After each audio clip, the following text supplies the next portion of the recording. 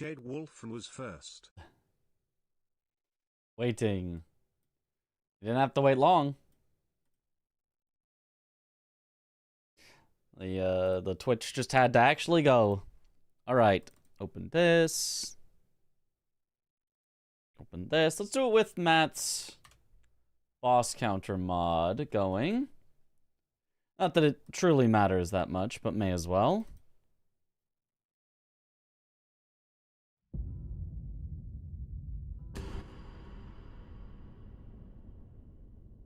Inject.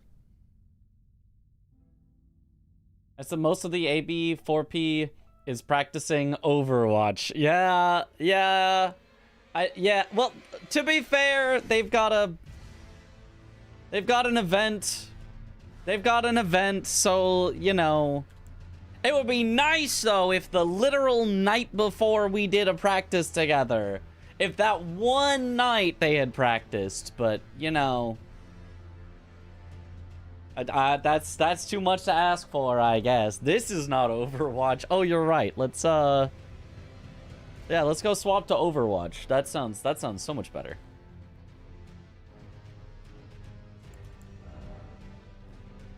Surely Friday is the AB4P practice. Right. Right. All right.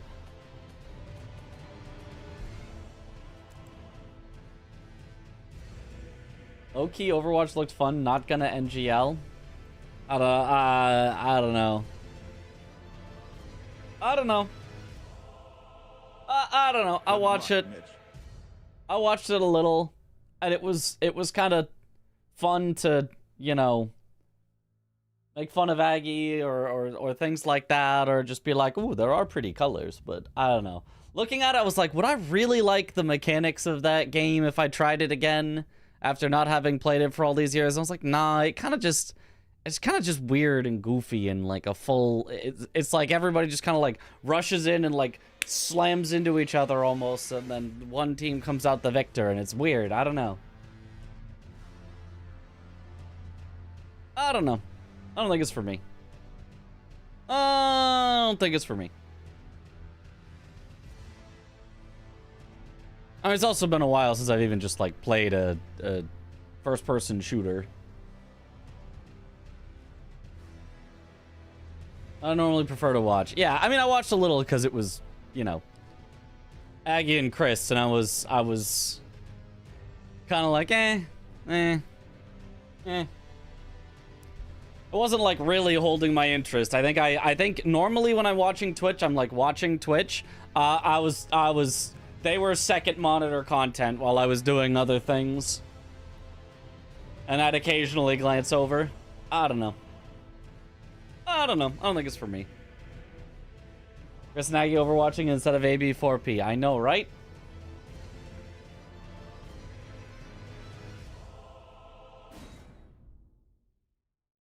Yo, what up, Morp? I lost his 20-hour DS1 French challenge. He needs the break. Yeah. Yeah, and I saw that. The way that he died in it was that was some baloney. That was certainly some baloney. I think I might be able to, well, probably not. I was gonna say, can I say that now Calamite is the worst dragon in the Dark Souls? And it's like, well, maybe, but it's been a while since I fought Calamite. I don't remember Calamite being particularly fun, though, in DS1. Who knows? The DS2 dragon exists? Yeah, that's fair. Yeah, I forgot the DS2 dragon exists. Yeah. Aggie playing Overwatch, I know. Overwatch 2, but it's actually Overwatch 1. Because apparently Overwatch 2 is now Overwatch 1 or something. Who knows? What happened to... Why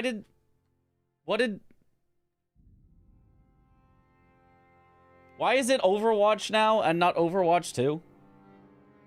Somehow Chris not extremely toxic in Overwatch. He knows the game is toxic enough. If he added on to that with his own toxicity, like Aggie would not play with him. It would be impossible.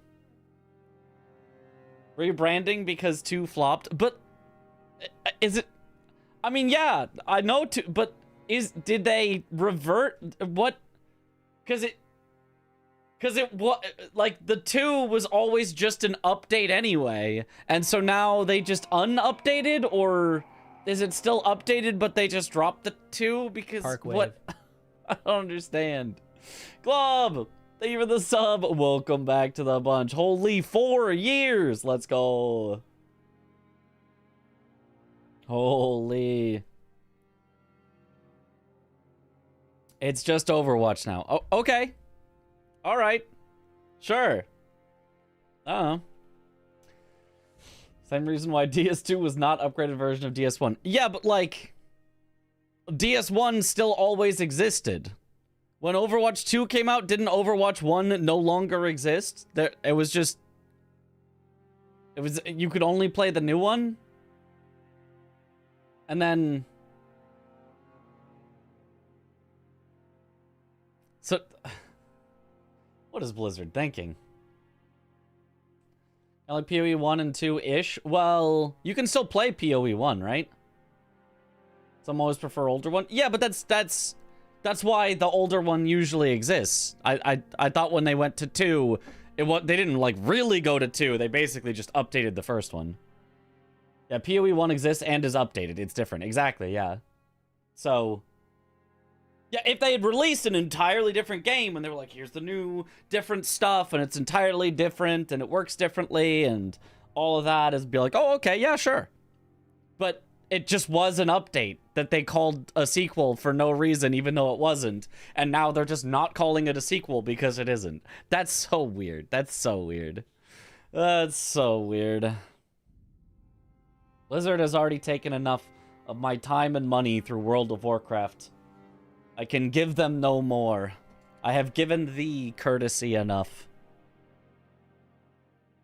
Overwatch was... Yeah, there is an Overwatch. Yep. Alright. Anyway. Few bosses, 1 player. I kind of think we just send a couple runs. Just like send a run. Maybe do some practice in between if there's stuff I want to fix. And then just like send another run. Maybe Bingus at the end. Apparently, there's nobody Bingusing right now. I double checked in case I was like, what if I want to change my plans? But no, I think we send 2 runs tonight. And then if there's extra time at the end, and people are Bingusing, then maybe we watch some of that.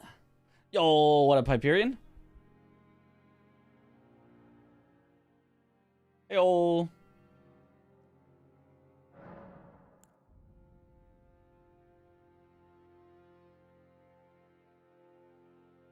This one thing is so difficult. Yeah.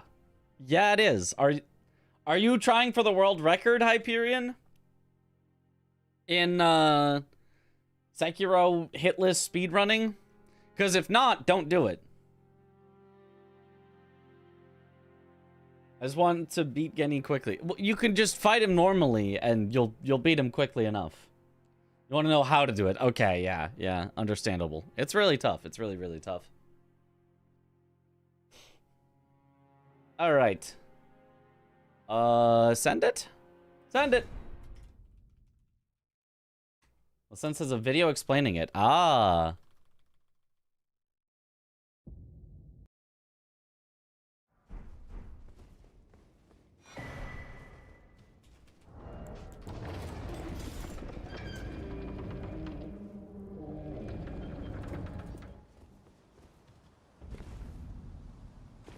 Hey.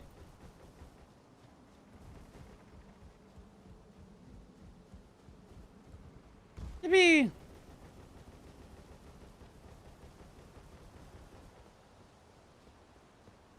Alright, I remember this time. Actually fight Grafted Scion.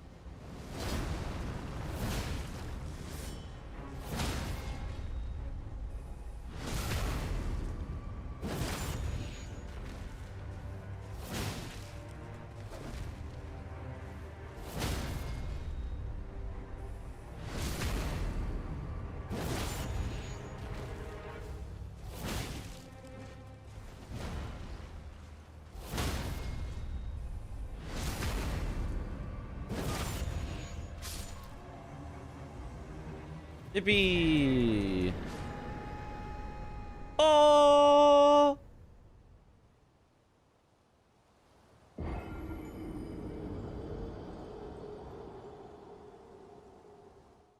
Carrying is so easy in this game when you're not anxious about landing it. In this game, in Elden Ring? I mean... It's, like, easy enough. Like, it's not, like, super difficult, but it is very awkward. It's very awkward and annoying. It's very easy to miss, even if you're doing it pretty good, because the timing on it is just absolute dog.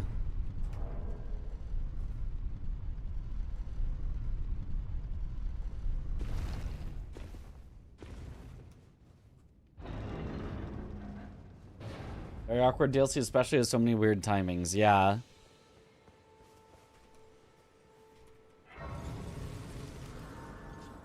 They'll hit Radagon mid-air parry.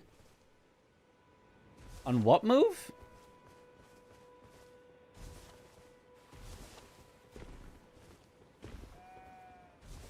I don't think he has a move where he goes in the air that you can parry.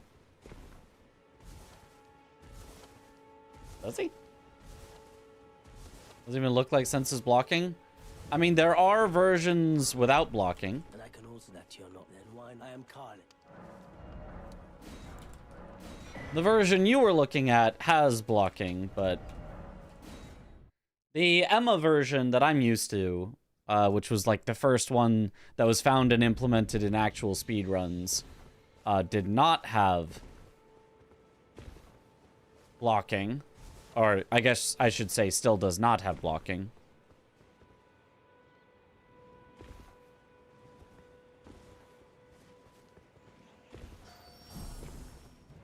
Oh! I'm stupid! I forgot there's a hole there. Well, at least I got the bat to go with me. Well. This is an awkward start.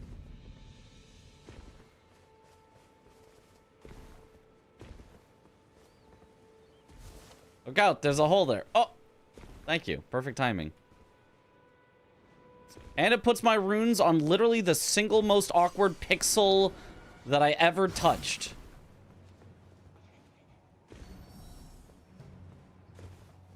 Very cool, game. Very cool.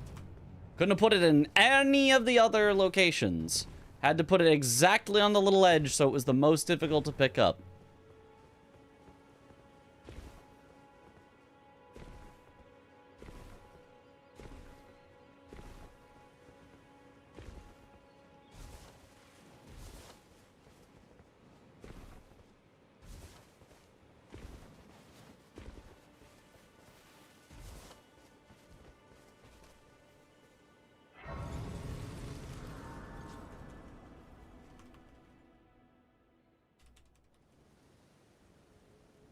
They sir, but you, I can play turning to aid you. You need to the foot. Then summon me. Ah, I bequeath. It will some torrent. Treat him with.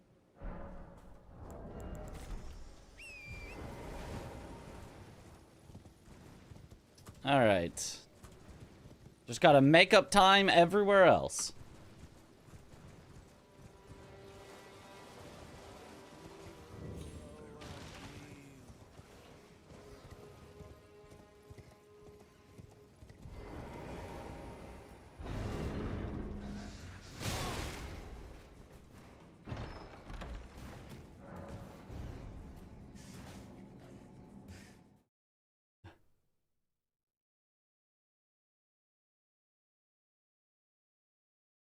Harry, the Hero of Zamor's second phase change move.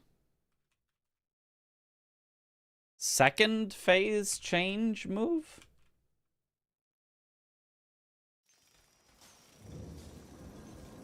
I mean, the Hero of Zamor's phase change doesn't have a hitbox.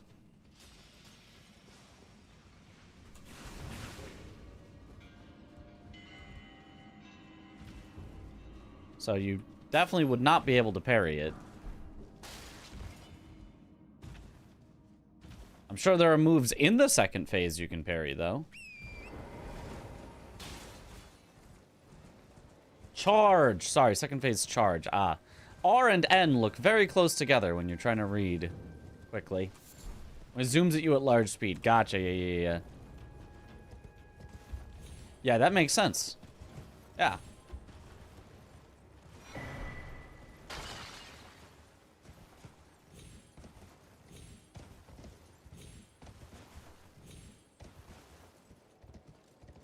Nice.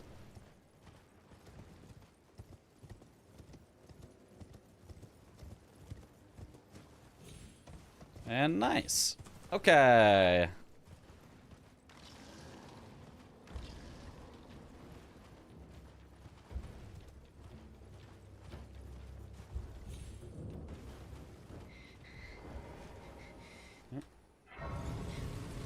'Hate watching ads every 5 minutes while watching stream. There shouldn't be every 5 minutes. I mean, I don't know how YouTube does it.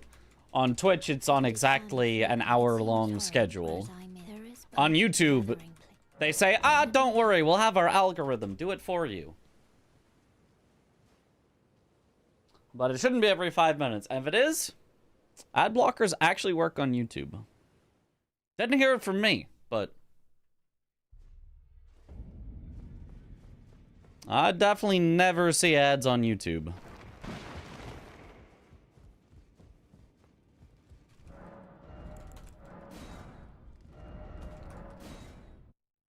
Good luck, Mitch.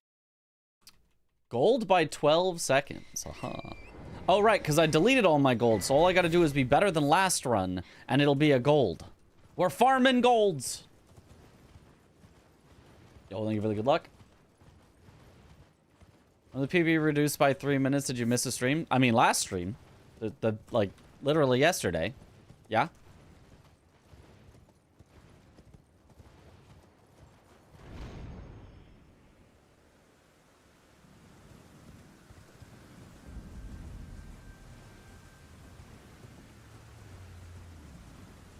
Oh, you have one that works. Okay. Yeah, I've tried some, and they've always, like, kinda worked for a bit, and then stopped working, and then were really annoying to try to get fixed. I was like, oh, technically it should work if you do this fix, and it's like, oh, well, no, that didn't work. And then it was just a constant chase. So eventually I now just pay for Twitch Turbo. Which I also get to feel good about because I watch Twitch a lot, so I know that I'm giving the people that I watch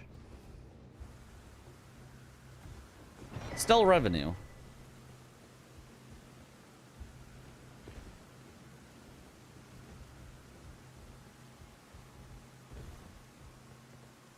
The same thing might be true of YouTube Premium, but my ad blocker works on YouTube, so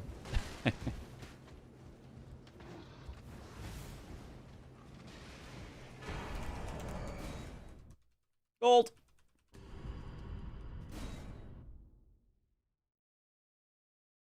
Ad blockers, they start showing messages like your account will be blocked. Oops. Whoop.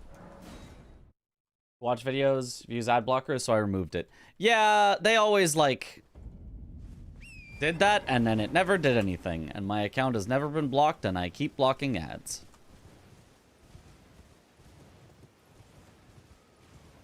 I don't even think they said your account will be blocked. I think they just said you will not be able to watch if you...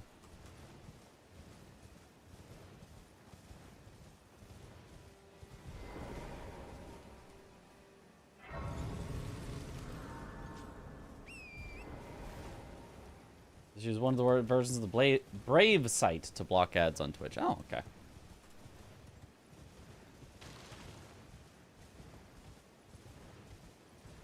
This can't be stopped. I mean, it kind of can.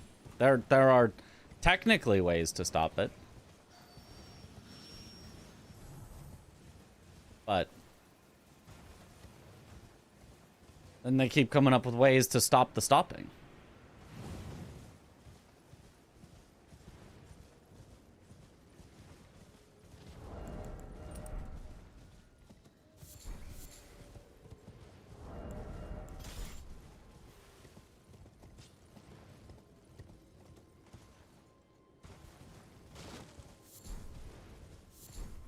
constant cat and mouse. Yep. Well, value these. I'm angry.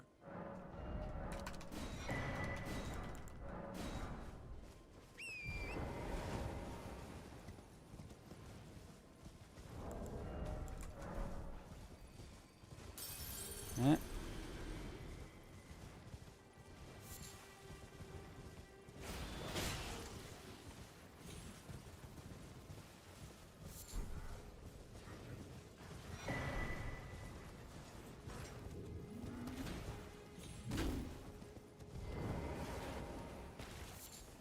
This being said, I hate watching ads. I will block them or buy Twitch Turbo so I never have to see them. And at the same time, the large majority of my current income is from ads. If I could turn them off entirely, I would really want to. But I don't know that I'd be able to.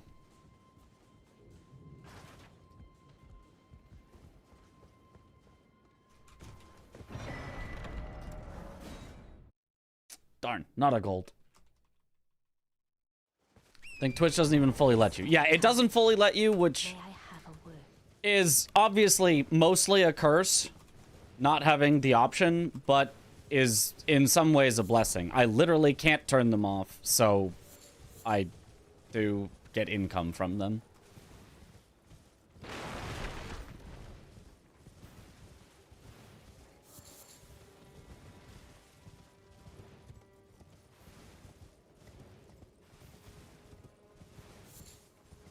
I suffer the ads, enjoy my sense I earn you. Yep. I mean, my favorite thing, and you don't have to do this, obviously, if you don't want to afford it. My favorite thing is when people have Twitch Turbo, and I see the revenue gotten from Twitch Turbo, because it's like, yes, this person did not have to see an ad, and I got paid anyway. Or if somebody subs, and then they don't have to see ads because they're subbed. Those are my favorite things, rather than, oh boy, people are forced to suffer through, but that's not exactly an option for everyone.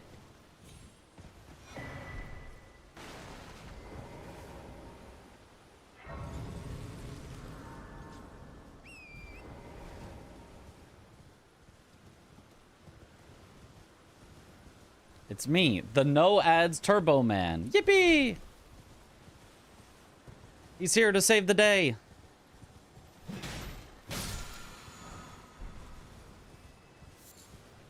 You get a relatively equivalent revenue from a Turbo subscriber as from an ad viewer. I don't know exactly, because all they tell me is the total amount that I get from each.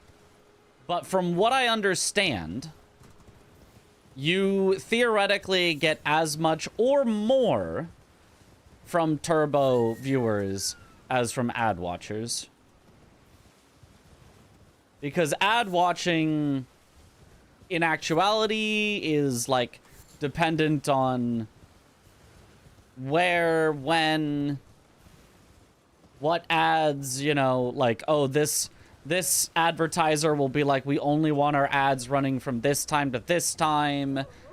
You know, this other advertiser is like, okay, we'll let you run it anytime, but we're paying you less, and we don't want it run on these channels, and, you know, blah, blah. There's a whole, like, ad thing that happens. And from what I understand, Turbo is just like, yeah, we'll pay you as though people were just watching ads. So I think there's less ups and downs and weirdness to it.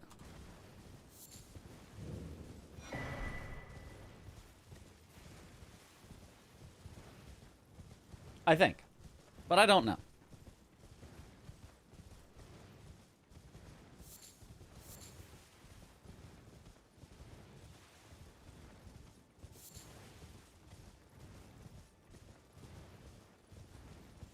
What happens if I have Turbo and I subscribe to you? I think the Turbo part turns off and it's only the sub. But I don't know. It's no matter. Why don't? Oh, don't.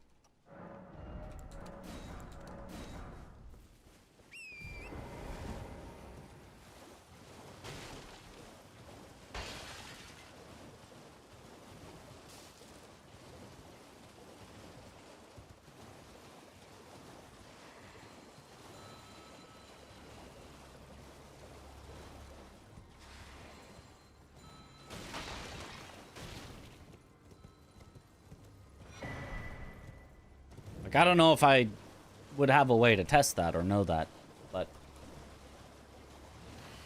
my assumption is sub turns off the Twitch Turbo. But I mean, a sub is always going to be more than Twitch Turbo over the course of a month.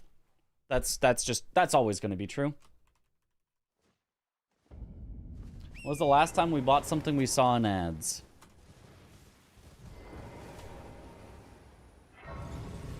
Good question. Or it is at least a question.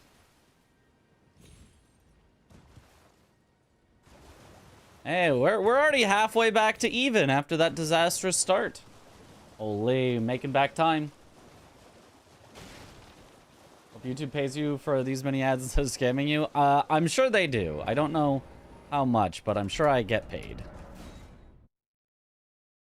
Bought a sub because of ads, does that count? So ads, yeah, I mean, subs are subs, yeah. Oh, as buying something because you saw an ad. Oh, you know, I don't think so, actually. Now that I actually understand what you meant. No, I don't think so.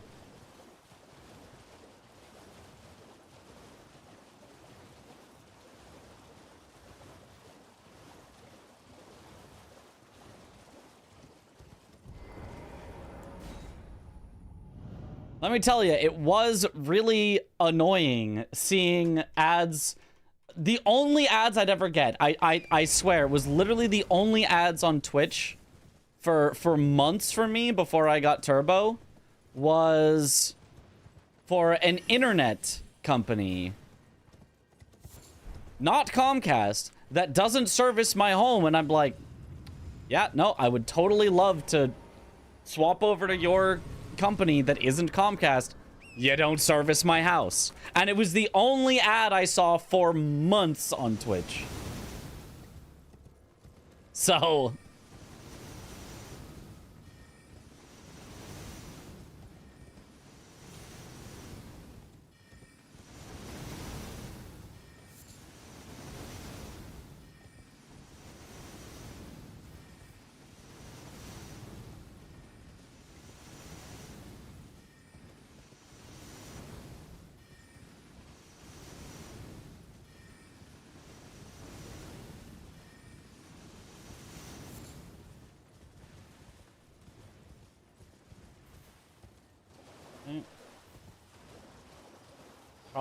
companies probably have so much data on this nowadays that it would scare us. Yeah, I mean, companies obviously know. There have been well-documented studies for years. They don't actually need you to buy it when you see the advertisement.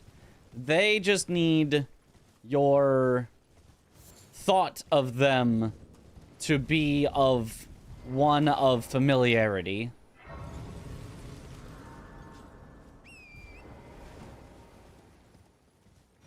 If you've seen 1,000 advertisements for Coca-Cola, and even if you're not a soda drinker, you go to the store and you're buying drinks for a party where they've said, hey, run out to the store and get us some soda. And you're conditioned to buy Coca-Cola, even if you're not the one who drinks it, instead of, you know, RC Cola. Because you're like, okay, well, everyone knows Coca-Cola. Everyone likes Coca-Cola. All right, that's all they need. They gotcha.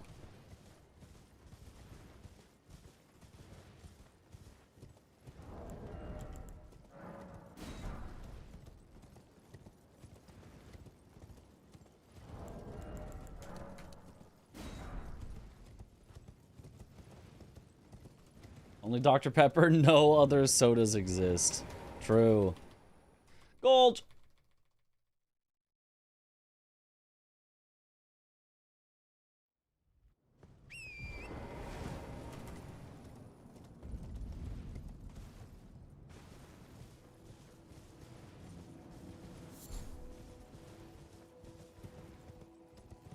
You either like it or you don't because you tried it before, not from an ad. Not exactly. It's just... If you've...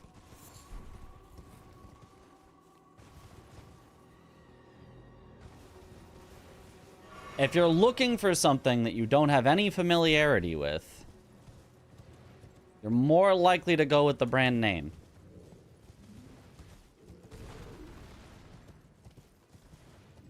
Or maybe not you specifically, but a customer in general.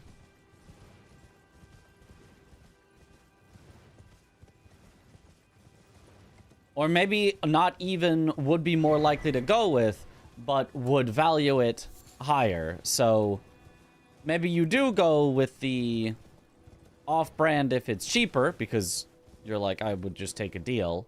But if the name brand is on sale to match the same price as the off-brand, you're picking the name brand 100% of the time. Because you're like, oh, this inherently has more value to me.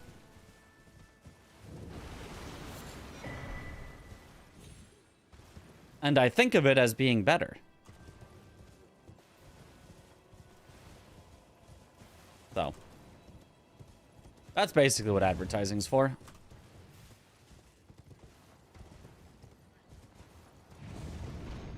Whee!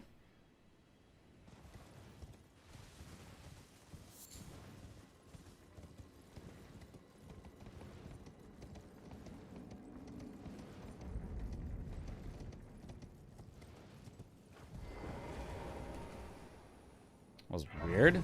I had to get weirdly close to that Grace to touch it. Normally you can touch it from much further away. Yo, let's go. First time Melania. Huge.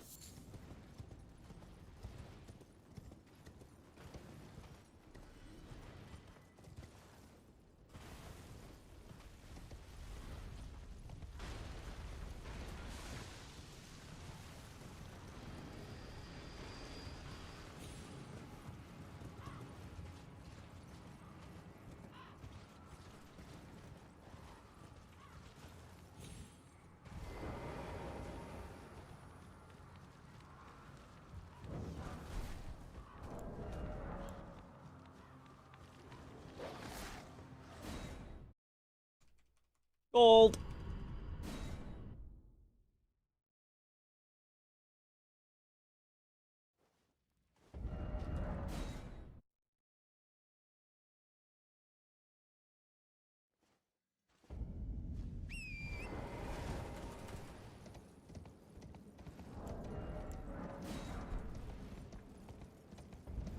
All right. You.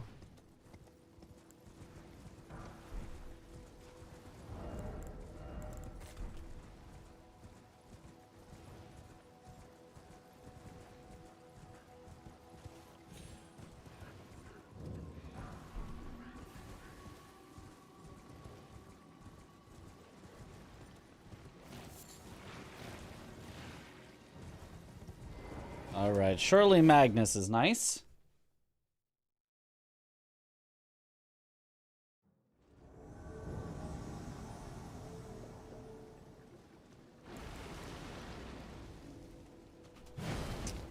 Him two-handing is already pretty not nice. Okay, he's back to one-handing.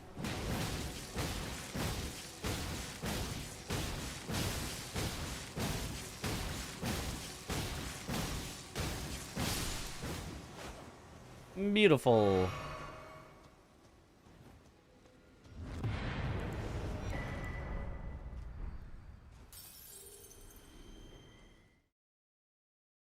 Gold.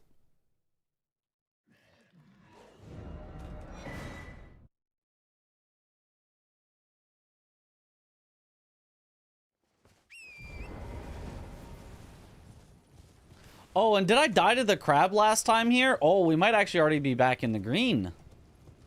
Wait a minute.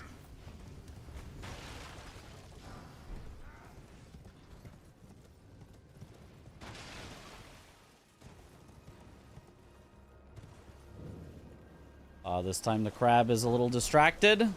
Aha! Crabge.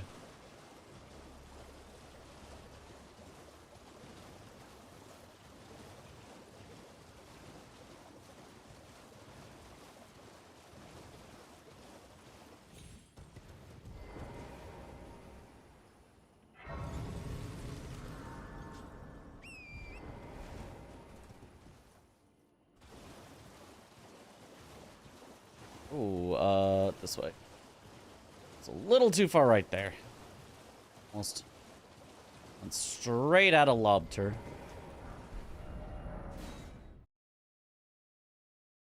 Yeah, there we go.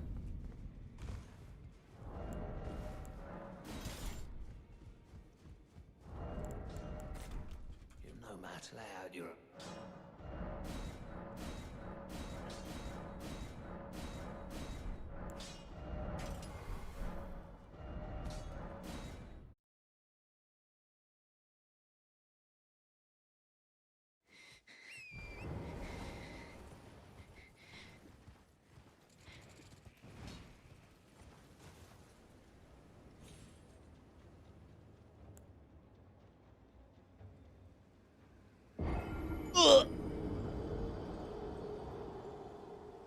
All right. And last time we didn't get a 1 cycle Radon, so we could be way ahead here.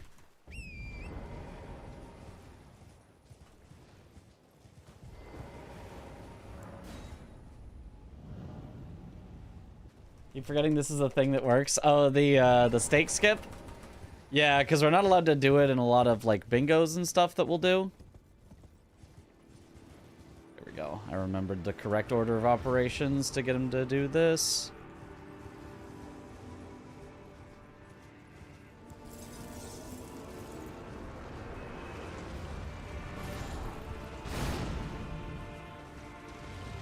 Whoa, he never does that. Uh-oh. That's real bad. There we go.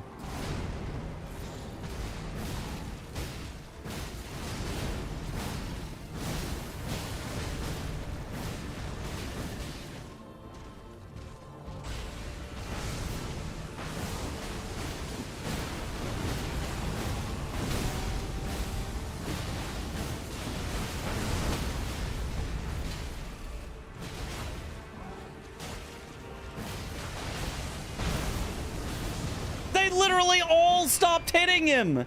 Did you see him take actually 0 damage from any of them at the end there? That was like 5 seconds that they just, not a single one of them hit him once. This is so sad.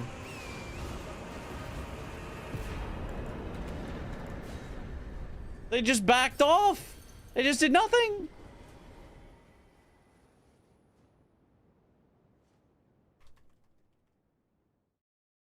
Still save time.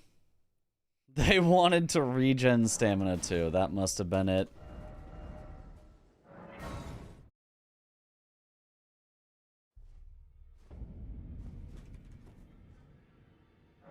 What's going on with power stance drama? I mean, there isn't really drama. It's just banned. That's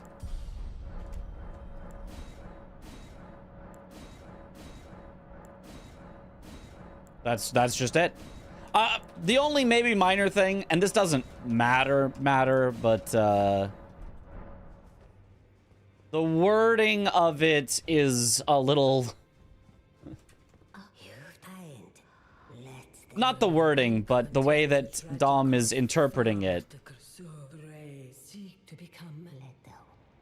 is a little odd, because he's not allowing you even to hold 2 weapons of the same type, even if you don't actually like attack with them. So I can't have a golden halberd in one hand and use it to buff, and then 2-hand my other halberd and attack with that. He says that would be circumventing the rules and cheating, which that seems strange to me, but my words are truly, I believe, even words.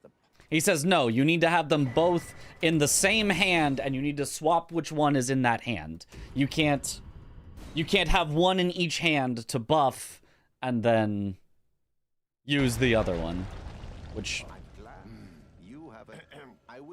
doesn't make sense to me, but it doesn't really matter that much, so whatever. Or having a buff staff in the offhand. You can do that as long as it's a separate weapon type. You just can't use the same weapon type in both hands, regardless of if you actually attack with them. You can have a separate weapon in the offhand, a separate weapon type. But if you want to buff with Golden Halberd, you either need to be using something that isn't a halberd, or you need to not have your Golden Halberd and your other halberd equipped in opposite hands at the same time.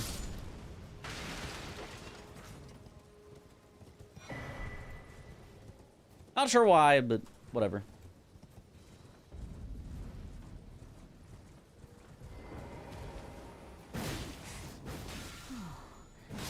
Players will figure it out, as they always do. Just for a tiny bit more time save, you can level at the Grace near Arena. Oh, you don't get that one? It's going from McGill Lake north, better for real time. So I don't get Bloodhound's Fang, so I would assume that there's no reason to get that Grace at all. Because that's not where I would pivot away from. I just grabbed the one before Darrowil, and then use that to go get the Dectus half, then come back from Darrowil and go straight to Arena. South, not north. Oh, wait.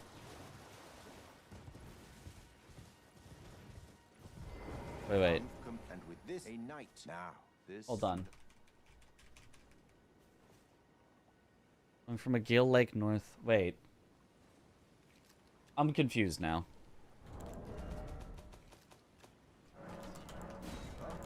What? I'm... Clench your teeth or something.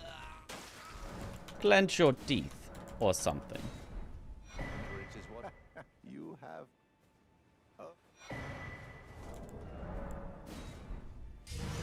Logan Blood on Fang makes sense. Never mind. I'm tired. Oh, okay. I was like, is there like a secret Grace that I'm not understanding where it is? Yeah, definitely the Bloodhound Fang routes. Yeah, you, after killing Darrowil, get the Grace for sure, but... I do wonder if I can find a way, though, that I can get to Arena while not in combat, because going across the bridge keeps putting me in combat where I have to do an extra quit out, which is losing me real time.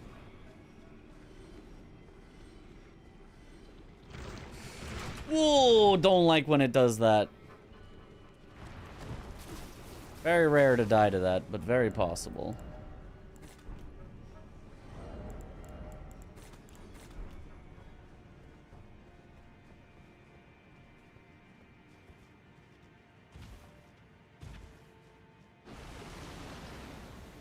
You know, the torrent part after porting to Mogwin Palace. After porting from Consecrated, I know that there's a torrent thing. Is there faster from using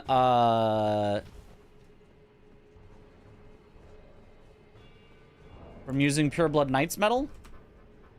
If so, then I do not know that.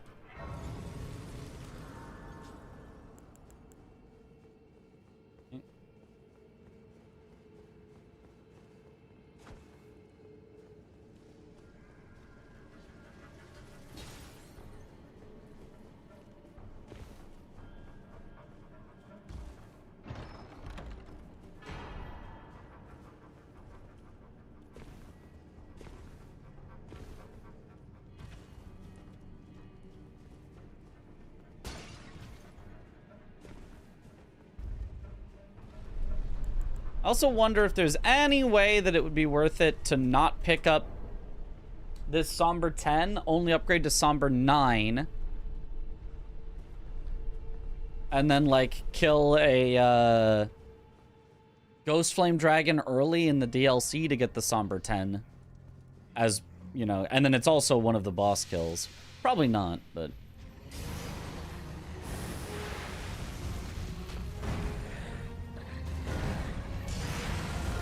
Okay, he's stalling. 1.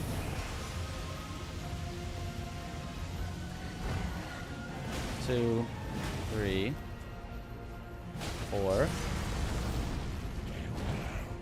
5, 6.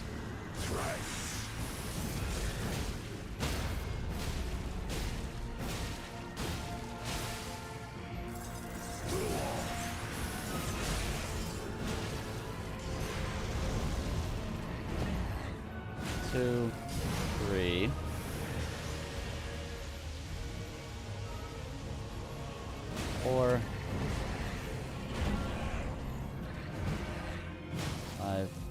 6.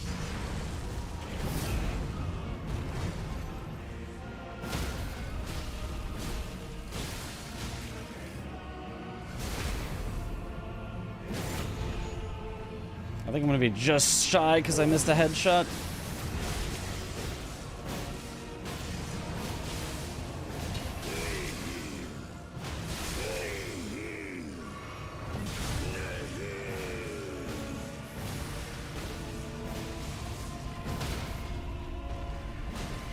Yeah, the headshot would have made the difference.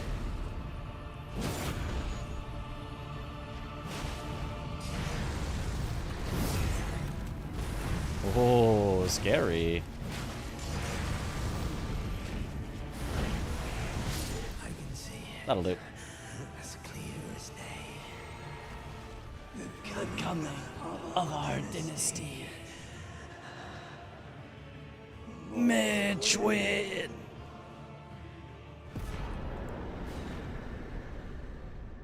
Turn to the left from where you spawn and jump up to a ledge. It saves like a second or so. Okay. Is it difficult at all, or is it like, nah, it's just a free second?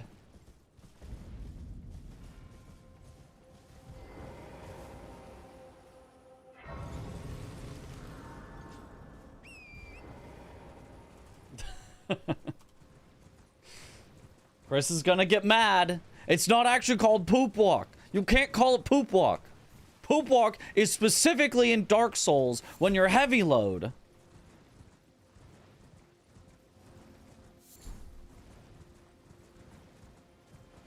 All 2 Gods runners do it now. Okay, it would at least be easy to find a clip then. Yeah.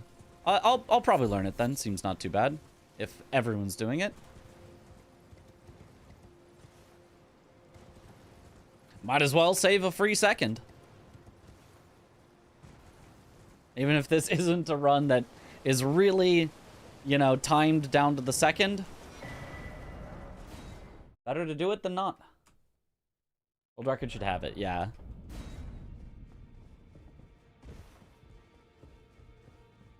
Only fine. You have now to become the thing as much.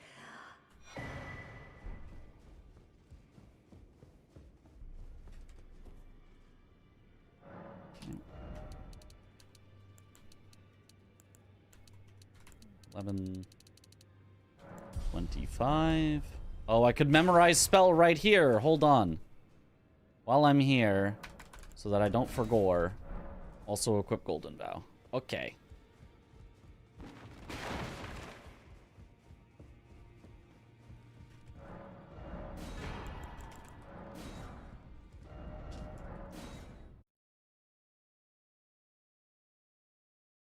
All these small optimizations matter. They do indeed.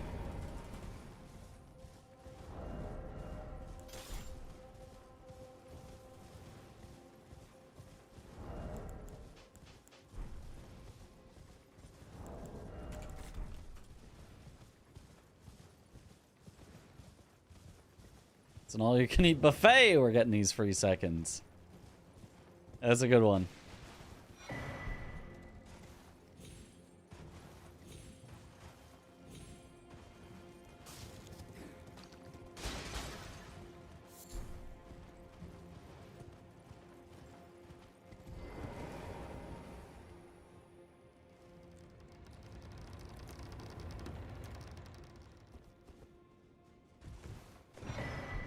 Blade of Mixture.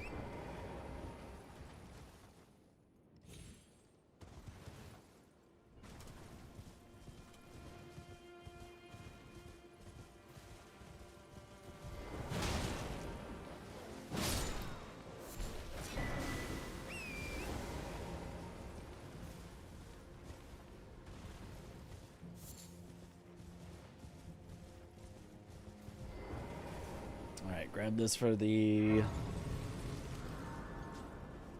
Furnace Golem later.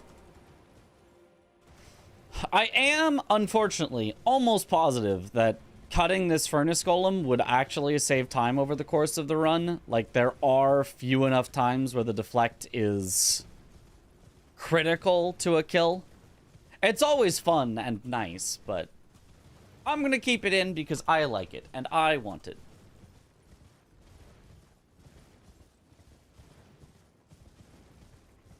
Buffet when the heartburn patch didn't install on your body yet. Yep. Look, if I can still go to a buffet and get a bunch of crab, you bet I'm doing that. The heartburn patch really is one of the worst. Yep.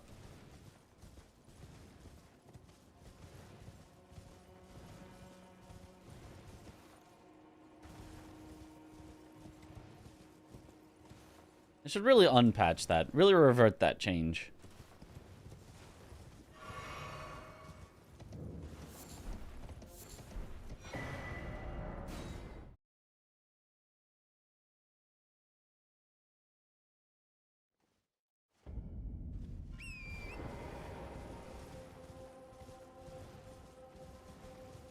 Never tried crab? I love crab.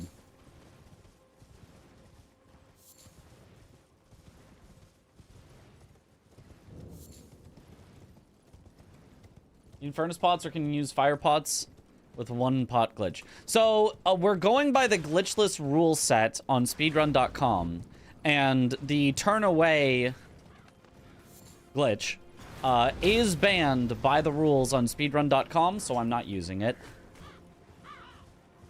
I probably still could do fire pots. If it dies in 5, I can get 5 hefty pots, I think. So I could consider rerouting for fire pots instead of furnace pots.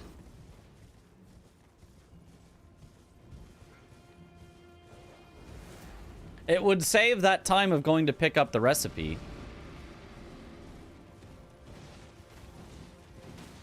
But I believe I've been told 5 fire pots gets the kill. And currently I'm making 4 furnace pots, 1 for safety and then 3 for the kill. So that I don't have to recraft if I start throwing and he starts kicking and then I know it's not going to work.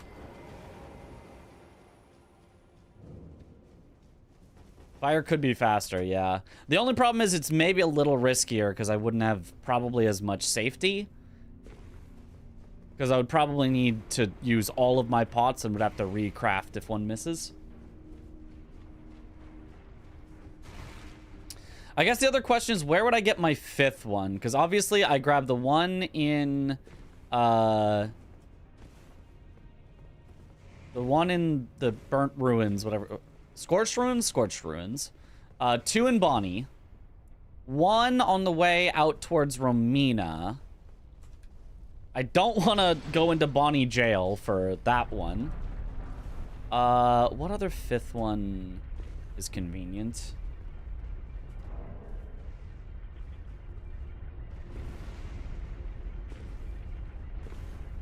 Need 15 red mushrooms and 10 firefly. I'm sure I can get the red mushrooms. Those are like there's on the way to Romina, there's a pack of like 5 on the bridge. And I'm just constantly picking them up everywhere. It's the firefly that I would probably need to keep an eye out for.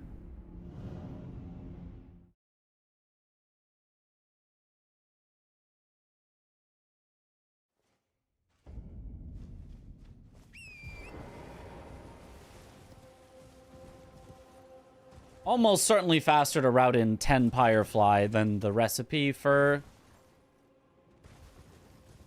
furnace pots, though.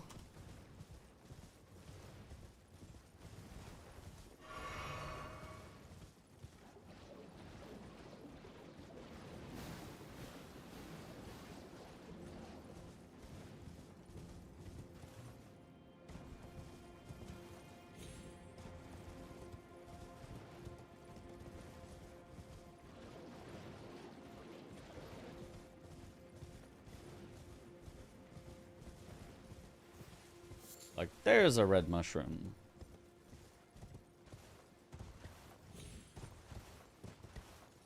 I almost would think I might have 15 red mushrooms left over even after I craft my furnace pots, which already take red mushrooms.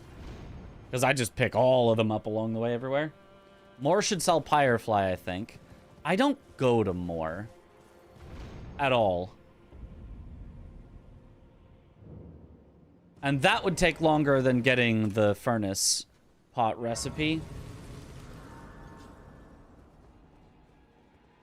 Because I go to Dancing Lion from the Enir Ilim skip.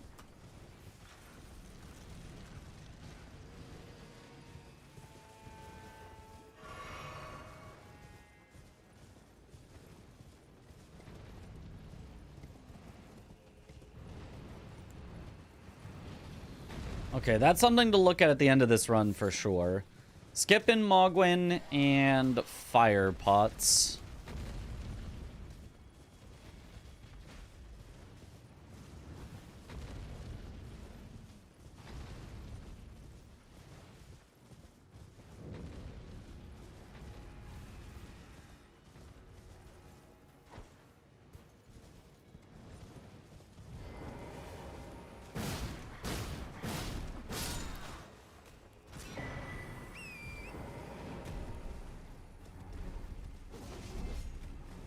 Mogwin, Skippa, Fire Pots. Yep.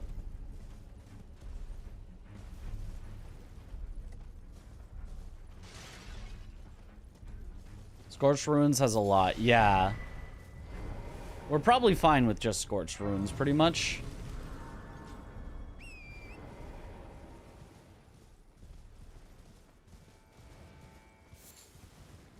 And I mean, there's various others along the way, places. I would just need to more keep my eyes open for them, and I think we'd be fine. Your phone is dying? Uh-oh.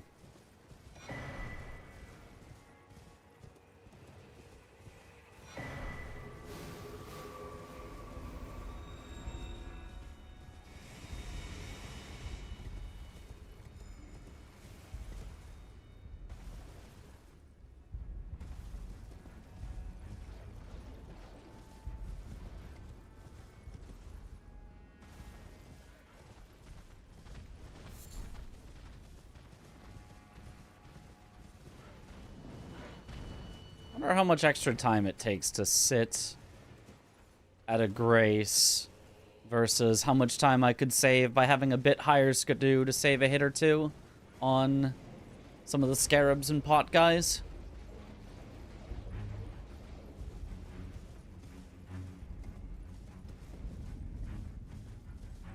It also would make running through a little bit less scary because I'd take a bit less damage. Eh, screw it. I'm gonna sit and level my skidoo and see how that feels. At least as a trial. So that should, in theory, lose us time now. Save us back time later.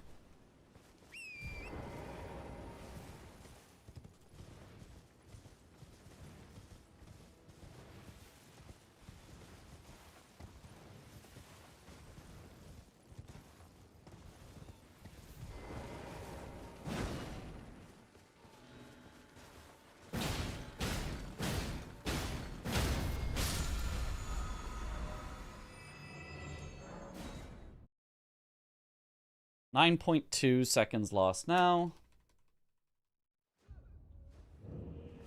Yeah. I get that one. That is the 7. That was the hardest one for a while to figure out the routing for, was the 7. But yeah, we found that one and it's like, oh, that's perfect.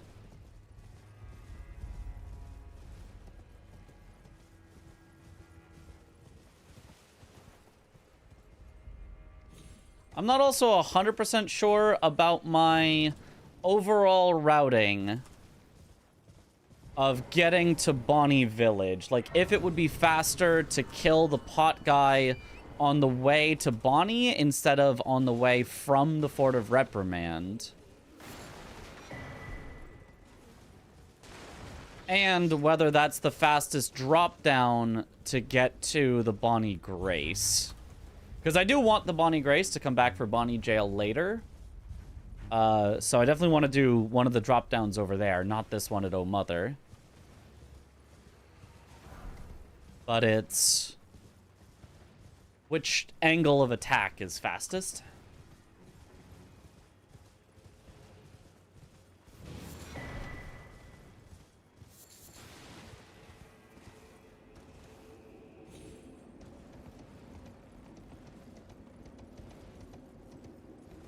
If it saves multiple swings over the course, it should be faster.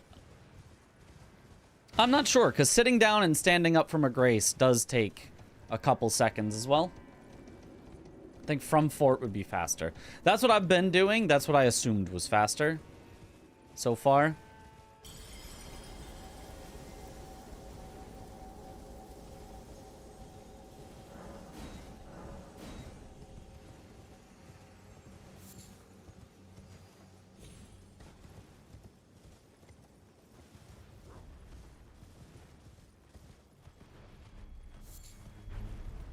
Also, I really like the routing of going backside Shadowkeep first to break the rune, so that when I then go back to Morth Ruins up to High Road Cross, I can immediately talk to Hornsent while I'm there. A neat little... pretty obvious, but a neat little optimization.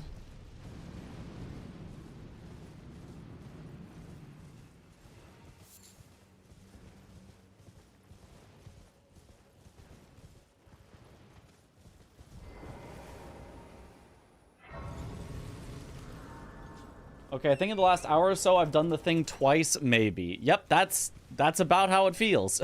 You didn't need the pots. The path that drops by Oh Mother would be faster. If all I wanted was Oh Mother, the Grace, and then to get out of there? Really? You'd go Oh Mother, then you'd go to the Grace, then you'd go directly to leaving? That feels more out of the way to me. But I guess it's kind of a triangle either way.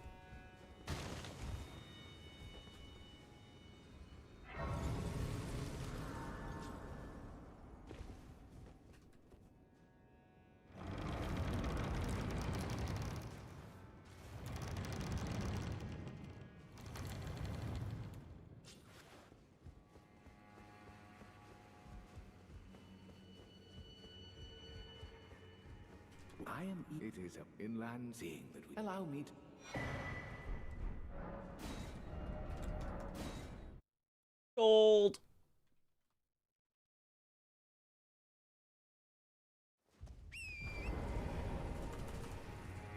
I got a fast load there. A fast stand-up. Not a fast load, a fast stand-up. Normally, I get a slow stand-up there. I wonder what changed. Oh, did literally equipping the finger seal make the difference for a fast stand-up there? It's always possible. Because I don't normally have the finger seal equipped right now.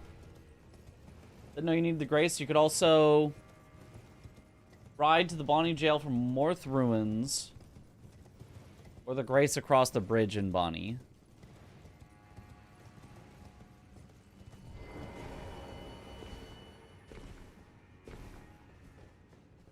Ride to the Bonnie Jail from Morth Ruins. I feel like that's got to be slower than just grabbing the Bonnie Grace while I'm already there. Having to kind of redo that movement.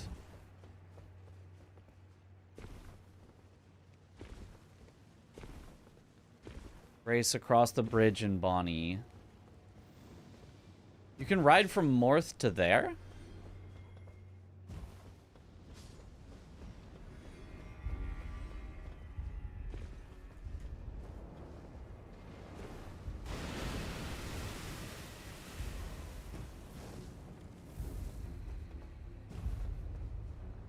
Sub-throw run, I can feel it. It's on pace, currently, for sure. So we'll see. I probably should throw a kukri for this guy, but that's another thing. Alright, write that down. Distract or drain the water, because I wouldn't have to wait here then for a few seconds.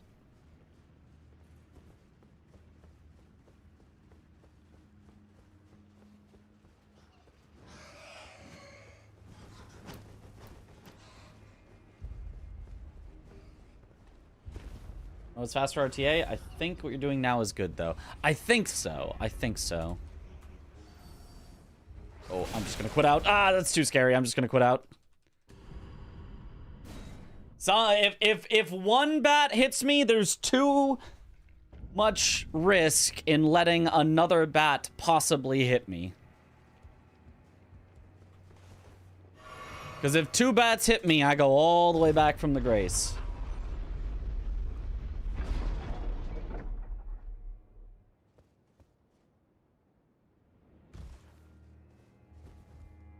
We'll be having the splits during the actual run. No. Not visible.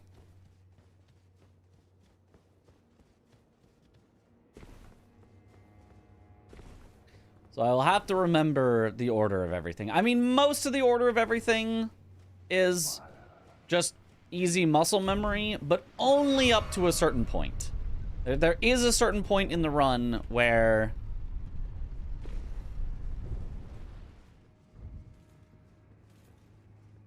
I am just looking at the splits for what I do next.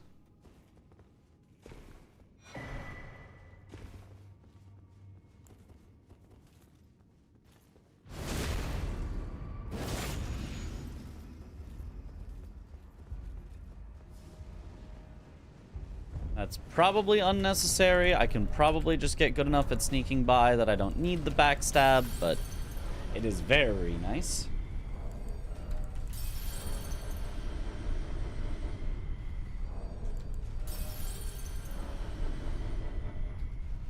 I don't grab the Church Grace there. I grab the Somber 5 there after draining the water.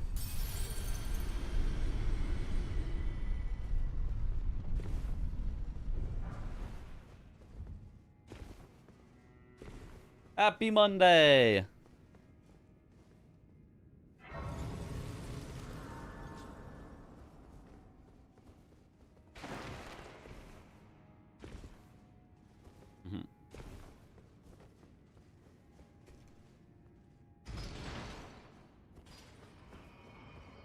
Hold this before heading to Rao. I'm pretty sure I've timed it, and it's not worth grabbing this Grace to warp back 2 steps closer.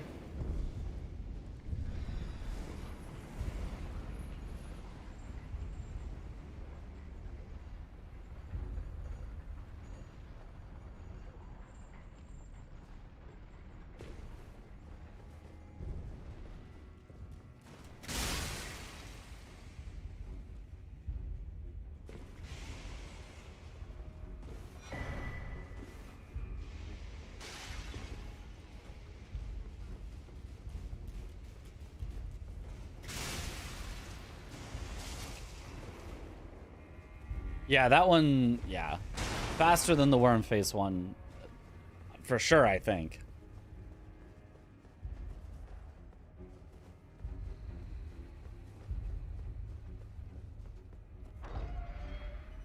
I think. I'm not 100% sure that I've timed it, but you kind of have to go back, you know, over there one way or the other anyway, and it feels like it's not that far out of the way. It's mostly just the waiting for the one elevator.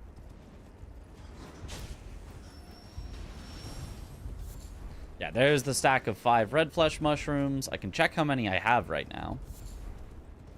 Do I have 15? I have 15 currently. So red flesh mushrooms were good on my current route. I just grab enough red flesh mushrooms for crafting fire pots.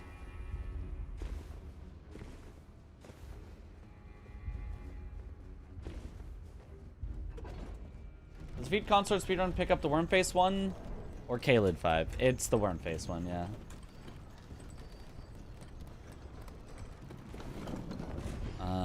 Little bit of safety. Could cut this Grace pickup, but there's always some possibility of weirdness around the tree jump, the furnace golem, and the bouncing fire guys. Rare to die, but not unheard of.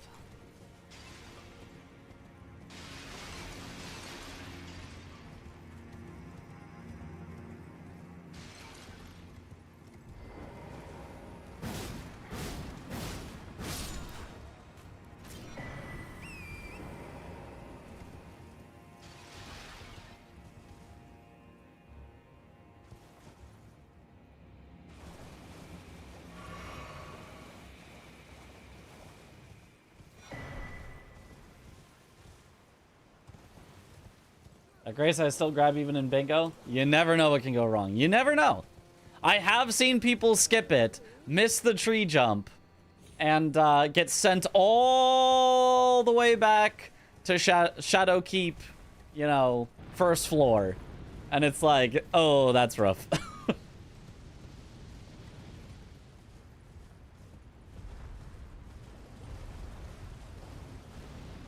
Like, it's a solid mid-ish way through running through the zone as well. So, like, if that's the one Grace you grab, I feel like it's pretty worth it.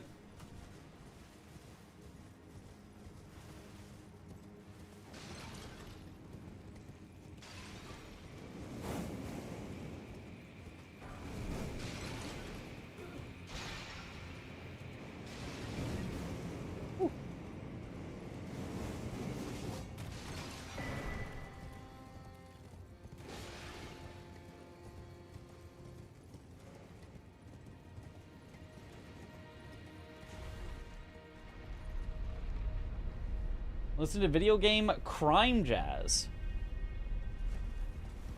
I'd say nothing boosts the mood like that genre of music, especially in the morning. Video game crime jazz. I don't think I know. Can you give me a game that has crime jazz in it? Is it like a Persona?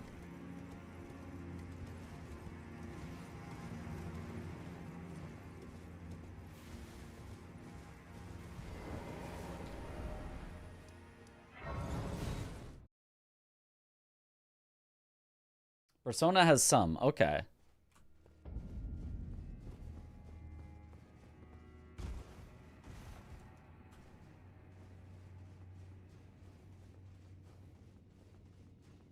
Actual name for the genre is bebop. Ah, okay.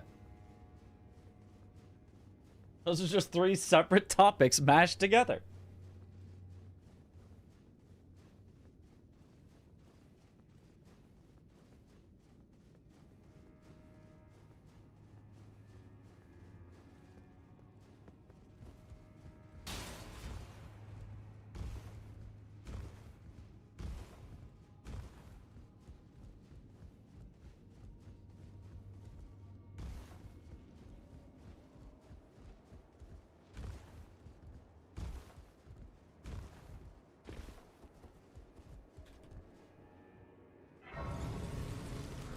Still not 100% sure this Skidoo is worth it.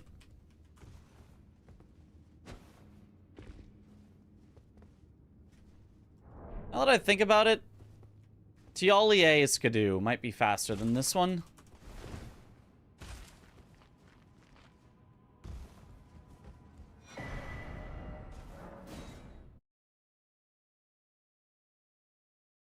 Am I killing Hippo? I am, yeah.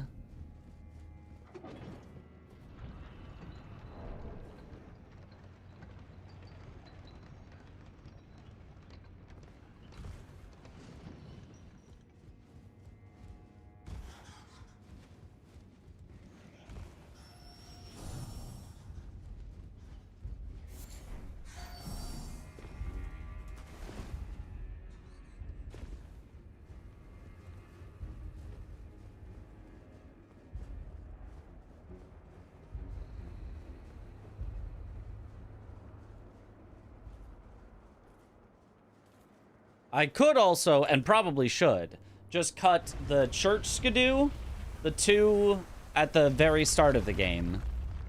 The start of the DLC. And that one. And then be at 15 Skidoo by the end instead of 16, because it doesn't make that big of a difference. It's mostly just for the early Skidoo, and then I want... next section.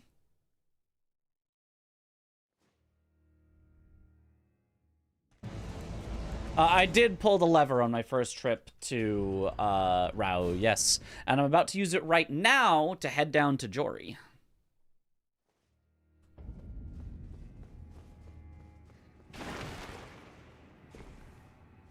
Hippo, I actually go from the front.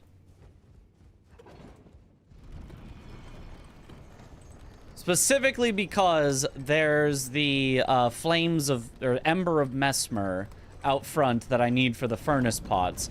But in theory, that could be cut. Uh-oh. Okay. Thing to see.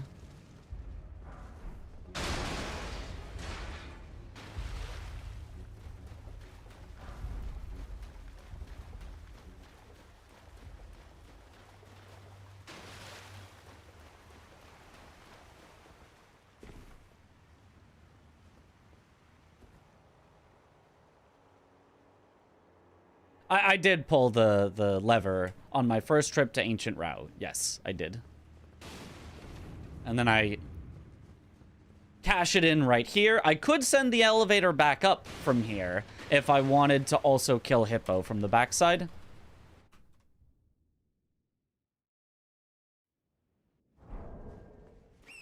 But yes, I never wait for that elevator.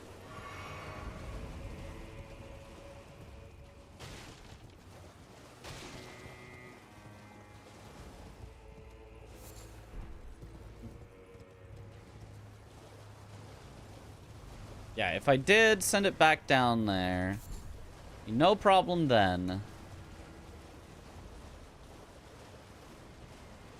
I'm doing makes sense. Yeah, yeah. Places you've never seen. Ho ho. What DLC bosses does Chris do? Mostly everything in the Dragon Peak. So everything past Ancient Dragon Man.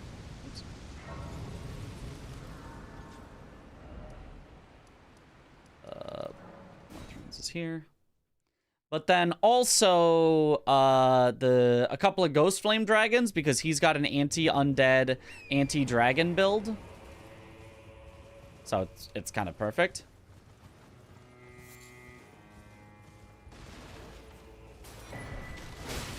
But we're fine. It's a good thing I used that skidoo earlier, otherwise I was definitely dead there.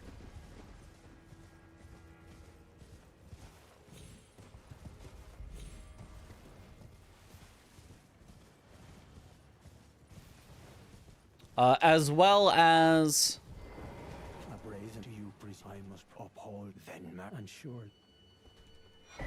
And surely I contented will be. I mean, simply surely.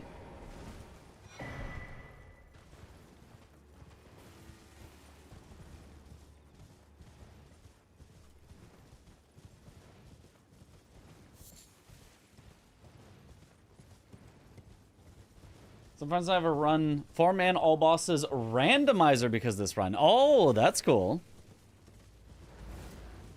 You could technically do like the same routes. It's just which boss you end up fighting would be different. Well, unless you're also randomizing the key items.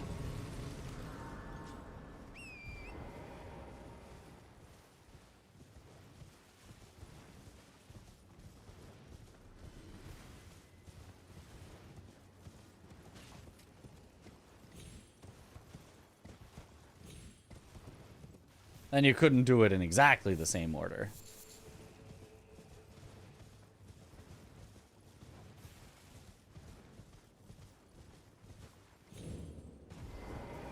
And then because Chris is taking Ghost Flame Dragons, he also takes On's jail. Because that's right next to a Ghost Flame Dragon. Cover synergy route for the church, yeah. Just grab, yeah, I have to go to that spot for that grace at some point anyway. So I can grab the grace, then go to the church, then go to the hippo, and it's a nice, like, around. Whoa, no stab.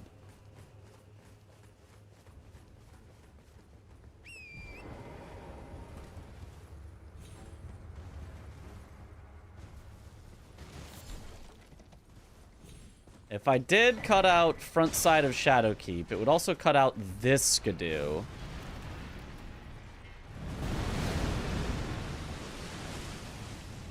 That'd probably be fine. I think we get enough skidoo. It would again be a, like, what, you know, 3 am I cutting out to just end at 1 less skidoo?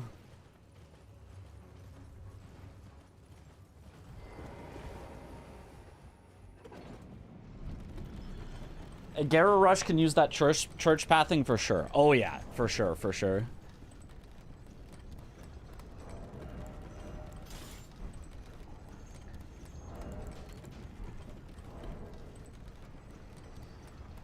I should have crafted right now, but it's okay.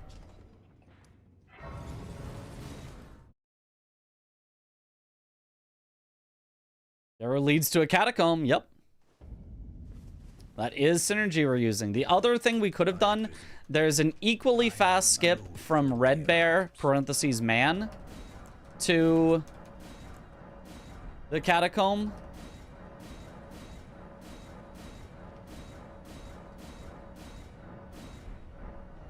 That was the other consideration. Gold.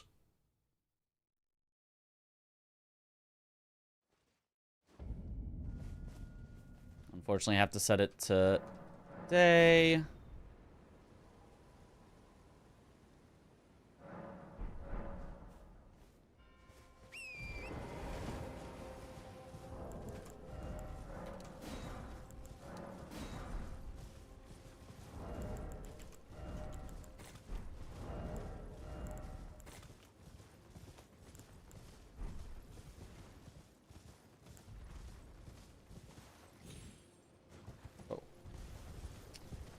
So Daisy.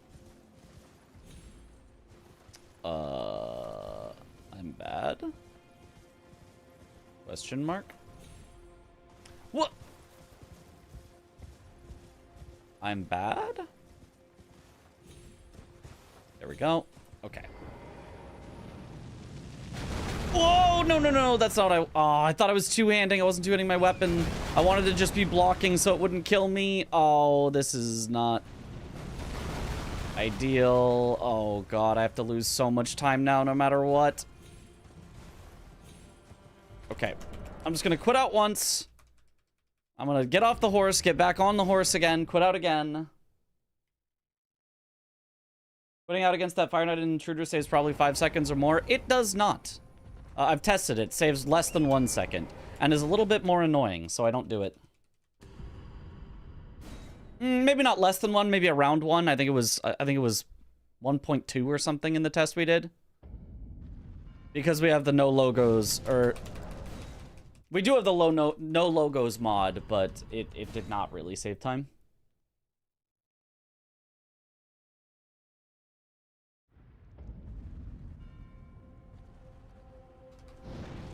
There we go.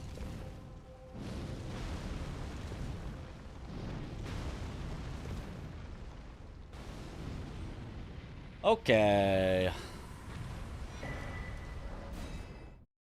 Unfortunate, but we got there. Feels like an eternity how long you need to run without torrent. It's a while running without torrent, but you're still making some progress, whereas when you're quitting out, you are loading and making 0 progress. So you can either have a long time of making some progress, or a short time of making no progress. And it turns out those two are pretty close to each other.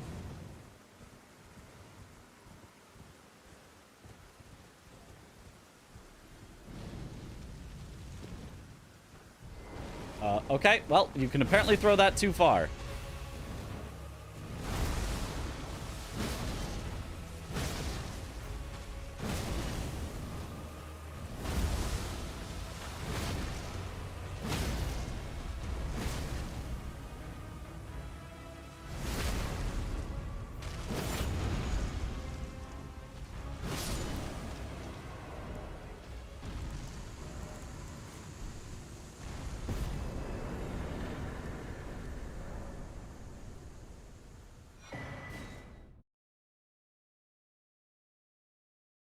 Kobe. I needed to say that, then it would have hit, for sure.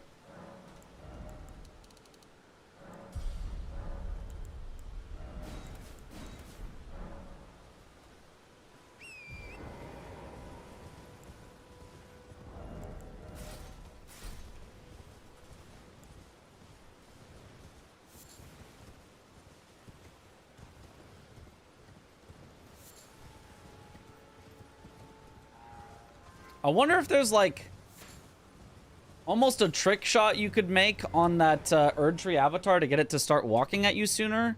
Or if you aggroed it from too far away, would it just start its terrible move of 1,000 lasers?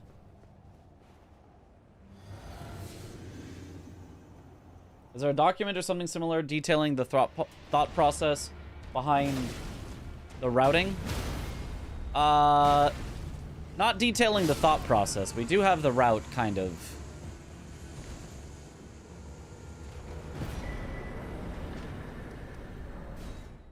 Written out, but not the whole thought process in like one spot, because the route keeps changing. We keep changing our route, so we'd have to keep changing our thought process on, you know.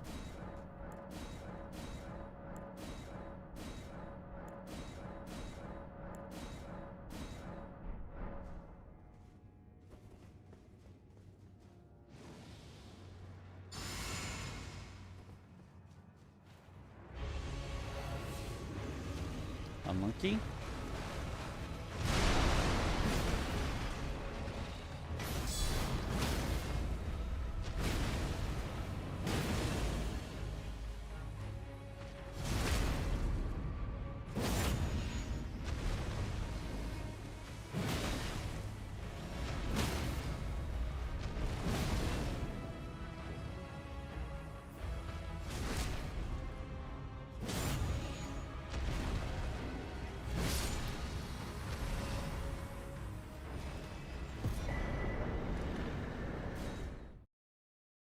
Yippee! Gold!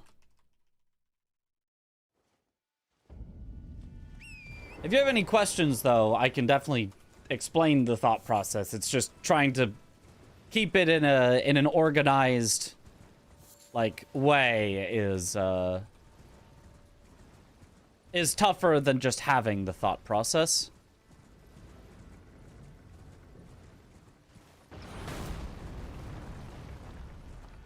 Some choices like deflecting, hard tier, just so curious about, because it seems good but not intuitive. Yeah, that's actually a very easy one. That's because I want to, because it's fun. It's probably not optimal, but when we were deciding on our different like routes, we kind of wanted each one to have a little bit of sauce, a little bit of personality, a little bit of, because otherwise we're, you know, maybe just all running Bloodhound's Fang or something, or all running Death's Poker or something like that. And we just thought that would be less interesting than each of us having kind of a unique build.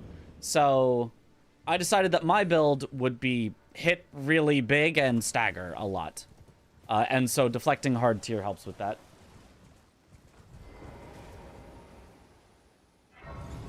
Perfect reason to me. Yup. Alright, let's see if I remember the skip. I haven't practiced it today. So is it good enough that I can do it without practicing it? Ah, almost. It's very close.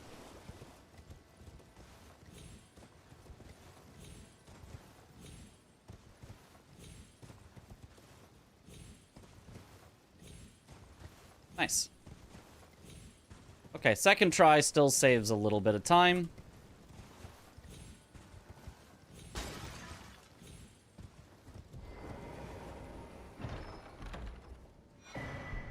What build do the other guys have? Chris has Dragon Hunter's Great Katana. And also the anti-undead buff, Shared Order. Which fits because he's doing the Jagged Peak Mountain from me. So he's using the anti-dragon weapon. And he's taking a bunch of Ghost Flame Dragons and a bunch of, I think, some Catacombs and stuff in the base game. So makes sense that he'd be anti-undead as well. He's kind of themed around what he's killing.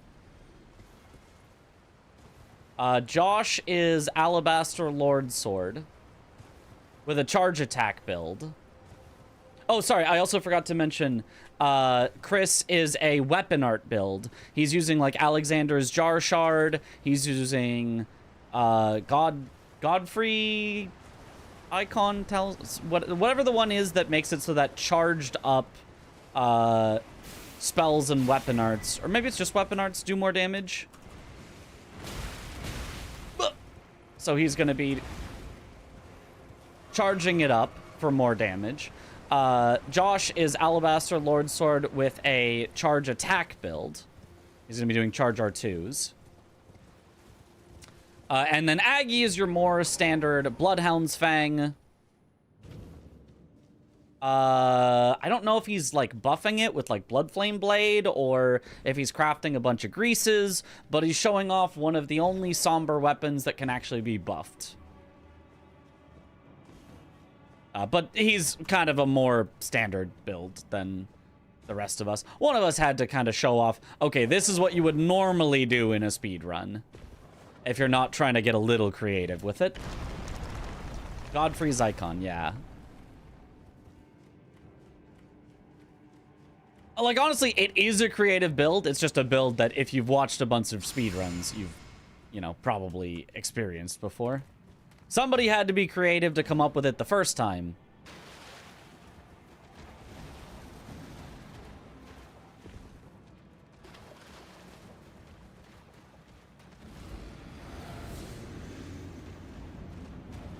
Is the run using some kind of mod like Seamless? No, there are a lot of scenes in Seamless Co-op. You wouldn't think so, given the name, but there's a whole lot of seams in it.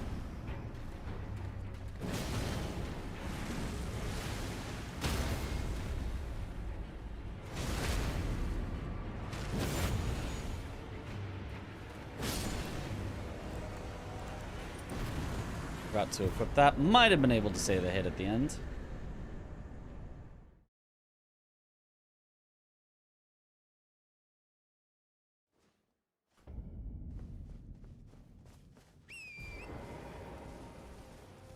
Like, for one example, and there are many, but for one example, bosses sometimes do not load if the host is not nearby.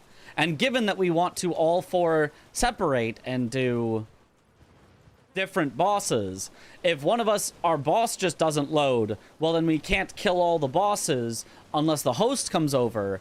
And so if one of the DLC bosses doesn't load, and let's say Aggie was the host, and he's in base game, and he can't get over to us, then the run is just cooked. So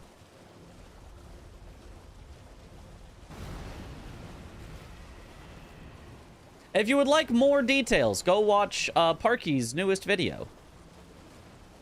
2v2 seamless co-op race.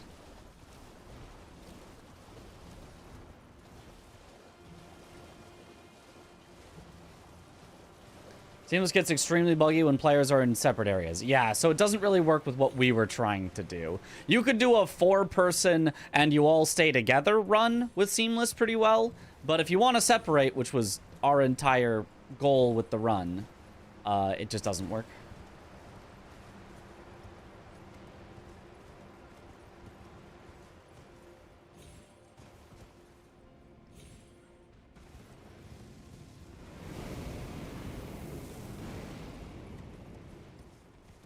The boss never loads. Was it there in the first place? You're right. We'll just get none of the bosses to load, and then we'll be done in 1 minute.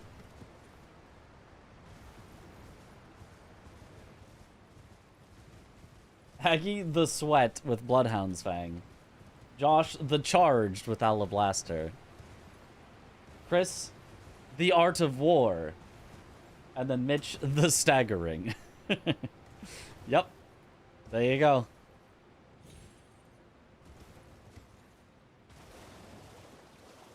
Mitch the Big Bonk. That works too. There are no bosses loaded during the opening cinematic. You're right. We're already done with the run at that point.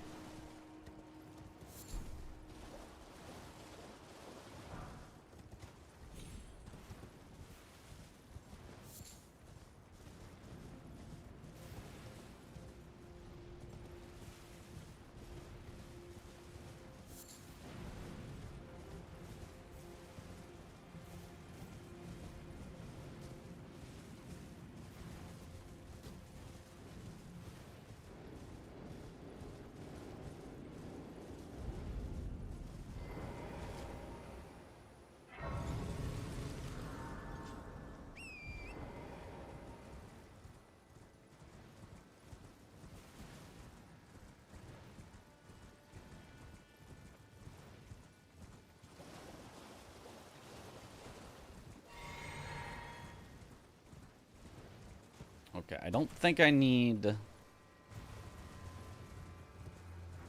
actually sit at this grace, because staggering Mariga doesn't actually help.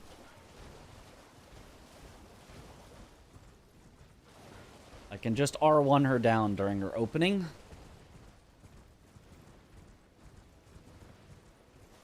Very on brand for Josh to be using a charge attack build with emblazing the charge attack tier in Parky's vid. It's so good. It's... I mean, with... It is the most theoretically powerful tier in the game.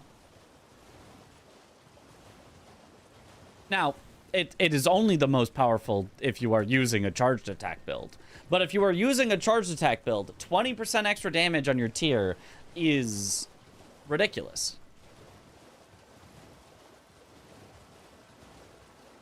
Thorny, which is the multi-hit, stacks up to a maximum of 20% after all the hits, but the charged attack is just 20% from the go.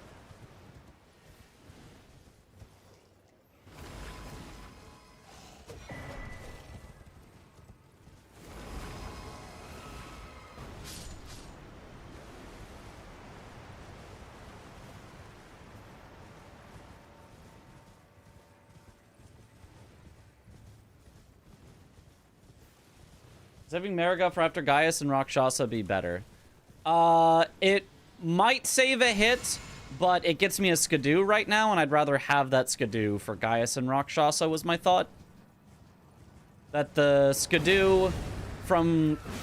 And I don't have to warp after Chief Bloodfiend. I want to do Chief Bloodfiend early because I do him in a single round with, can I warp, please? There we go. I do him in a single round where I go two-handed talisman, which obviously I want before Gaius, down to turtle talisman, which I want before Gaius, straight to Chief Bloodfiend, who I then use the thread to get out of because it's slightly faster than, well, actually it's significantly faster than grabbing the grace and warping back to it later. And then I go directly from there all the way to Mariga with no warps, so I save a warp, and Mariga, as you can see, still dies before she can do anything. So my thought is there's no way an extra warp would save more time, or there's no way I could save more time by having the Skidoo or Rakshasa's armor than it would take to warp.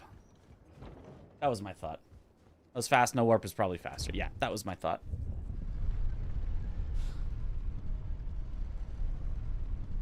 Both Bloodfiend and Mariga are just easy and fast enough that it doesn't feel like trying to engineer them later in the run becomes worth. Bah. What up, Sweat?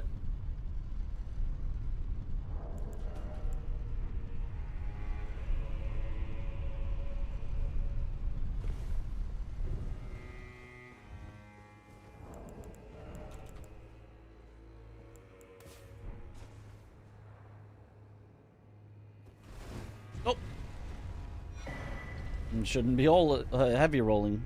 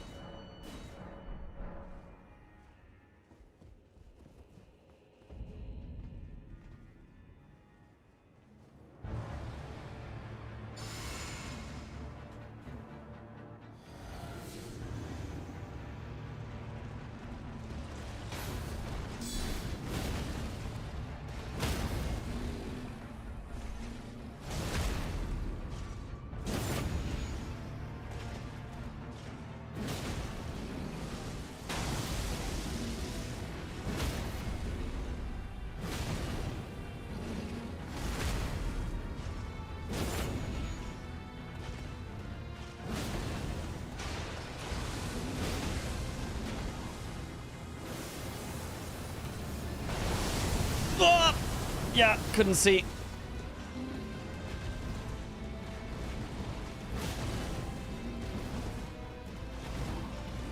Should have moved away from the wall.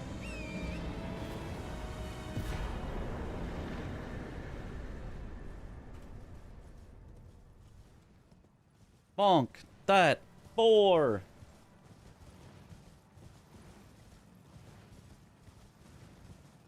One of the older games called Poise Stance or what's going on? They're two different things. Yeah, I think it's Stance officially. I think Stance is officially what it is. So in Dark Souls 1, Poise was a stat on gear that would let you basically hyper armor through attacks. I don't know if in Dark Souls 1 it was always called stance, but I know that now in the game files the mechanic is called stance for actually staggering enemies.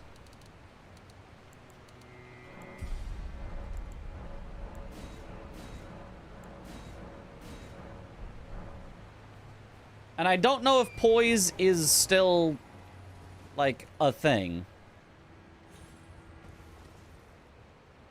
Like there is, I think there's still poise on armor.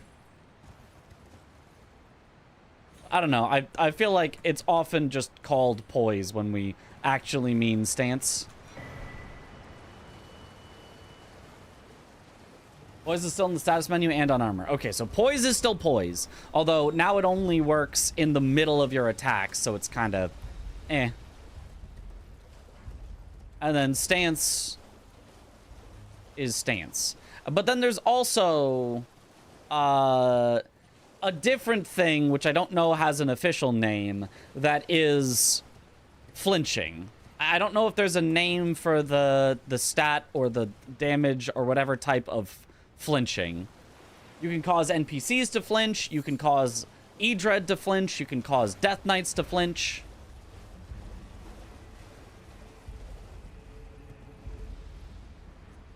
I don't know if that in specific has a name.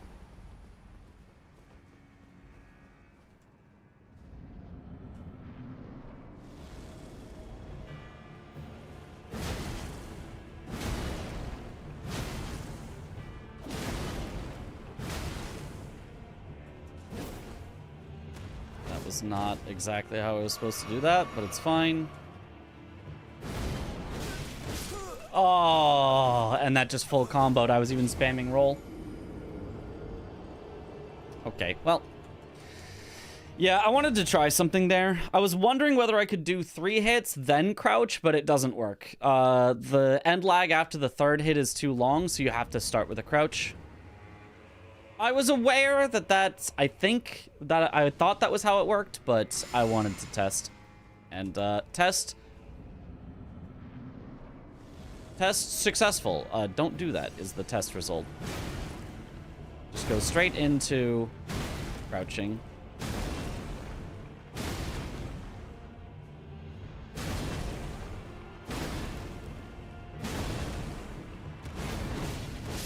Ah! And then sometimes she can hyper armor through with Weed Cutter. I don't know why. You can see she did one where I interrupted her, and then another where she hyper armors through, and then it full combos and you die. And I don't know why. I don't know what the difference is. But if you're unlucky, you die, and if you're not unlucky, she dies.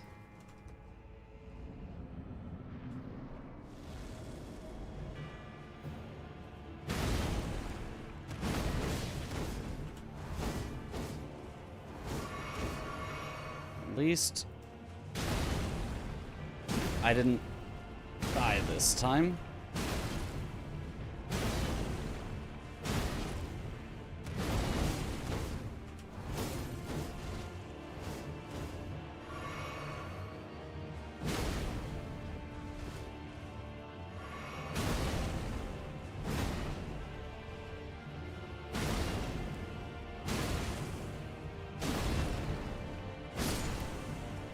Alright, weird. Not how Rakshas is supposed to go, but sometimes you just get unlucky. 7 times in a row.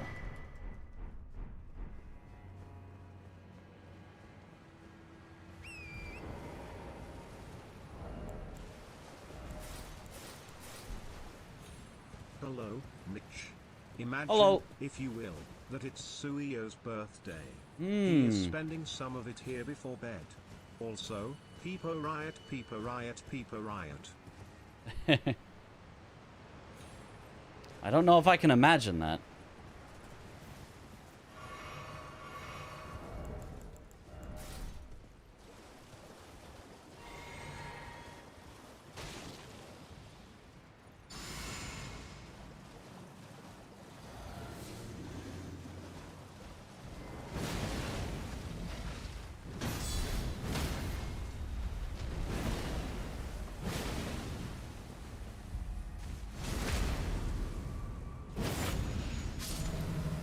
Oh, wow. That actually killed still.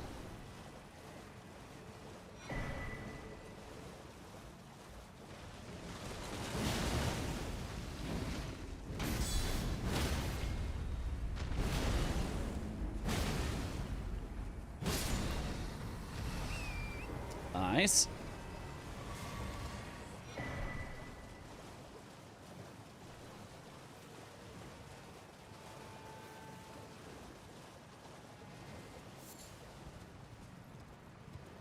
What are we up to today? We are practicing all bosses, 4 players.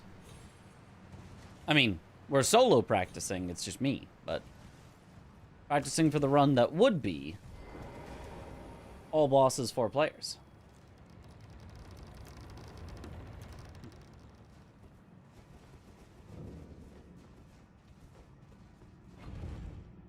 Yeah, like, I could go back to the guard counter strat for Rakshasa. It was more controlled. Like, it was up to my skill whether I won or not. But it was slower. And it is easy to make a mistake. As much as we would like to be, oh, just don't make a mistake and you win, forehead. It is very possible to miss a deflect, and even just a regular guard would get me killed. As opposed to, yeah, just crouch R1 till she's dead, and like 70% of the time it just works. Am I saying it wrong, or are those the wrong boots? Those are Rakshasa Greaves. I had the wrong boots on for a second because I didn't have time to swap them all. 1, 2.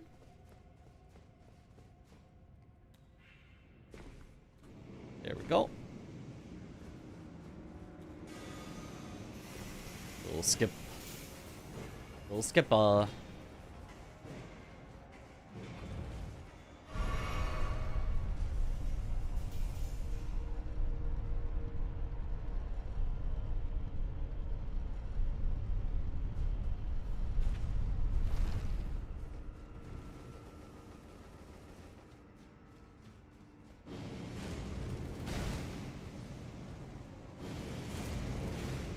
And I do wonder if there's a way to make an even better Rakshasa strat that just actually works every time, but I think it's unlikely. NPCs are just NPCs. Honestly, it's a miracle we even have 2 strats on Rakshasa with this build that work pretty good.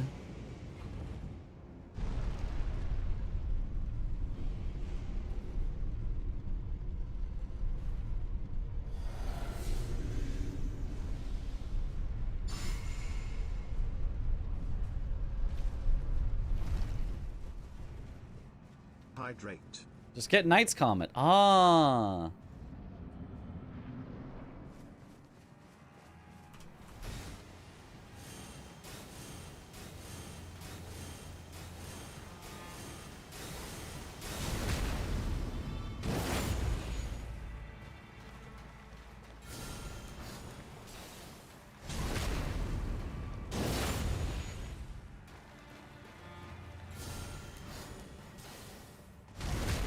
I could be trying to do this a little, like, faster, riskier by just sending it when I'm behind her, but, oh, there's the problem! I just talked about doing it, and I was like, I shouldn't do it. And then I did it anyway, and that's why, because if you are The tiniest bit off, the entire fight goes down the drain.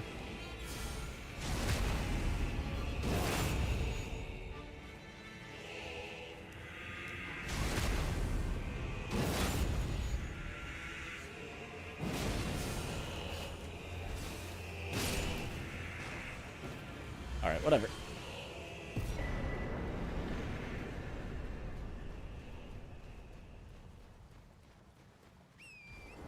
Whereas if you wait till after one of Jory's attacks, it's free.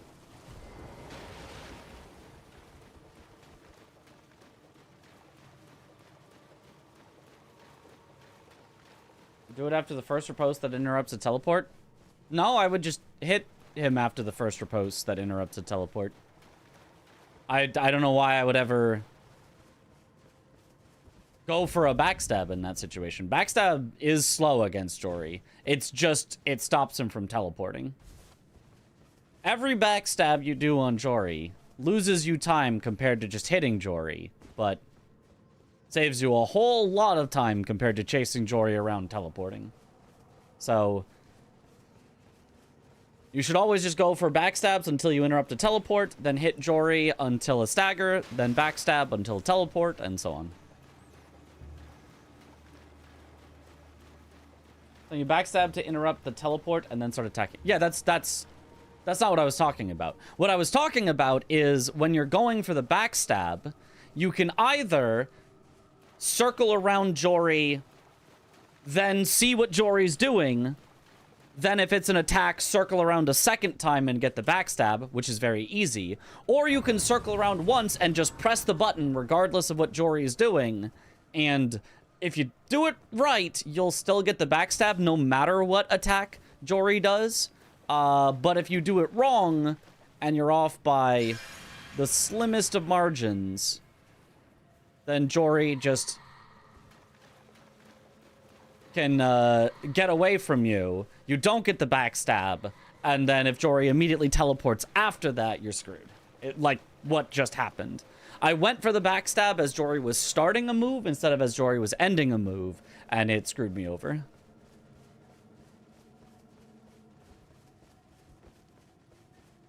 That's what I was talking about.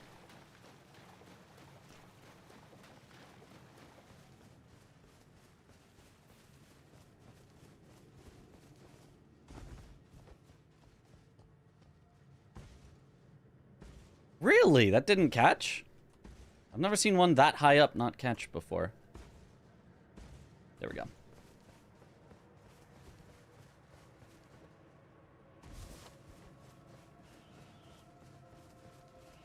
You can backstab Jory even without a stagger? What?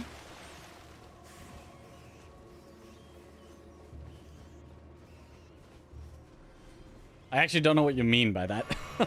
I was trying to play it surprised, like you were saying something obvious, but I'm like, now that I think about it, I don't know what you mean by that.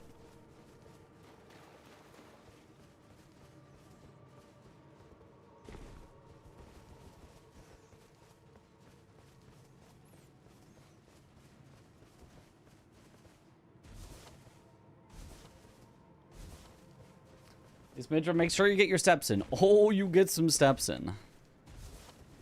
No horse blinders in vanilla.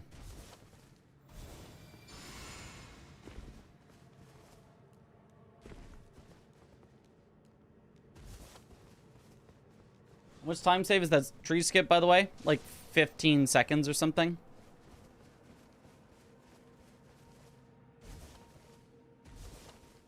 At least that's what I've been told. I haven't timed it myself.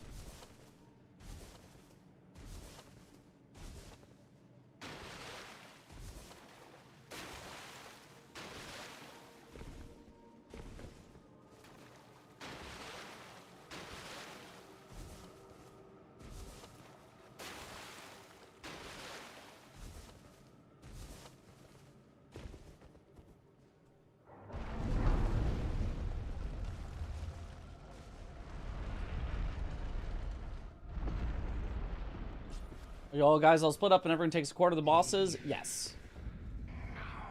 We all split up and do a quarter of the bosses. There's too many bosses to handle by yourself. It would take something like 10 hours to do all the bosses by yourself. So that doesn't really... I mean, it works for a speed run, but that's your whole day activity. So, we split it amongst the 4 of us and get it done in around 3 hours.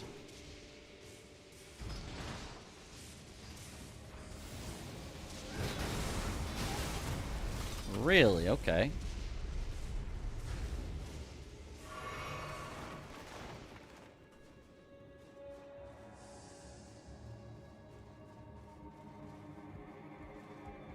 What possible use could Datakar's Woe Talisman have?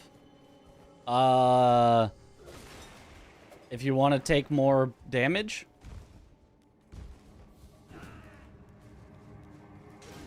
Bonjour. Also, why are you guys bonking Comcast? I don't see any dropped frames. Did the stream lag?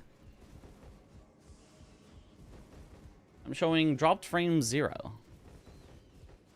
Which is a scary thing to say out loud, because now it will. Could be on Twitch's end, yeah, always possible.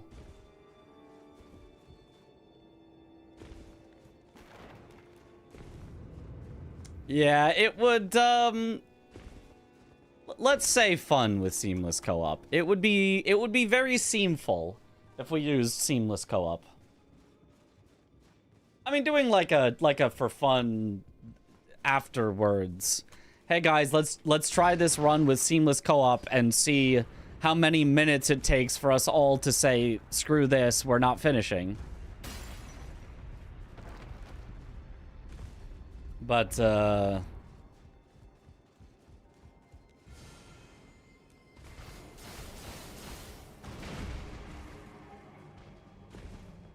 would be a funny stream. Would be a short stream, I think. I think there's no way we actually commit through all of it. It'd be awful.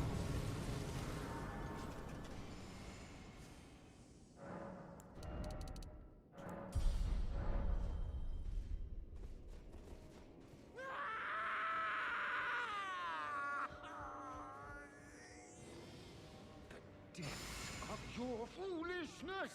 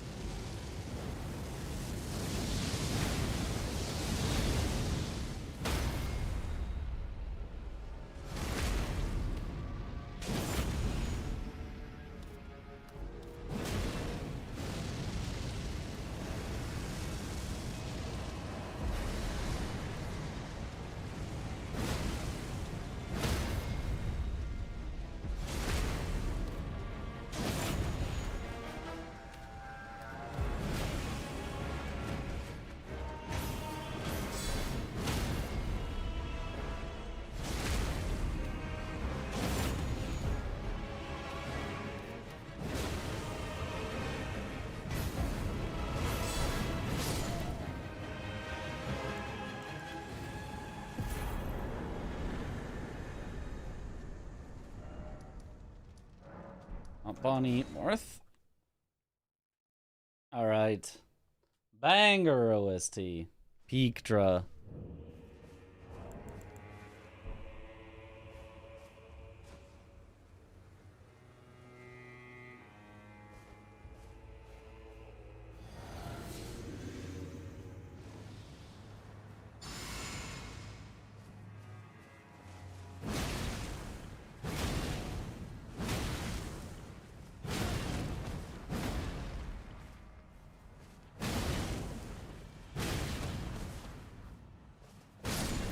Anyway, hard fight.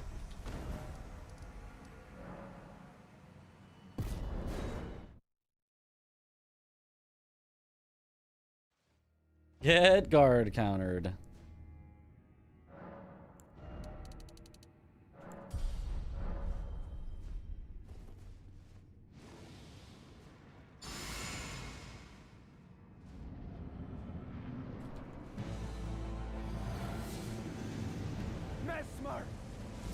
All of my beloved people. In vengeance for the flame!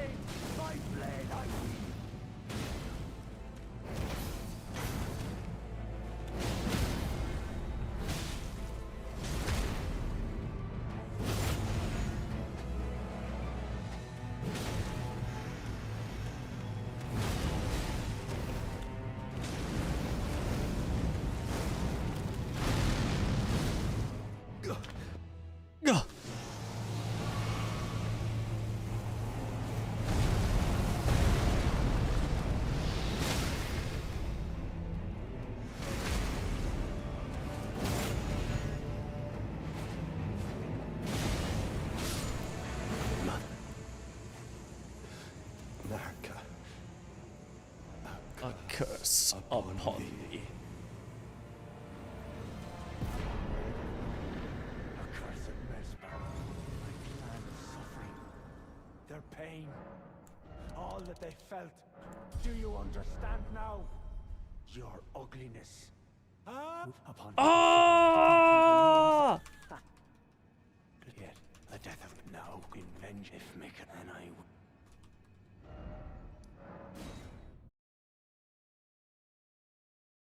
Do you know what the donation incentive for the run is going to be, or if there is an incentive? We are still discussing it. There has been more discussion of that as of today. We've been kind of directly asked, okay, what are you guys thinking? So we have submitted 5 potential incentives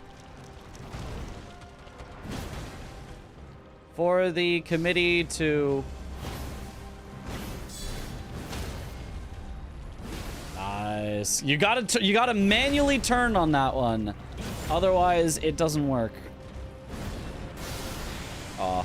It's just too early before her iframes ended.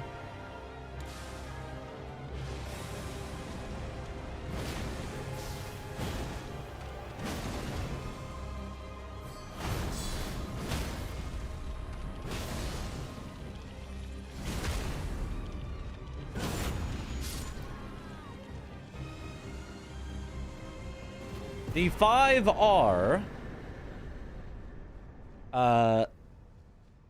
choose the ending. Pretty simple, but it can be a bid war. It doesn't have to, like, make the run harder or anything, so this could be in addition to anything else. Just choose which ending Josh selects. Summon Egon during bail, because it's optimal not to for Chris, but he could get Egon's finger and summon him for bail so we can hear the Egon speech. Do a round of PvP afterwards with our builds from the run.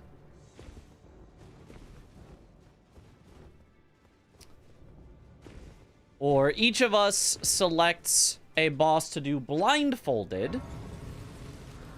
And if the donation incentive is met, then we will do those bosses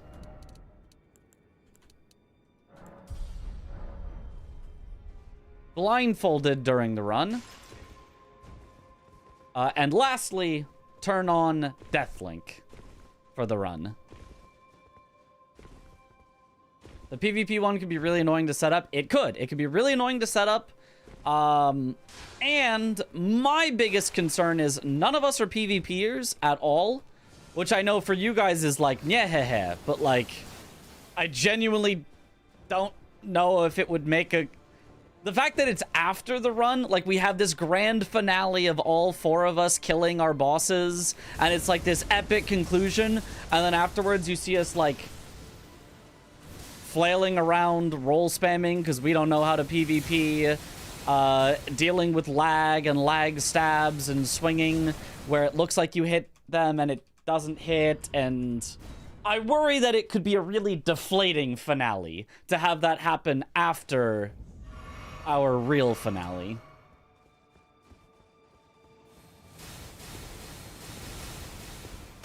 You finish watching this, you know, incredible run, and then you see people just, like, having no idea what they're doing, because we're not PvPers.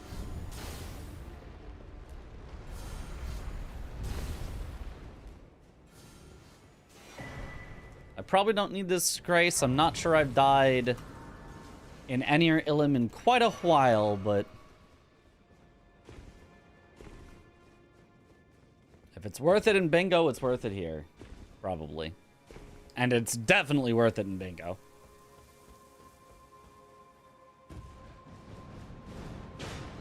Bonk.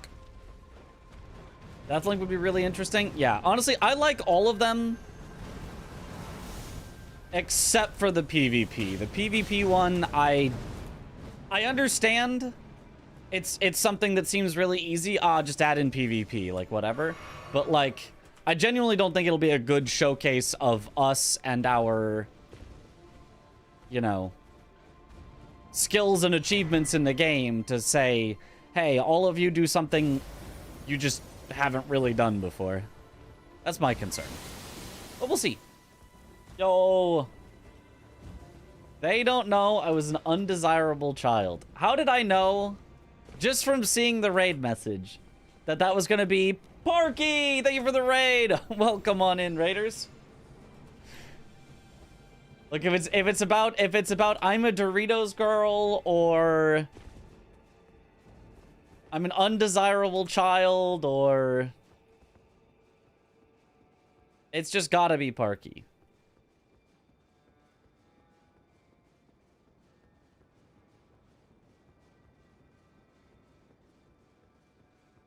Okay, that should be enough. Not the Doritos girl. But yo, how was the stream? Have you finally finished Persona 5? Is it not over yet? How many hundreds of hours has it been?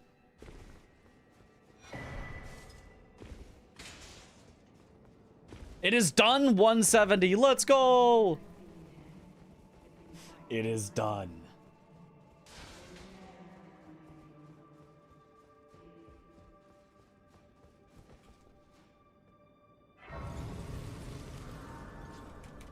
Did I make it to my grandma's birthday party?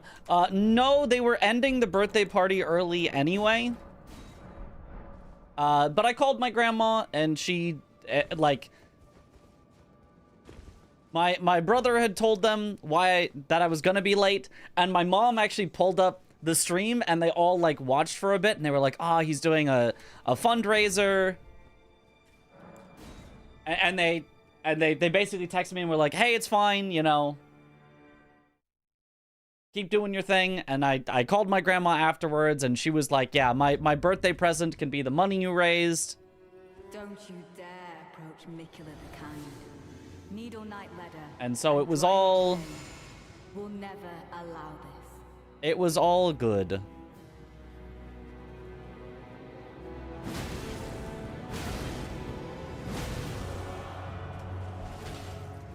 Hey.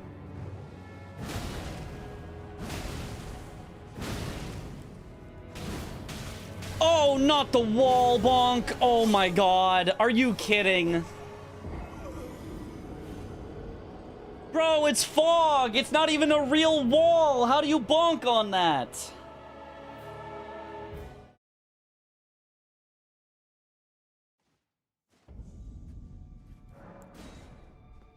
Bro, this game is trash.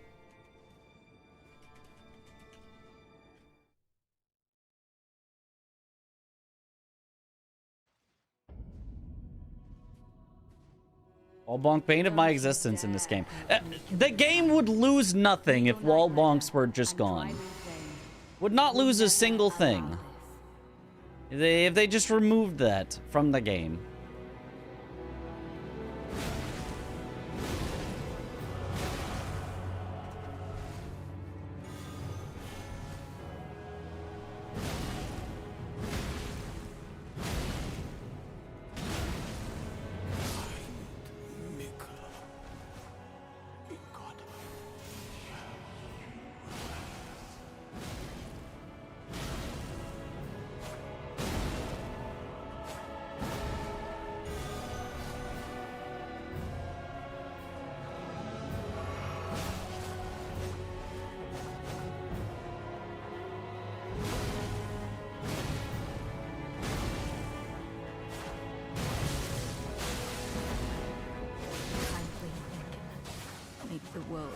Alright.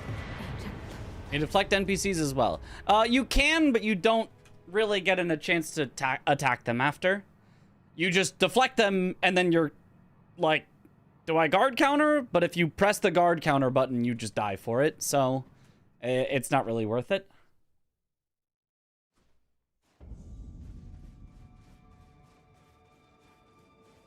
Because every attack that an NPC has is just faster than a guard counter.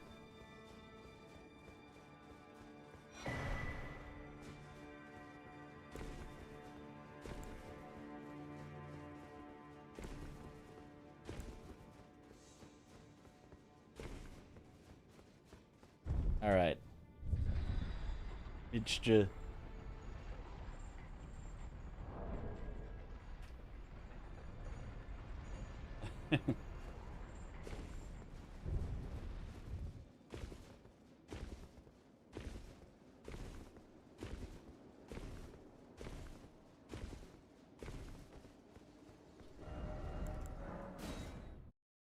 Spend the runes. What about donation incentive to toggle Deathlink on or off? Yes, we have discussed that. That is one of the ones that we have submitted as a possibility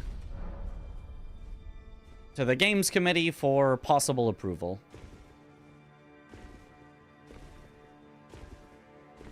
Or, oh, you mean not just turn it on, but also a separate to turn it off? I mean, I don't think anybody's turning it off.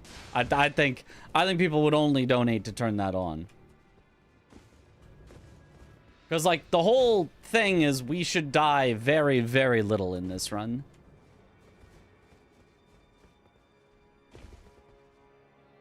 Like, it's been 2 hours and I've died 2 times, maybe? 3 times? In this run?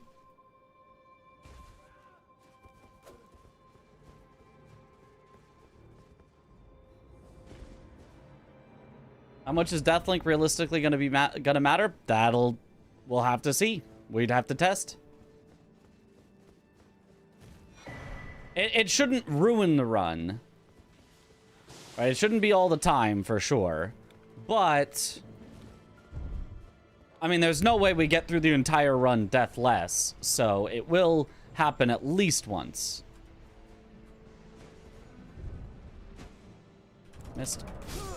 Whatever. Goodbye, runes. We didn't need them anyway.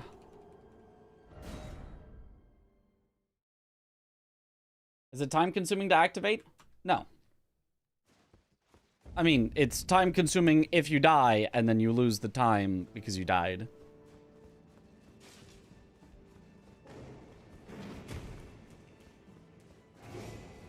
But everyone else, I should say, loses the time because you died.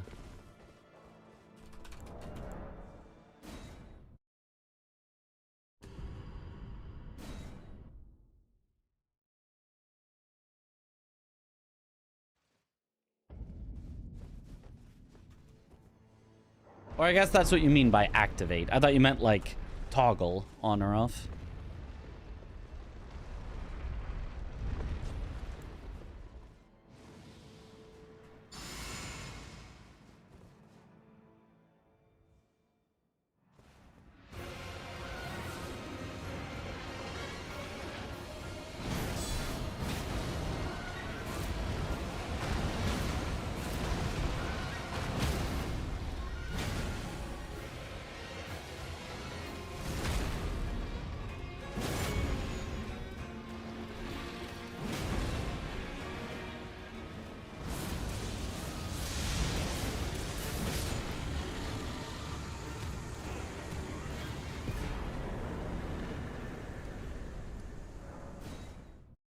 All right.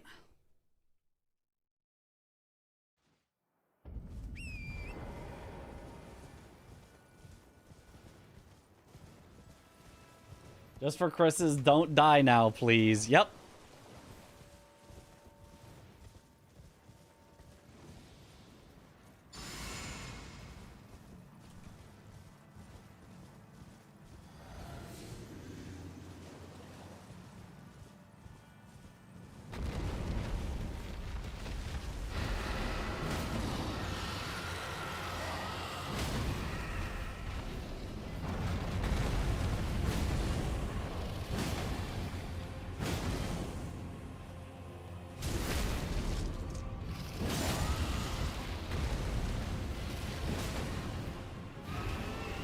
Hey, do your phase transition.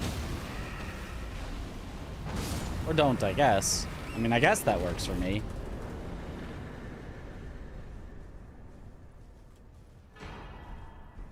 I'm very surprised he just didn't do it, but... How many bosses overlap? Like... under 10. I don't remember exactly how many. around 5, but maybe a little bit more, maybe like 7.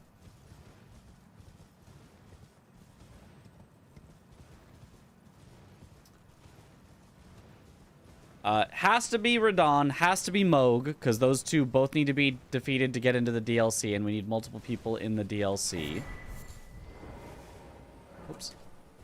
What am I doing? That's not the Grace.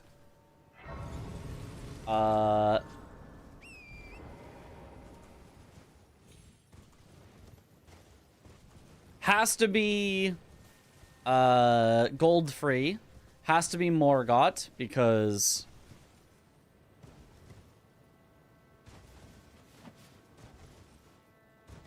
that's the only way to access both Melania and Elden Beast.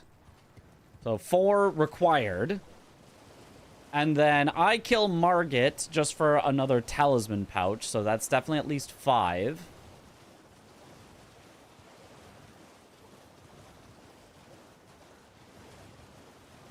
And then there's probably a couple other that people kill. There's probably like, I don't know, Gillica or something for multiple people getting Ritual Sword or something like that. ADM? No. I believe we have literally 0 overlap in the DLC, and that's on purpose.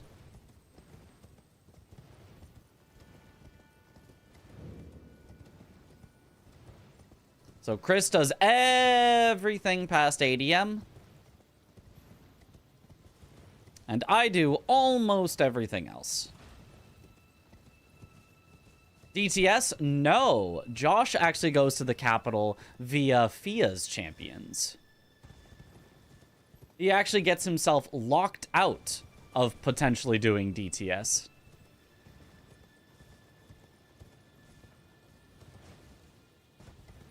Altus Tunnel, Magma Worm? Altus Tunnel?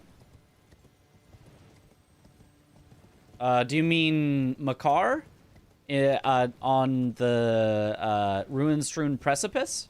In which case, no. That's actually... That's one that we really would like to have 0 people do. Everyone just goes Dectus because it's faster. And then Chris comes back and does Makar just because, like, nobody else does. I'm gonna go past Capital 2. Yeah, that's what you meant. Ah, gotcha. Yeah. Who gets the pleasure of kicking Kenneth off the stupid little bridge? I feel like that'd be Aggie's job. You gotta kick him off his stupid little bridge.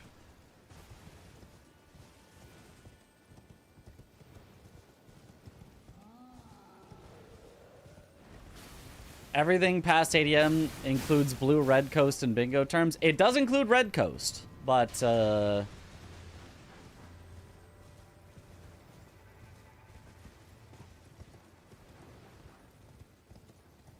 Blue Coast is my domain.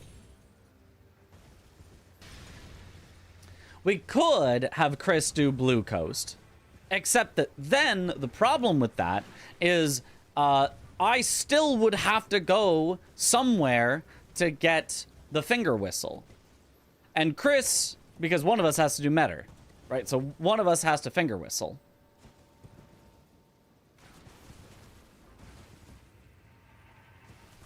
So one of us has to both get the southern finger whistle and Hinterland's finger whistle. I'm obviously the one getting Hinterland's finger whistle, so it makes the most sense for me to get the south finger whistle as well. And if I'm going already to the south finger whistle, well, I might as well kill PK while I'm down here. And so I might as well kill the Ghost Flame Dragon. And so I might as well kill Mariga. And so I might as well kill Dancer.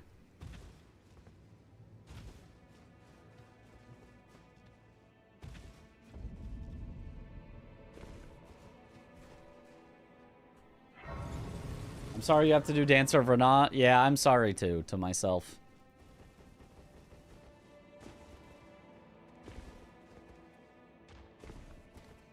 This is quite annoying. Do I feel ready? Oh yeah.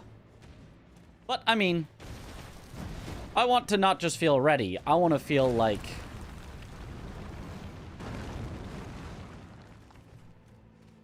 the greatest player in the world at this. I wanna feel like I'm the guy, not just to make it through the run, but to really show off and have a good run.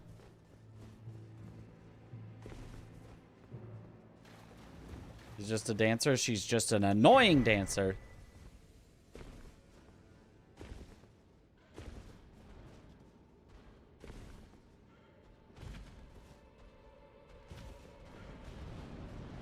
I feel like a Giga Chad, yep.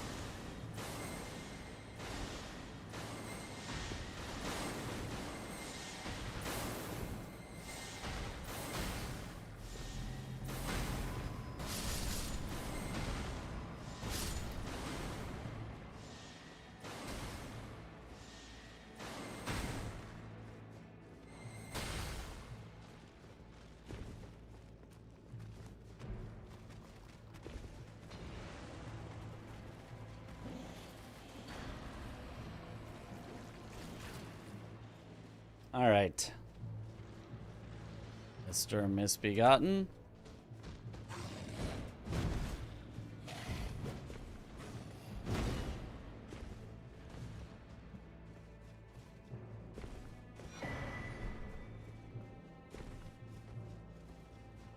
Has there been any GDQ run where I felt unprepared? Nope. Otherwise, I would have prepared until I felt prepared.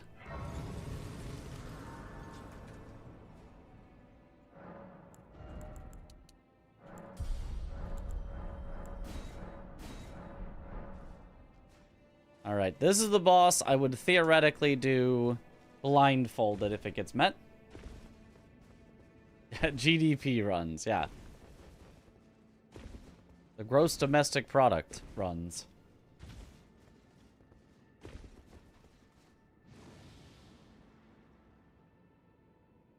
Games done poorly.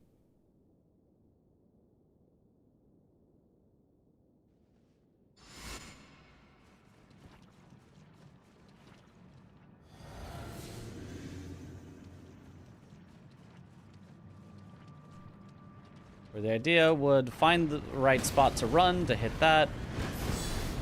Guard counter this. Walk till he starts getting up. Oh, I didn't get the riposte. Weird. Did get the second stagger, though, so I guess we'll take that.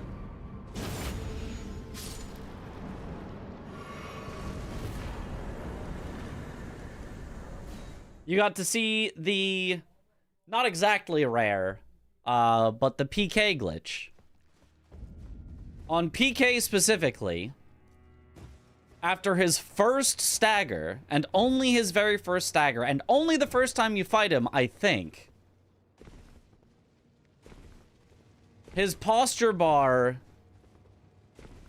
does not reset when you stagger. Normally, you stagger an enemy, their posture bar goes, you know, all the way back to full, and you have to deplete it a full second time. You have to get it all the way back down to 0.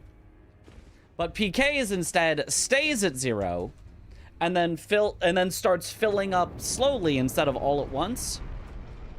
So if you hit him while it's filling up, you can just immediately stagger him again.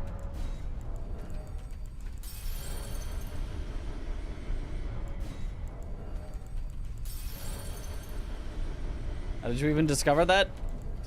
Just hit him and he staggered, and it's like, that's weird. Let's see what's going on.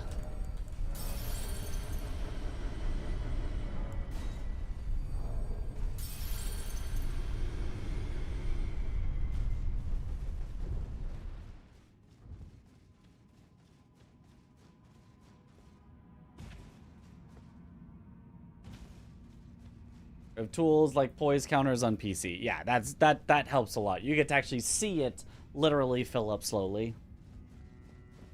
I've been stuck at depth 2 in Night Rain for months. You finally grinded to depth 3.5. Yippee!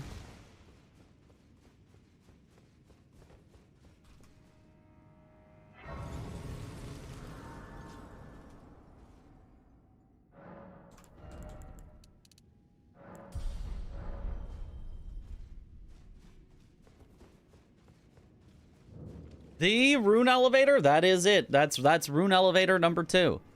Maybe number 3 even.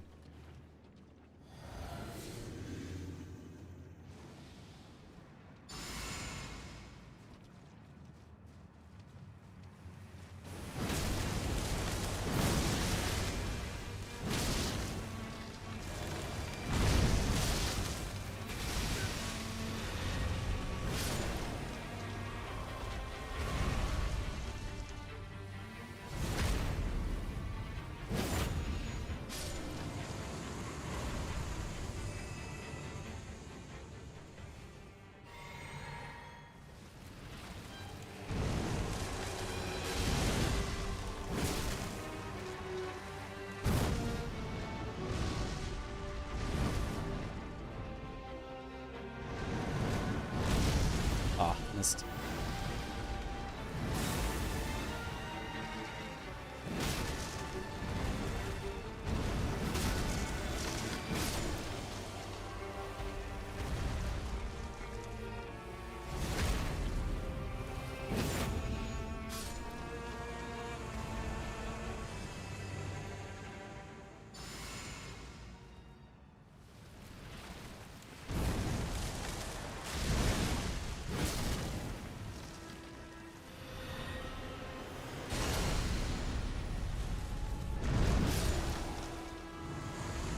Bye-bye.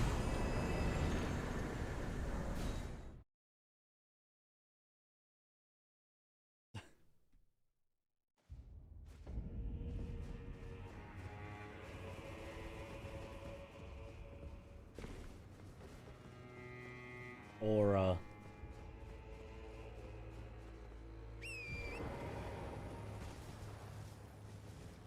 third phase? Where? I didn't see a third phase.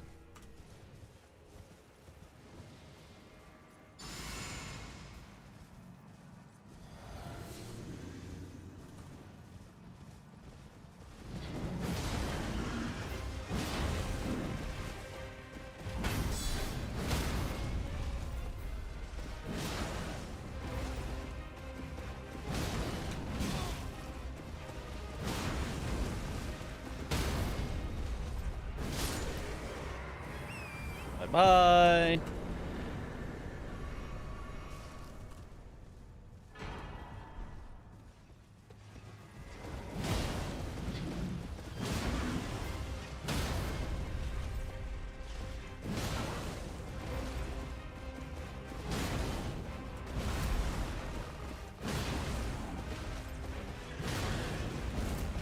Unfortunately, you can't guard counter this one because all of its shield attacks just knock you back too far, so you don't get a guard counter.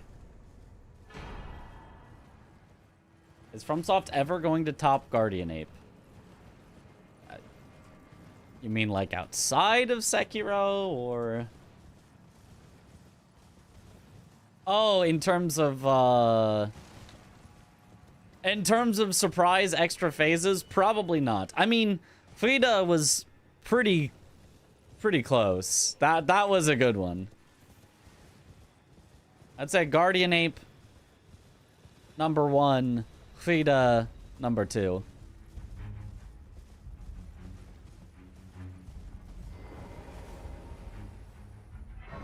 Frida.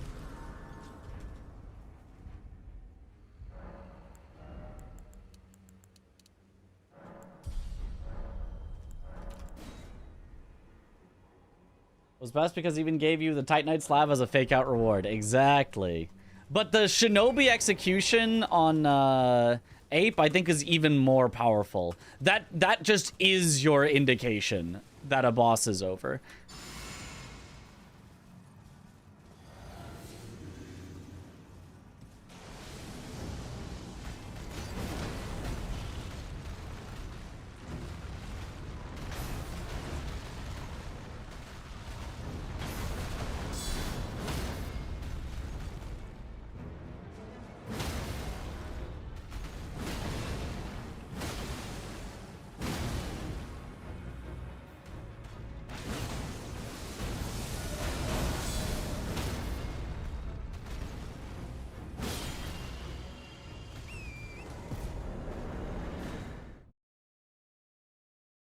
That was nice. That was really nice kill. Problem with Avatar's fake out was way too squishy. Saw it coming a mile away. Yeah, yeah. It definitely was a that's not all, right? I mean, the third phase kind of works because you already had a second phase, so you were like, oh, that could have been all. He was squishy, but I mean, I guess that was still 2 full health bars. But at the same time, it's like, while you could believe it, it was also like...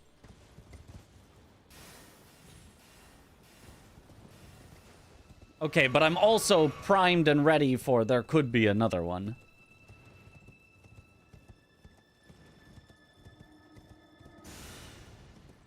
You've shown me you're willing to do another one, so... I'll bring something else. Fake stagger on birds. Oh yeah, the fake stagger on birds is pretty funny.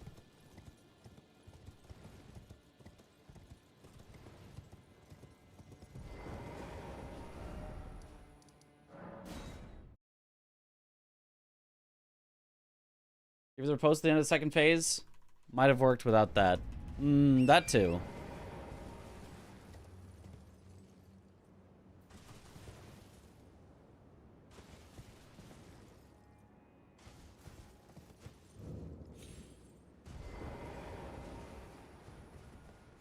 Alright, let's see if I can do the Falling Golden Vow. Falden Vow. Oh, missed it.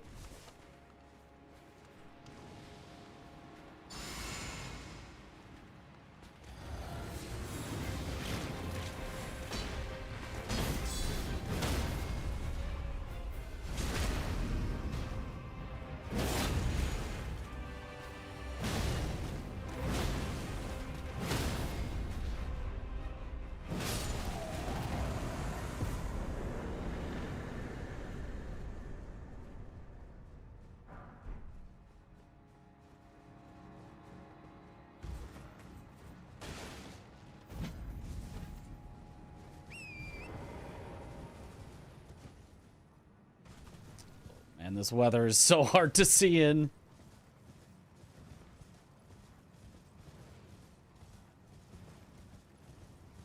Something I low-key hate that isn't talked about enough is how you cannot hit lions without breaking them out of their stagger if you want to take the riposte. Yeah, not only lions, but yeah, there are several enemies that that do that. Even Death Knights in the DLC do that, and they're like relatively tanky where it doesn't feel like a hit should knock them out of it.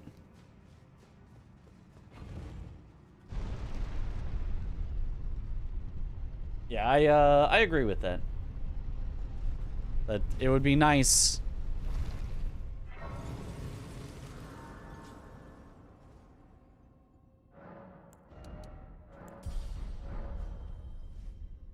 if you could just get the riposte, even if you're in the middle of a combo when they get staggered.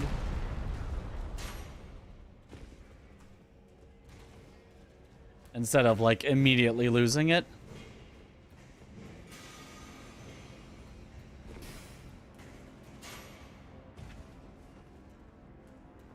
Also, more talked about, but still not talked about enough. Enemies should not get iframes after you riposte them. Especially not for as long as magma worms. I don't think they should get even a single iframe during your riposte or after your riposte. But especially not for how long magma worms have iframes.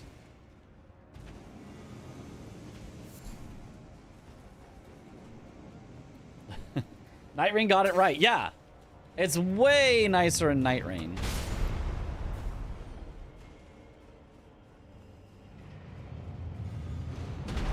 You never have to, like, be like, oh, should I take the riposte or not? I mean, sometimes you don't take the riposte in Night Rain if they're actually right about to die, and, you know. technically the death animation gets you the reward faster if you don't take the riposte, blah, blah, blah. But, like, when you're actually fighting a boss, you take the riposte because it actually is beneficial, whereas a lot of times in base Elden Ring, it's just genuinely not worth it to take a riposte.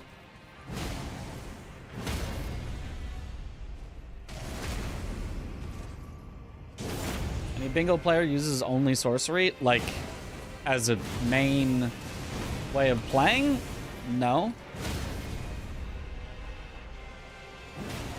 What? How did you live? What tiny bit of damage was I missing?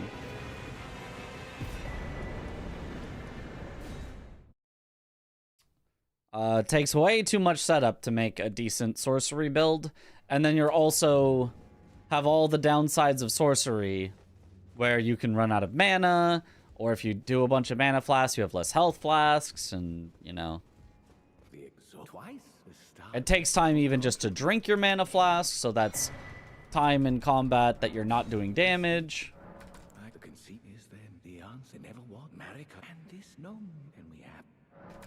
And the main benefit of magic being that you can do it from range. Who cares if you're so good you can do every boss hitless anyway? Doesn't really, it's not a really big negative to have to stay up close. That was a message, be the first sorcery player. Absolutely not. If there was going to be a first sorcery player, it definitely was not going to be me. I'm a big bonk player. Route in 1 more strength for that guy? Well, usually I have less strength than that and I still kill him on that. I actually have 5 more strength than I normally would right now. So...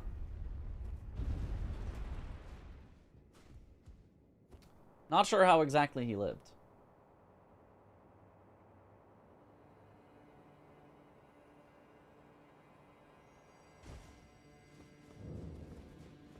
The thing about Night Rain is it tells you which attacks are grab attacks, so you know how to dodge them without trial and error killing you a few times. Only die because I'm bad, not because I'm new. Yeah. That is nice. And it's also really nice how you have like a special counter that to them. Not that you always use it. Sometimes you want to just like jump over a grab. But it's nice that there exists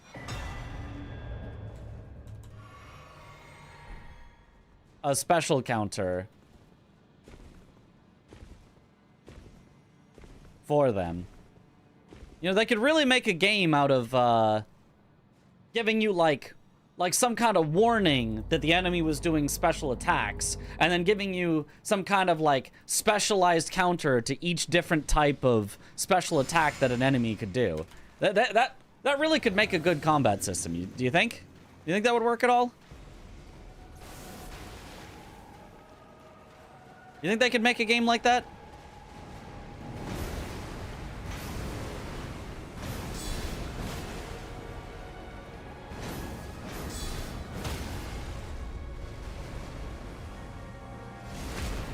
Ah, they wouldn't.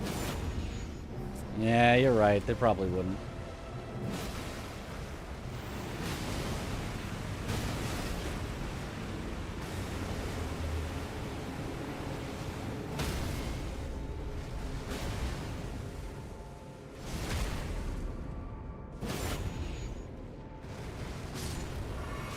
I hardly even met her.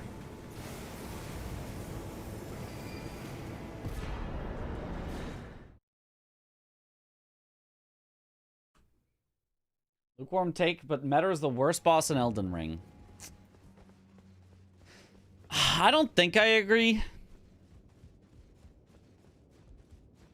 I mean, she ain't the best boss. She ain't a good boss per se, but The whole of Count Emir's wisdom.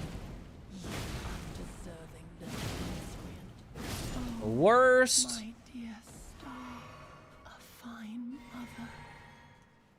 You will be. My shining star. I don't know. Grant me a mother's strength. NPCs exist, yeah. Yeah. I will be the true mother, and I will be the only mother.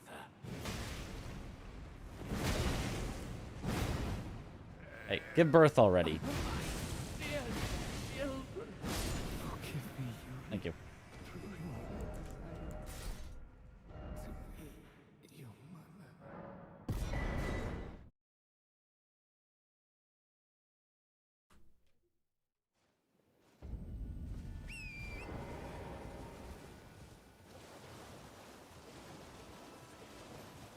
Gideon would like a word and 1,000 spells.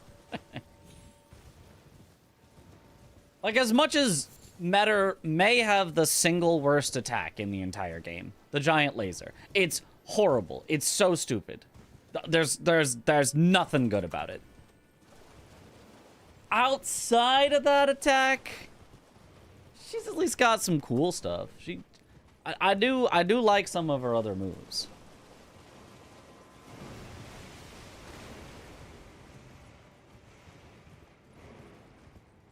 Like, my hot take, which I don't think is actually that hot of a take, it's just, I don't think most people are as annoyed with the boss.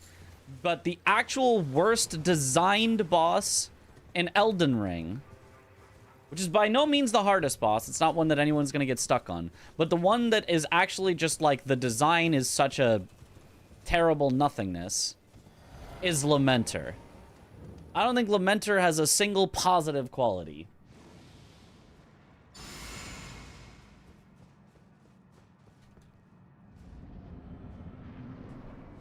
Like, sure, I actually would rather not see Gideon, you know, in any run that I ever do.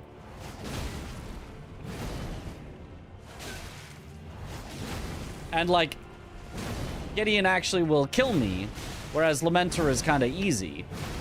But I can make excuses for, like, what Gideon was maybe trying to be.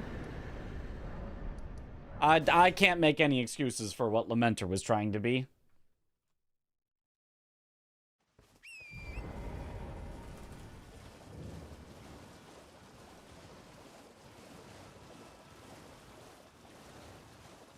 Appreciate the effort of experimenting. But what was the experiment? Make it so that if you don't have enough damage, you just instantly die? That's the experiment? I can tell you the results of that. It's not good.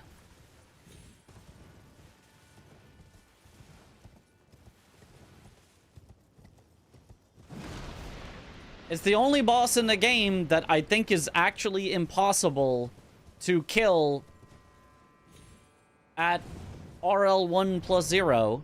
And if you have a leveled up weapon and you get there normally, it doesn't do anything. He doesn't do a single thing. He just kind of stands there and dies. Like, there's no middle ground where anything about him works even the slightest.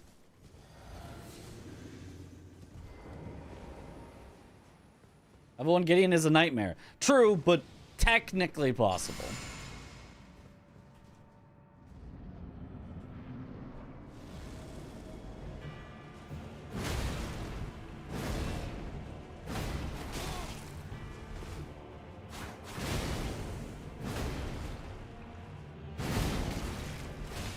Oh, that sucked.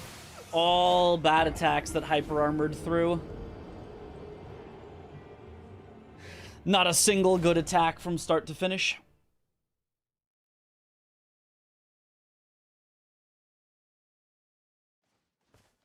And that is just how you fight NPCs, is you just spam attacks and they spam attacks and one of you dies or the other does. That is the optimal way to fight all NPCs. Well, with a build like this, at least. There's no changing that out. You simply...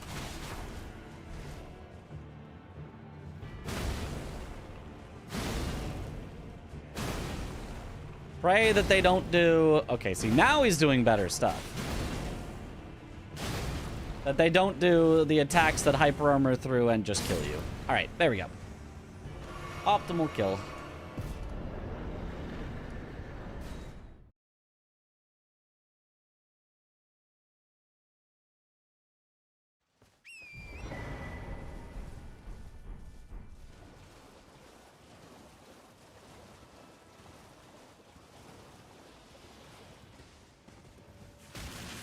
Ow.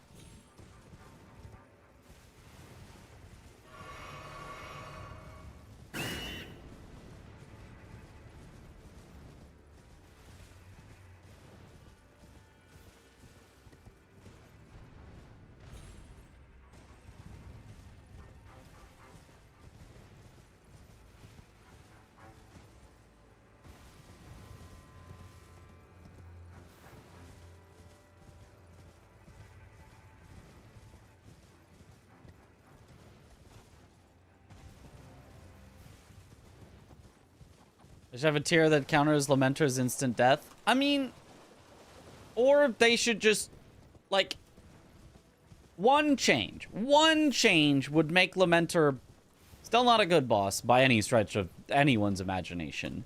But a design that I can even give some sort of credit for, at least they thought of something. If they made it so that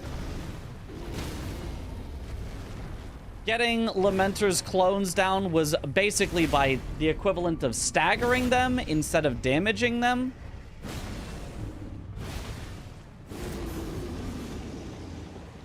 then I could at least be like, okay, they've thought of the case of... And also get him out of the phase was the equivalent of staggering. I would be like, okay, at least they've thought of things. Not exactly staggering. It's like a slightly different system that's used for NPCs, but the multi-hit amounts, kind of. That would at least make enough sense where no matter what weapon you're using, no matter what upgrade level, like, you know, you can always reasonably get through it. That would at least be like, okay, they've made considerations. They thought of a challenge, and there is a skillful way to get through this challenge. Some weapons would still be slightly better at it, some would still be slightly worse, but whatever. Close enough. Whereas making it pure damage, so that just literally depending on the upgrade level of your weapon and your stats and stuff, it can go from literally a non-boss to actually genuinely impossible is such a stupid decision.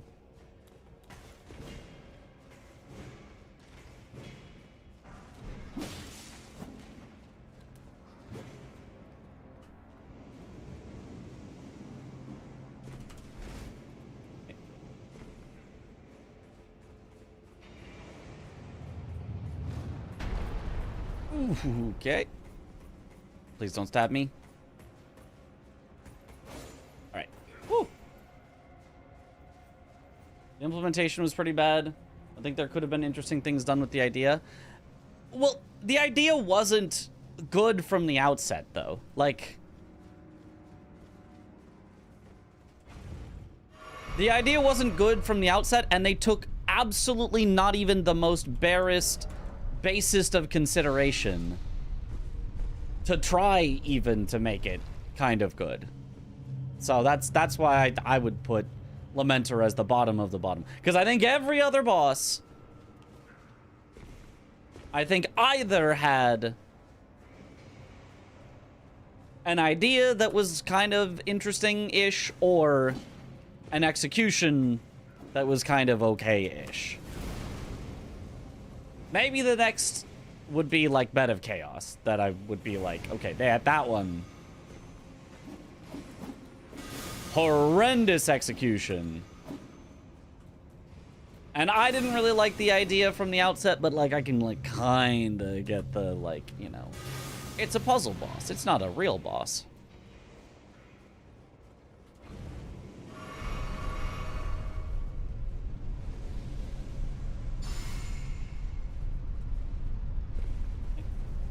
Bed of Chaos is pretty bad. Bed of Chaos is very, very bad.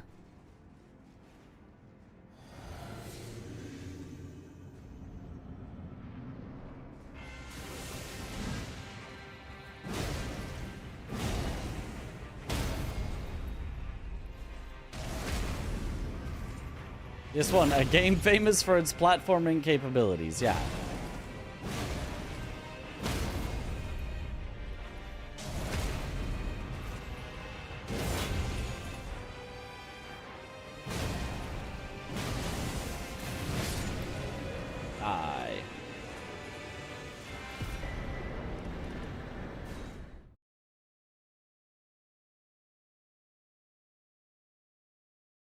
We played DS1 again, and the last areas are so bad.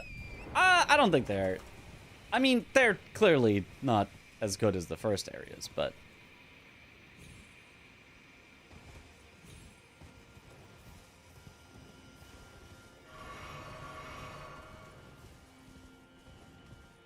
probably heresy to say this, but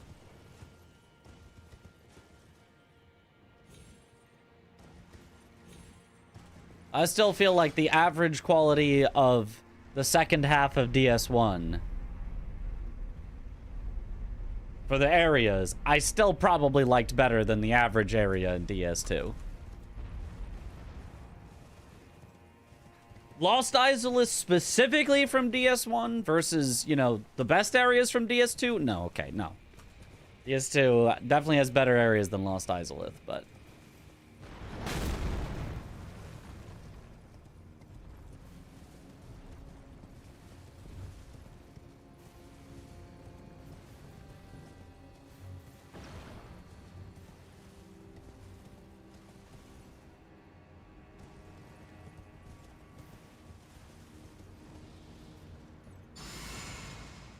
It's really just Lost Isolith that's the issue. Yeah, outside of that, there's still cool stuff in the second half of DS1.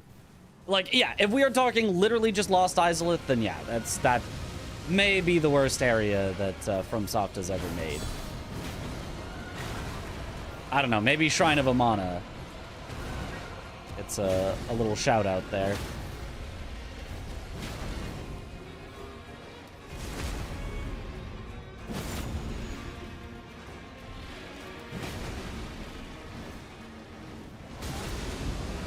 Oh, if you get too close, it staggers you away? I didn't even know that. Oh, God. Well.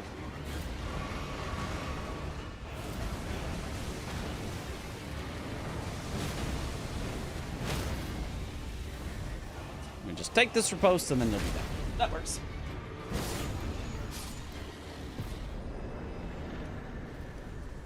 Okay, Red Bear Bear.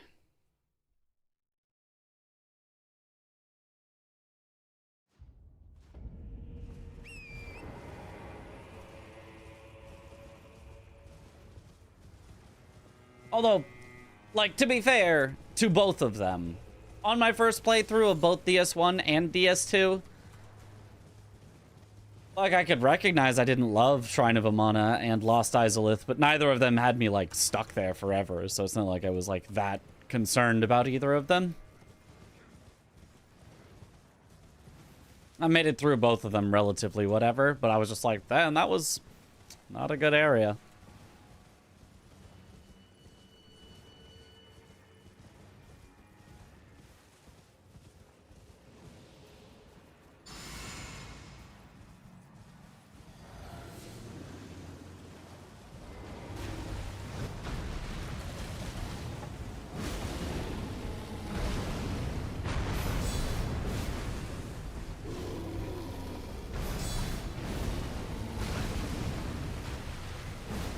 Back here. Really? Got hit by exactly his hand? Oh, whatever.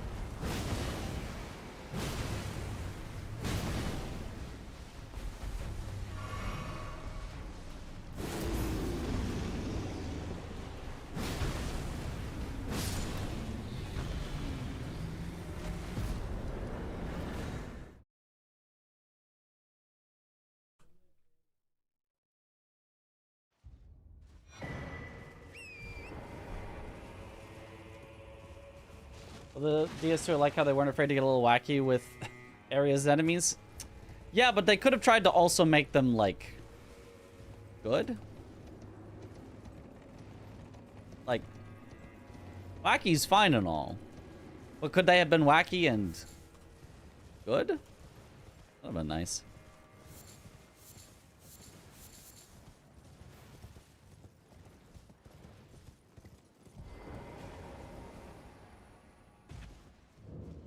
You're asking too much on that one. Okay, my bad.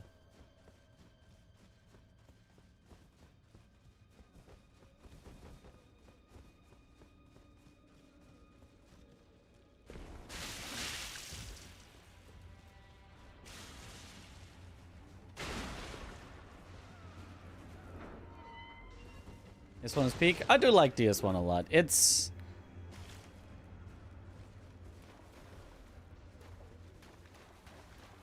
I do think, at this point, I can safely say DS3 is just the better DS1. But man, when DS1 came out, holy did it hit.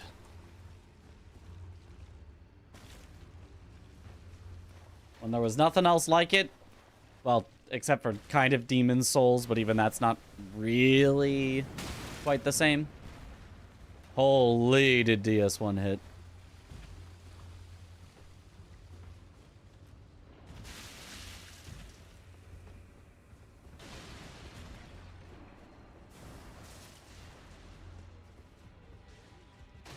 Is their map design is so much worse though? I don't think it is. I think the map design in DS3 is actually quite good.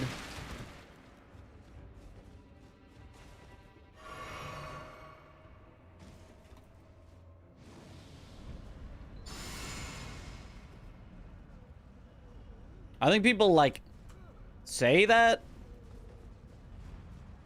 but I genuinely don't think there's really anything wrong with DS3's map at all.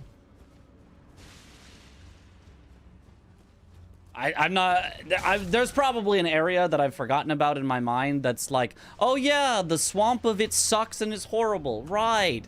No, that place is bad. But like, overall, I'm thinking about the areas and I'm like, no, they're pretty nice.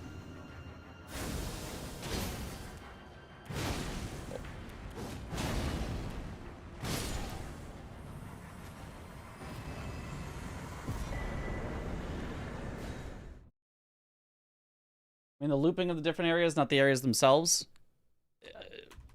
I think that's such a... That's like... Yeah, your entire game is bad, because at the end of the entire game, I didn't end up back in the starting zone. 0 out of 10. Like, it's such a, like, non-issue. Like, yes, it was really cool in DS1. I will totally give DS1 bonus points for that first time that you loop back to Firelink Shrine and you're like, I'm back where I started. Whoa, that's really cool. I will give it bonus points, but I'm not taking away points from DS3 because they didn't decide to do the same gimmick a second time.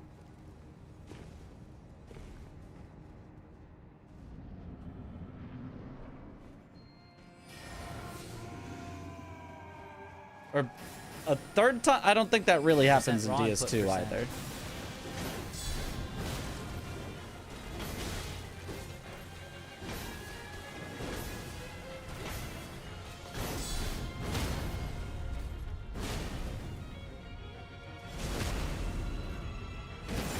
Yo, Levin Strategist, thank you for the sub. Welcome to the bunch.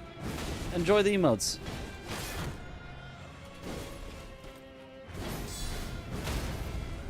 She didn't even try to transition against me. How dare she? I had a scripted kill. Scripted-ish.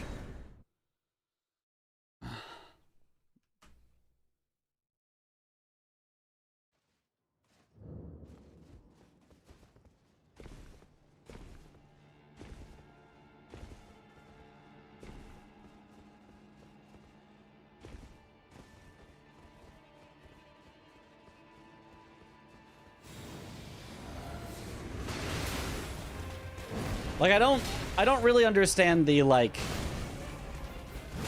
a true Souls game is like a, you know, interconnected world where it, like, loops back on itself.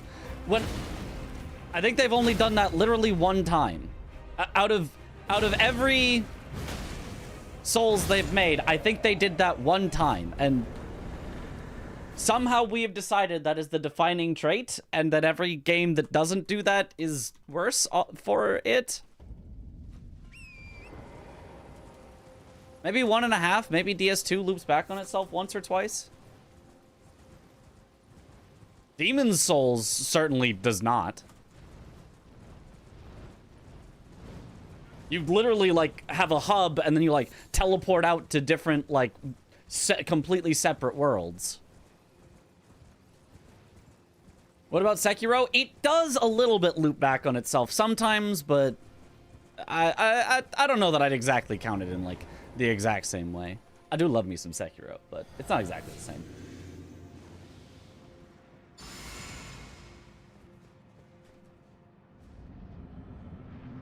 Sekiro map design is also very cool. I do also like the Sekiro map design a lot, but I wouldn't exactly describe it as looping back on itself. There is one big time where it does, and outside of that, it doesn't really.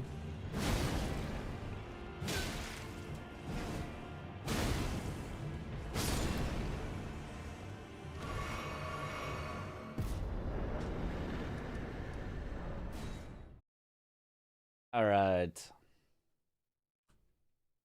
FromSoft DLC are always goated. Yeah, I don't think they've ever missed on a DLC. Maybe they have. DLC usually the best parts of the games.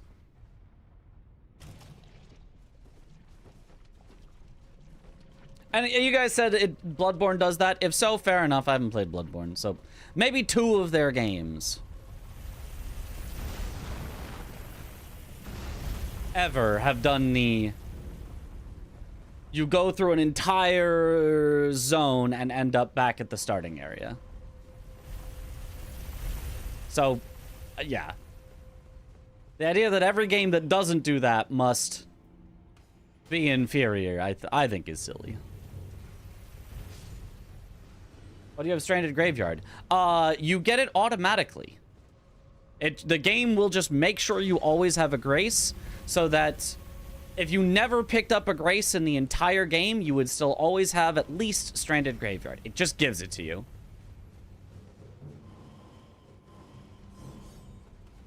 I was thinking Bloodborne does it better than DS1. Oh, okay, really?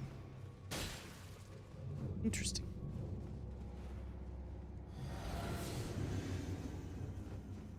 Who's your favorite boss from all games? Father Owl in Sekiro.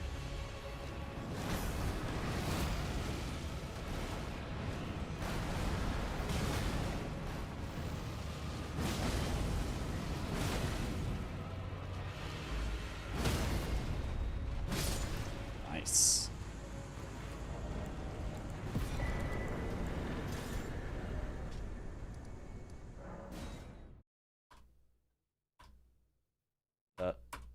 Split. Okay, my split is not splitting. Don't know what's up with that, but all right.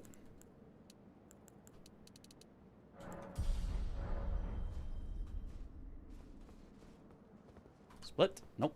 Okay, it's not. I don't know what's happening.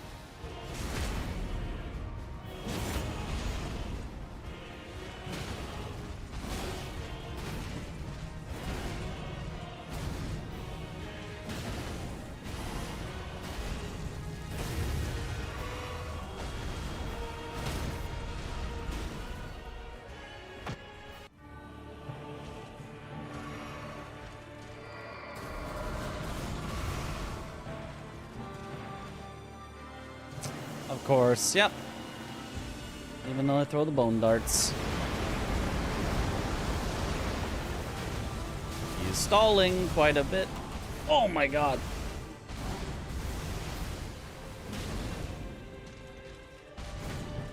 What do you mean that didn't parry? Of course.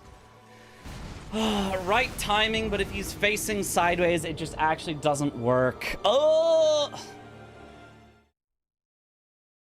God, what a buggy mess of a boss.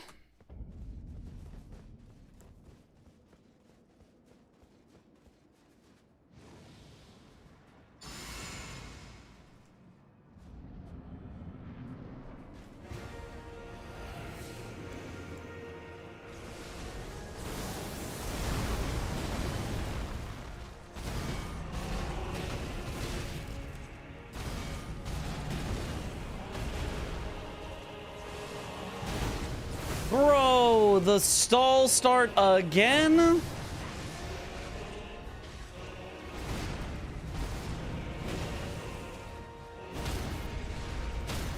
No way. Literally a bone dart staggered him. God, this fight is ass. Oh, come on. Give me the parry.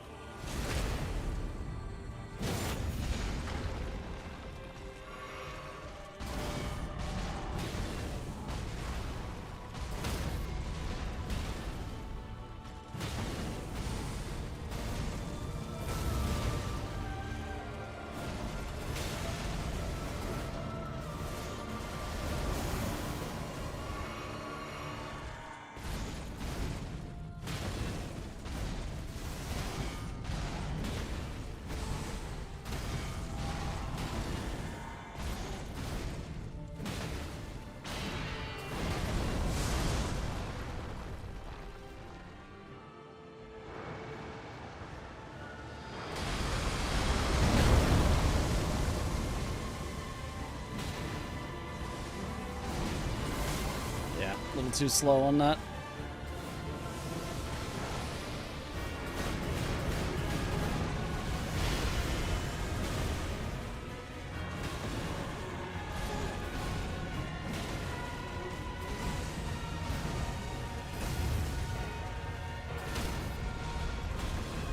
Should have taken the riposte.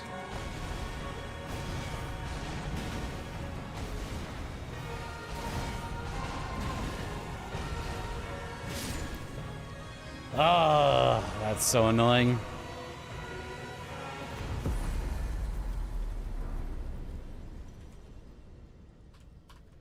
Yeah, I don't know why none of my keybinds are working right now. Oh wait, I do know why. It's because the num lock got turned off.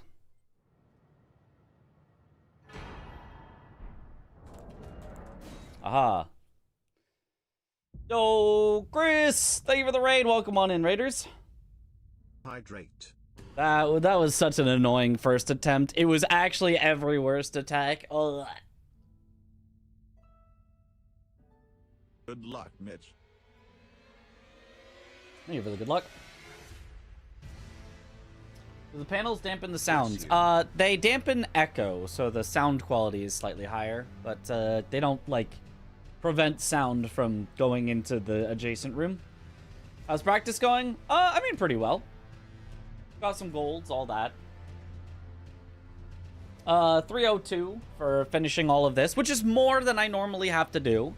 Normally, Chris gets to take over a few things because normally we don't have to go, like, spend all of our time helping base game.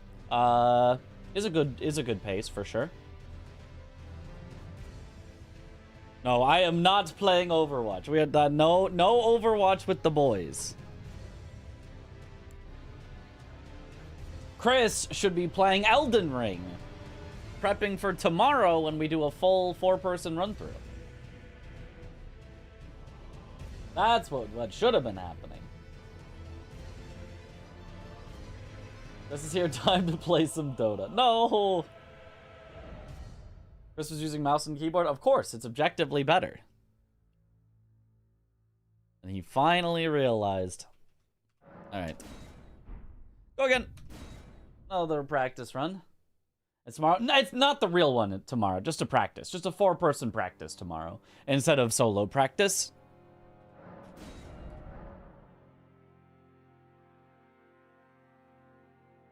I prefer mouse and keyboard on games by default, but Souls games bad. That is true. Souls games are bad. You know, but you can make them less bad by playing on mouse and keyboard.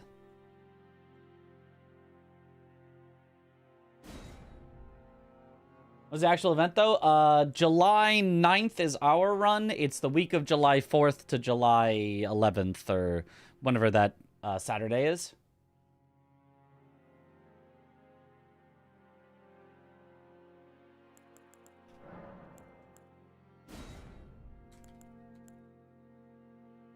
Try incants only once. No. Absolutely not. Absolutely not. I would never.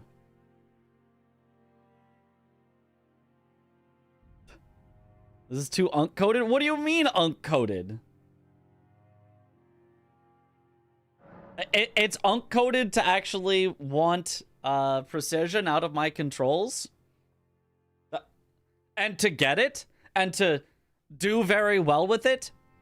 And to have every speedrunner of every FromSoft game that is on PC use keyboard and mouse for at least part of their runs?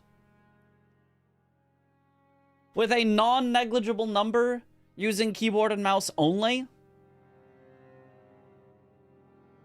I'm just saying. We're being optimal over here. Worst part about playing mouse and keyboard is that it's really obvious how controls could be better, but we are held back by controller defaultism. That is true. The worst part about playing on keyboard and mouse is seeing, wait, the controls could just be better. Why are the controls like this? Why did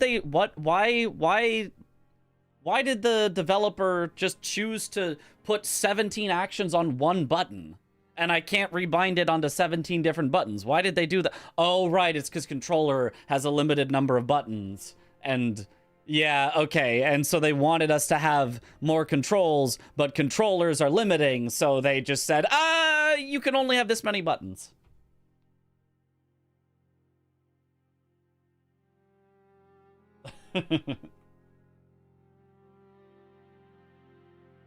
All right.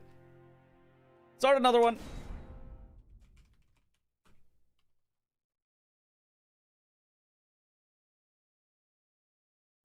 Prefer controllers whenever possible. Part of that is that you broke your pinky years ago playing basketball and never fully healed right. That is understandable. Comfort is important.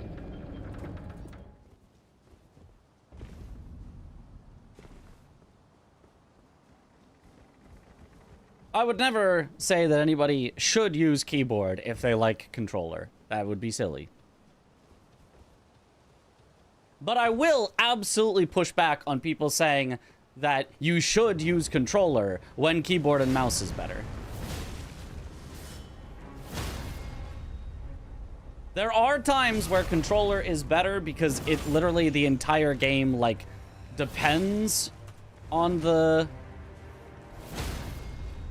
control stick being able to have a spectrum of values. Okay. Whoa, hey. No way. All right, we restart. Or I could just go with my backup for if this happens. Let's go with the backup. Let's learn the backup. We're just practicing. He didn't phase transition. He just didn't.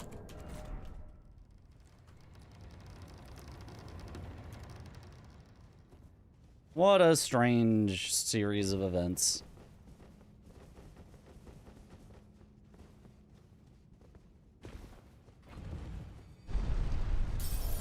Continuous non-discrete input. That's the one.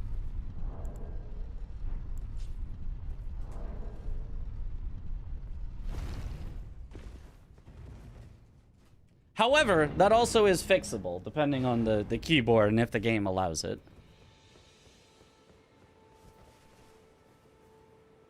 So, for example, for two examples, one is controller was obviously better for something like fighting games. The example that I know most is Super Smash Bros. Melee. For many years, because obviously, okay, I don't want to only have a certain number of directions that I can angle my character in when I'm trying to input, you know, my recovery move. I need to be able to put diagonally up, but also slightly off to the side.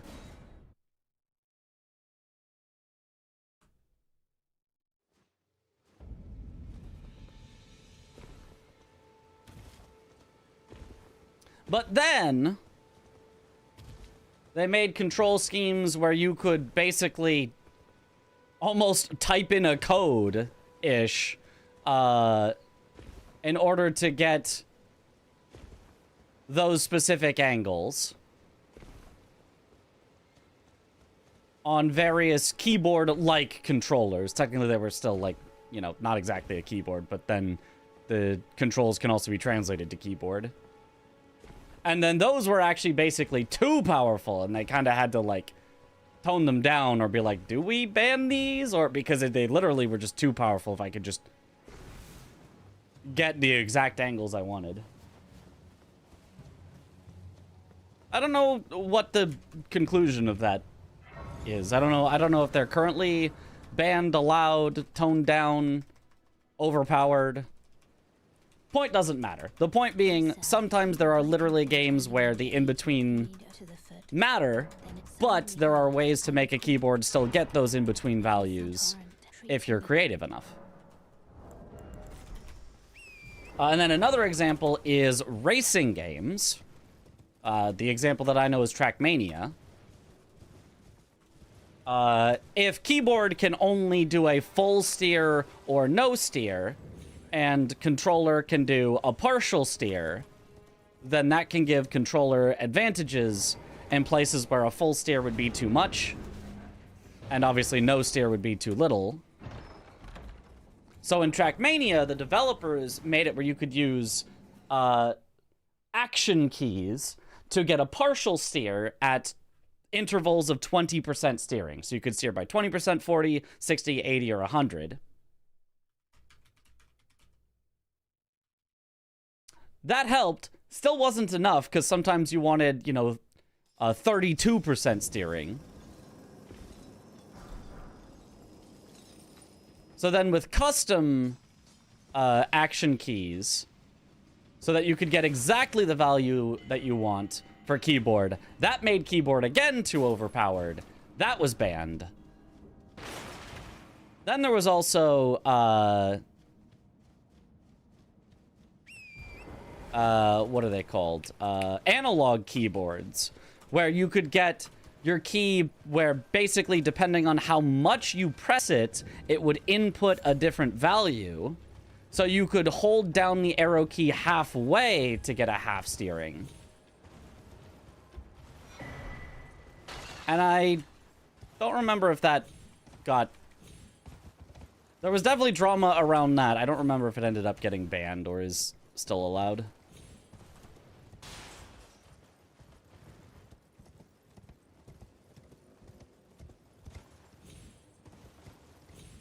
I think it's like, it's allowed, but you're not allowed to, like, customize the amount of it. Because people were making it where, like, if you pushed it 70%, it would actually give an input of 30%, so that they could get, like, finer control, and I think they said that's not allowed. Anywho. Keyboard is banned for speedrunning Trackmania for being OP, isn't it? Not keyboard at all. Analog keyboard is somewhat, is restricted, I would say. Not banned, but restricted.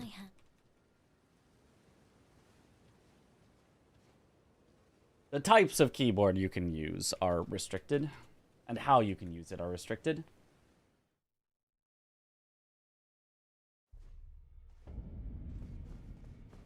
So yeah, stories about how games where it literally matters the exact amount of input. There's no, oh, I just changed the camera, then I'll get the same result. And even in those, keyboard found a way to be so overpowered that it had to be banned, restricted, nerfed, etc.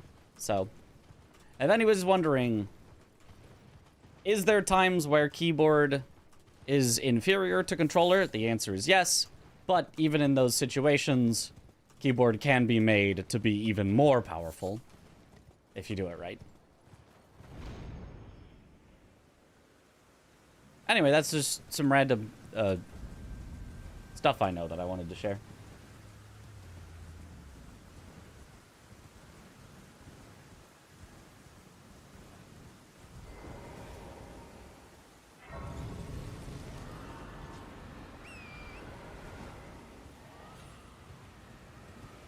I want keyboard and mouse like a shonen main character. Yep. With the power of friendship, keyboard can overcome any obstacle.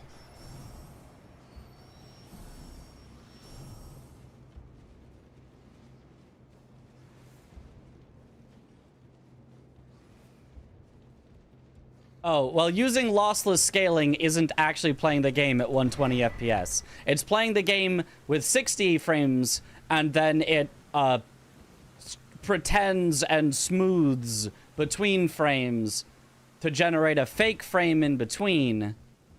But in order to do that, it also has to delay you seeing the game for about a frame. So you're playing the game with lag and fake frames that don't actually help you play the game better. Interpolation, yes, is the word.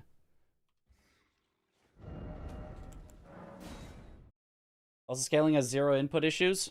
I mean, I've literally, like, input issues. Sure, there's no problems with input, but it's like if your monitor was 17 milliseconds slower.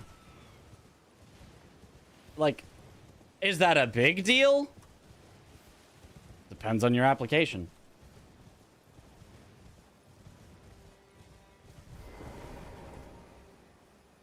Maybe it's half a frame. Maybe it's 9 milliseconds slower. But it literally has to. In order to interpolate between 2 frames, it needs to know what the next frame is, so it can interpolate it. So it can't show you a half frame until it has the next full frame. So it literally must introduce at least half a frame of lag. There is no way around that.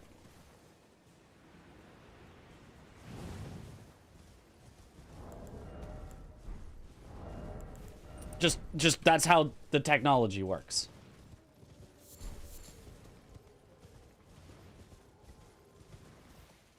Definitely noticeably slower but smoother, so I guess it's a personal preference. Yeah, there's been speedrunners that swore by it. Spicy was like, oh, you've got to try this. I hate playing Elden Ring on 60 frames per second, and this fixes that, and it looks so much better, and I love playing with lossless scaling. And I was like, that's not really for me. I don't really care about interpolated fake frames, like... But you do you. Go for it. And, like, a week or 2 later, he's like, yeah, I'm never using lossless scaling again. My, you know, frame-perfect input timings that I had learned no longer work at all because it's just slower. Yeah, I can't do my same visual cues for my frame-perfect timings. They're all just off by a frame now. And I was like, okay.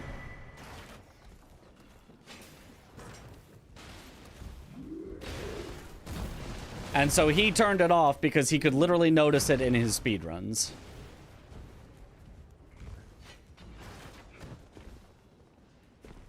I mean, I guess I haven't tried it myself, but to know whether it's overall is a positive or negative on the experience, but it's just not something I cared about.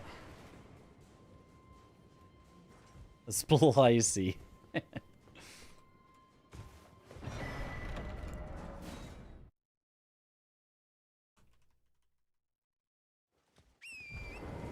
way, Tarnish. 17 milliseconds is nothing. As a human, you have no clue how much that is.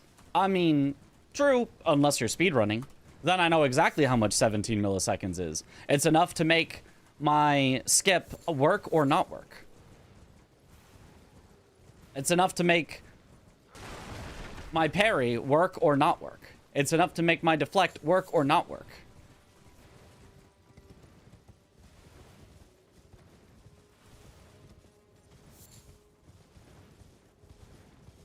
So, that's why I would never use it. Skipper.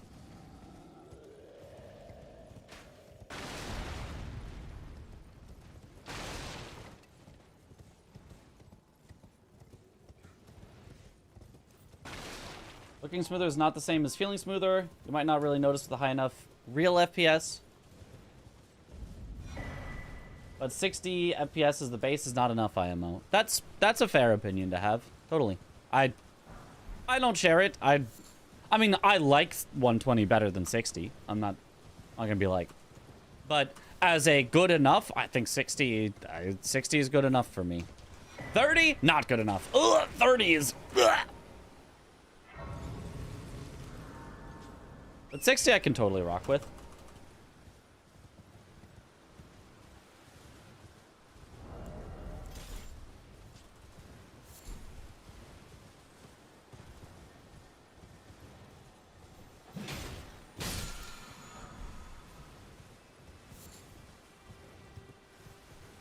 Reflecting Liza P is near impossible when I had frame gen. Gotta predict then react. Oh, that sounds weird.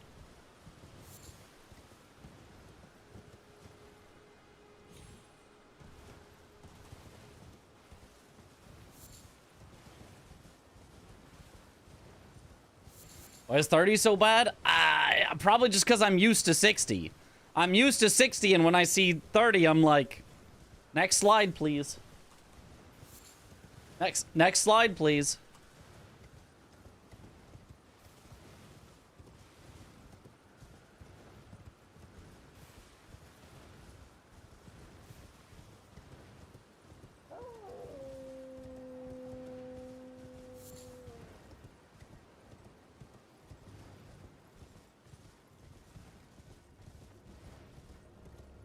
Rating WoW at 12 FPS sometimes? I've been there. My first computer that I rated on World of Warcraft, or not, well, I think I upgraded it before I actually started rating, but that I was leveling on World of Warcraft, did not measure in frames per second. Sometimes it would measure in seconds per frame.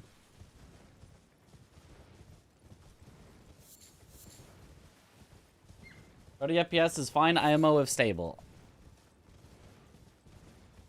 I don't know. Like, if I had no point of reference, if I had not been looking at anything on any screen that day, and then I booted up something at 30 FPS, maybe it'd fly under the radar. Maybe I wouldn't notice that much. Maybe I'd be like, oh, that's fine. Surprised no matter. Why don't? Oh, don't. Don't worry, Comcast will give us that 15 FPS experience eventually occasionally. Yippee! But when you go from 60 to 30, it's not. You notice it so much and it looks terrible. I could do the I can set Elden Ring to 30 FPS using the FPS fix, and I have done that before for testing purposes, and even just having it on 30 FPS for like a few minutes to test some stuff and see if jumps work and stuff, just to see. Everyone in chat is like, next frame or next slide, please. Oh my god, my eyes. When you've been seeing 60 and you switch to 30, oh my god, the difference.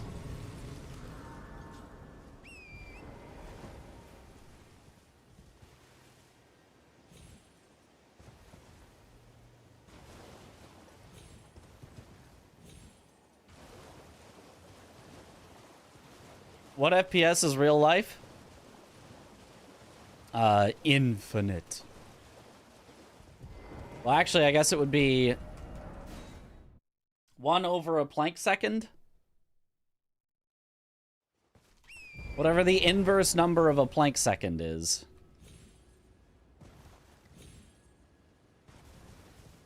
Or a Planck time. Is time quantized? Yes? Maybe? We don't really know. But all the physics that we have, if you went to a small enough amount of time, our formulas wouldn't work anymore. So we're like, maybe it's quantized there?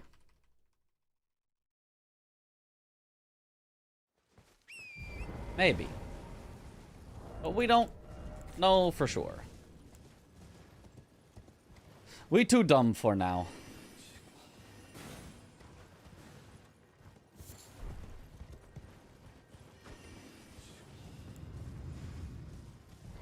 And if I remember correctly, and I could be wrong, because this is not a field of math that I ever actually studied in college, but if I remember correctly from Veritasium videos or something, our math works out better if we assume that time is quantized than if we assume it is strictly continuous for certain calculations.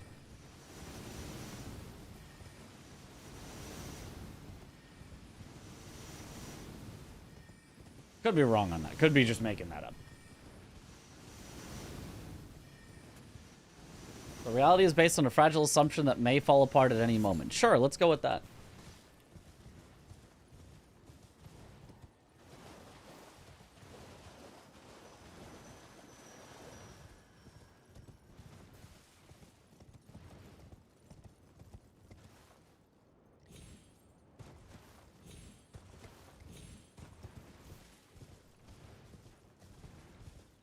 That's my physics streamer. Heck yeah.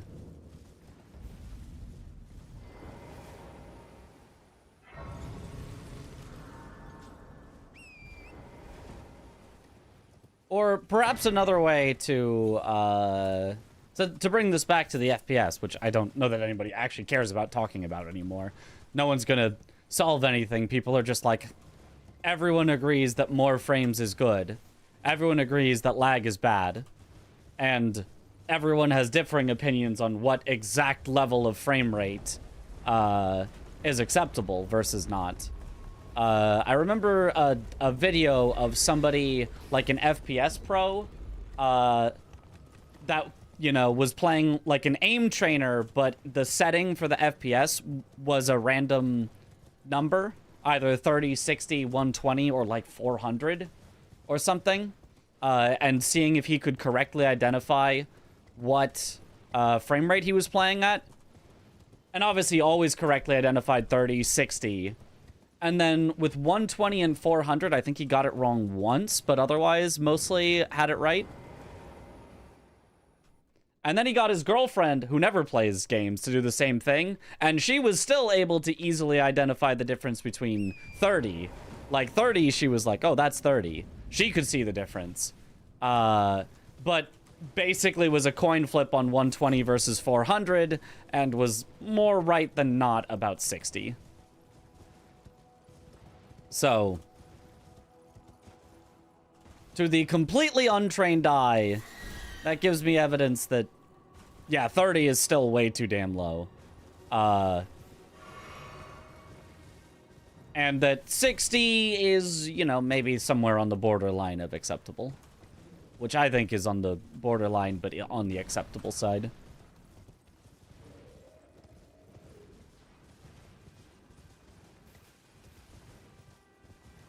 Would you take jittery 120 or smooth 60? I guess it would depend on how jittery the 120 is. If it's actually, like, noticeably jittery, then yeah, I'd much rather take smooth 60. But if you're saying, like, jittery, like, oh, it fluctuates between 110 and, you know, 130, it's like, okay, whatever. It's still always, you know, high enough, it's gonna be fine. But if it's like, oh, sometimes our frames are just entirely skipped, it's like, yeah, no thanks.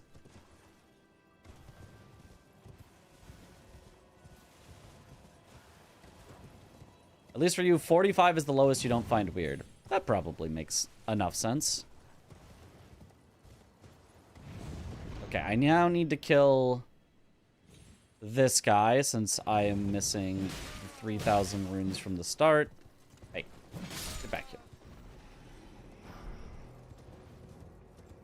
Should have grabbed the other runes instead, but I forgot that I was doing a backup for not getting Scion.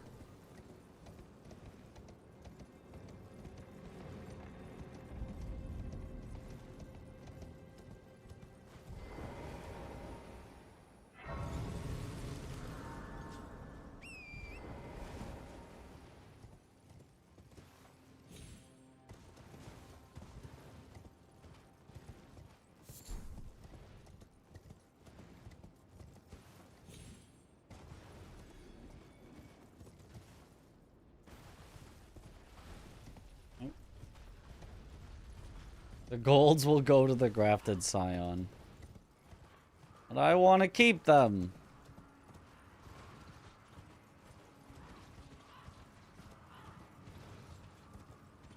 After all, why shouldn't I keep it?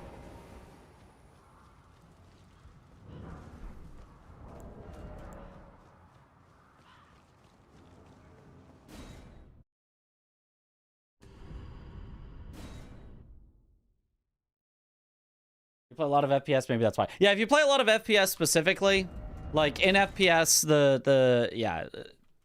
there's a race to get the highest frame rates possible because like everything is so fraction of a fraction of a fraction of a second that you're over the enemy's head is when you need to shoot and like.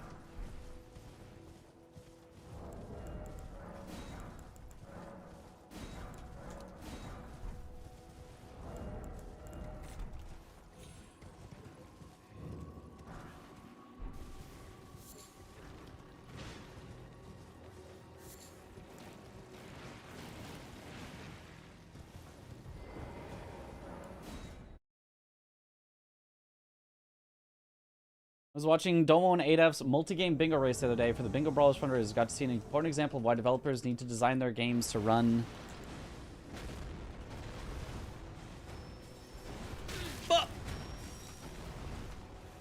It's not great.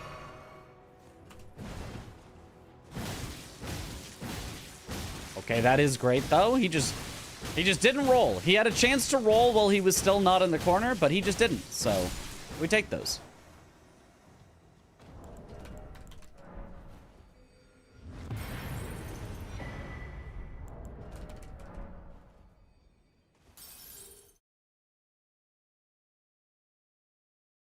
Agnes Carlson over there, yep. Design their games to run at a variety of frame rates, or at least negatively limit them to acceptable ones. They both glitched out on the cart at the beginning of Skyrim. That's a classic. That's a classic glitch. Yeah. But I mean, yeah, like, games should...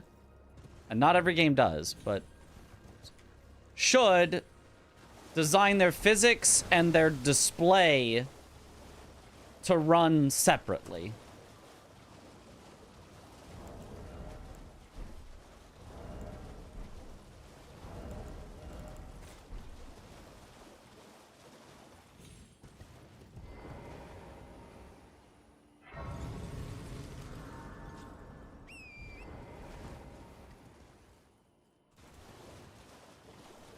That way, you don't run into any frame-related bugs.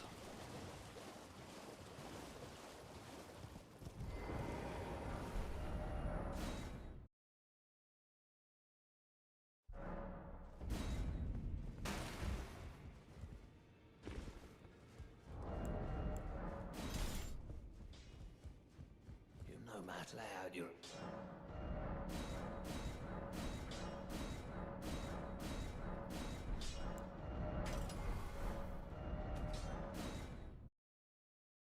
This engine thing, not all studios have the luxury to develop their own.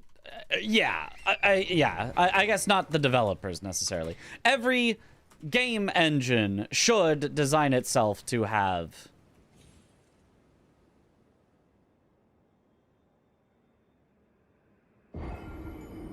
their physics not tied to their frame rate.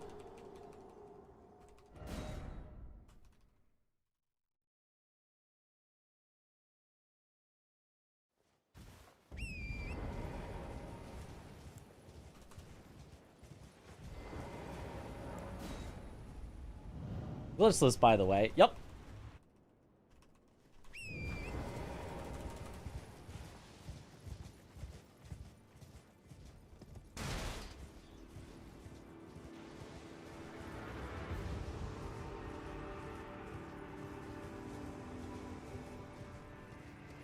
Is allowed in the glitchless rules, so...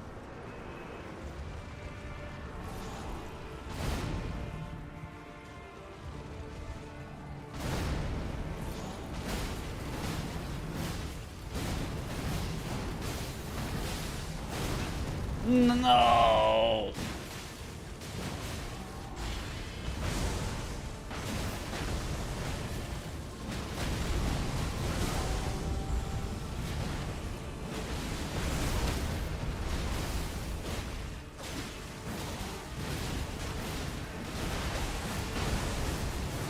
Yeah. Nothing I could really do to salvage that once that attack hit me. Couldn't get the one cycle. Oh well.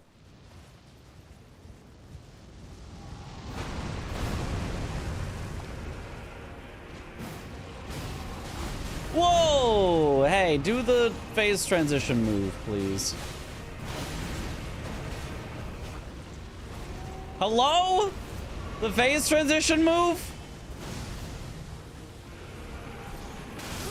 Yeah, alright, that's...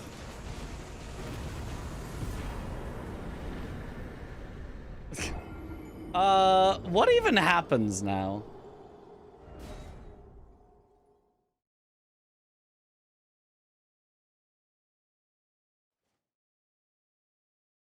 And then it, like, tried to play the cutscene. Wait, it is playing the cutscene. And now it's loading. What is happening? A red mark was made on the map. Cool. What the hell? Where did it put me?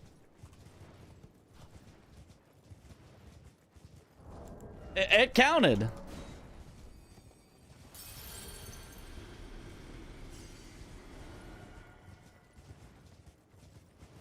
Perfect, just as planned.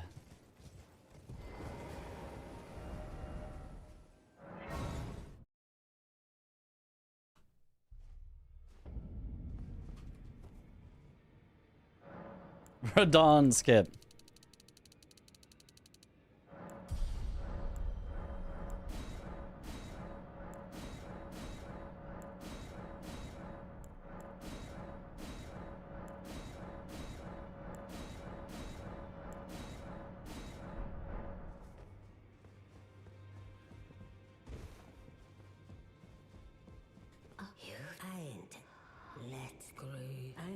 Until it will tragic across the far, but the Kurso brave seek to become lethal.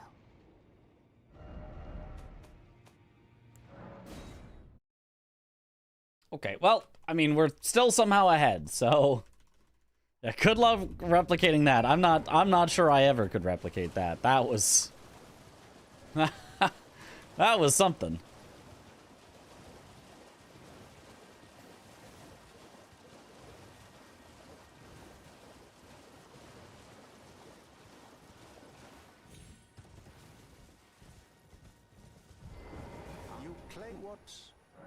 My doubt. Words are truly. I believe even that's the.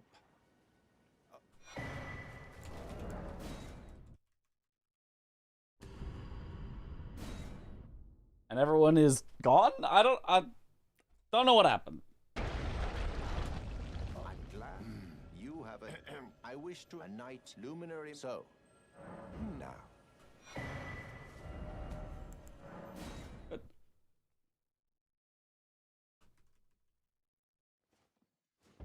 Okay, I'm gonna try something. This is an experiment. If we end up losing a bunch of time because of it, it is what it is.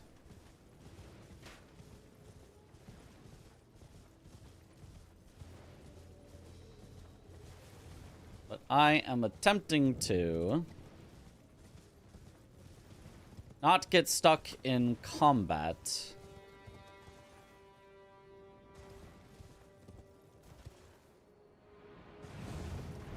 When collecting our prize from Irina.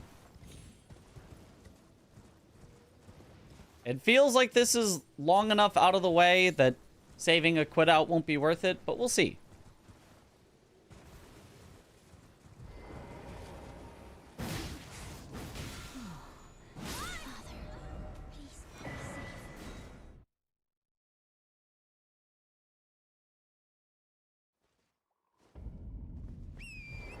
No, that's we're just collecting a material for Vare. Nothing nefarious there.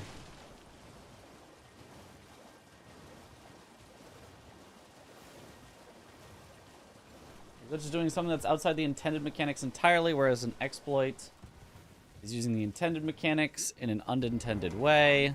And with this, a knight now. Dawn's Sake America is an exploit. You're exploiting.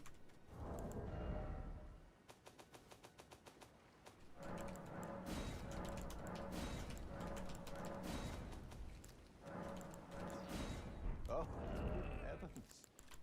Clench your teeth or something. Which is what you have. Oh.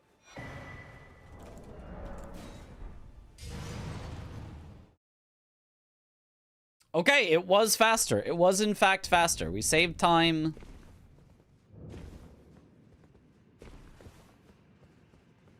Going that way to Irina. So, worth it. Oh, I forgot to check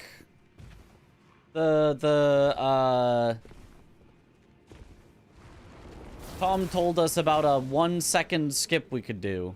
I also forgot to route possible fire pots. Nobody reminded me! Okay, remind me. And there was a third thing. I don't remember what the third thing was. Any reminders? On the 3 or maybe even more, maybe it was 4 things I was supposed to remember from last? I did not, yeah.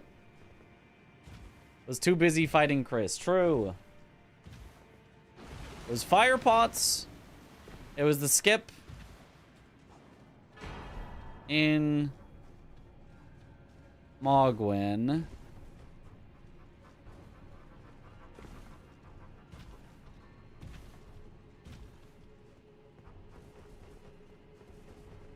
Skipper.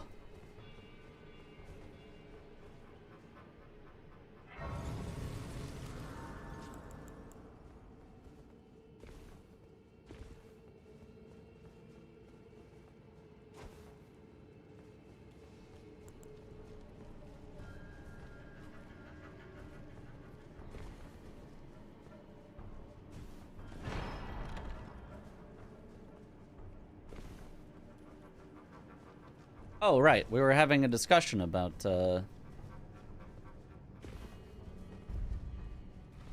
glitches versus exploits. Yeah. I mean, the line versus glitch and exploit and whatever is technically arbitrary and or subjective, but, for the purposes of speedrunning, if it's something that is...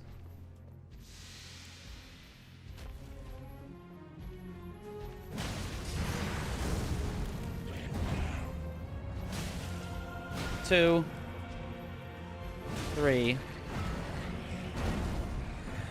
4, 5. Ooh, scary. Like, happens quite normally. 1, 2.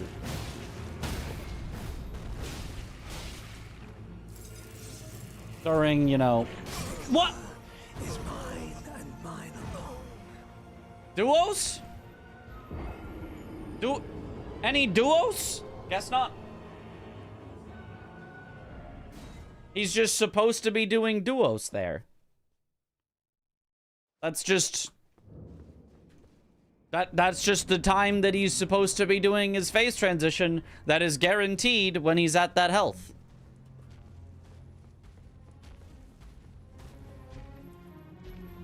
One.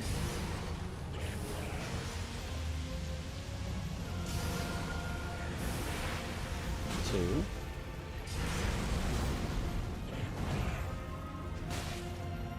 3. 4. 5. 6.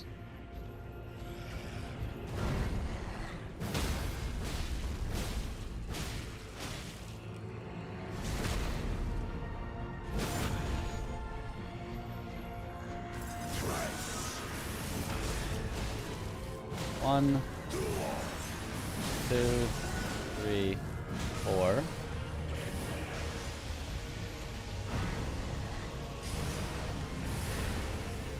5. 6.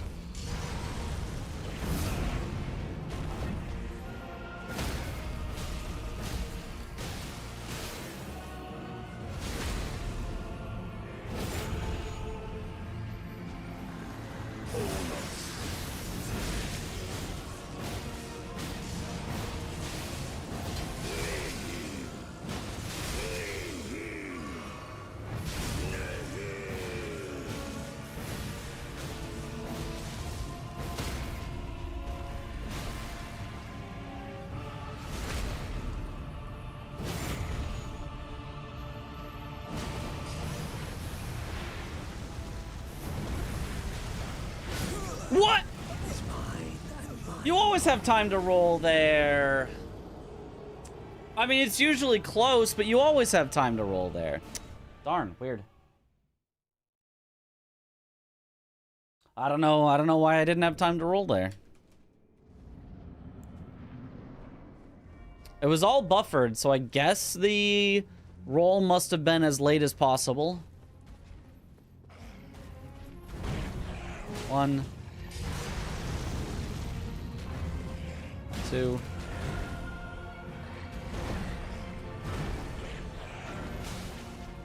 3.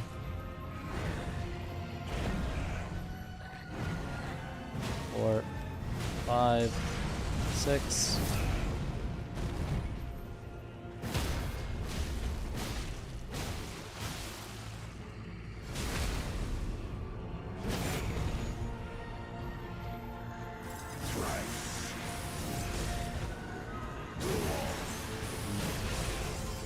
2,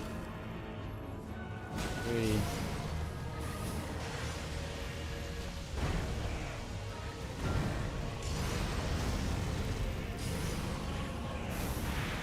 4, 5, 6.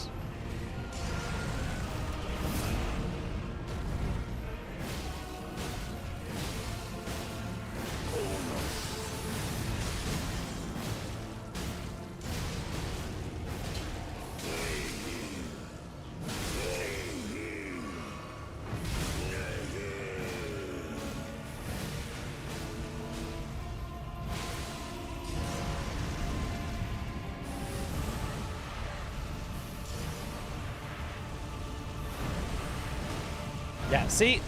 You do have time. I told you.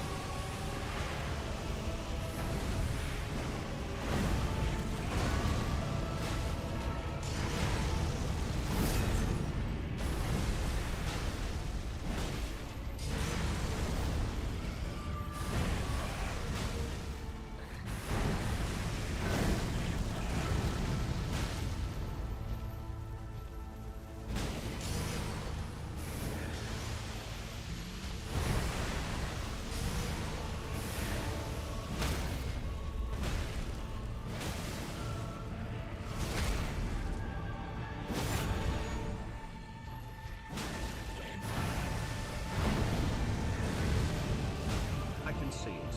As clear as day. The coming of our Mitch Nasty.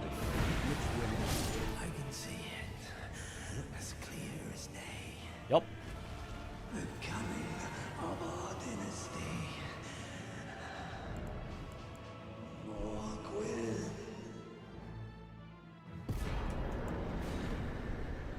Well, well, well. 4 minutes of time loss? Honestly, surprised it was only that much.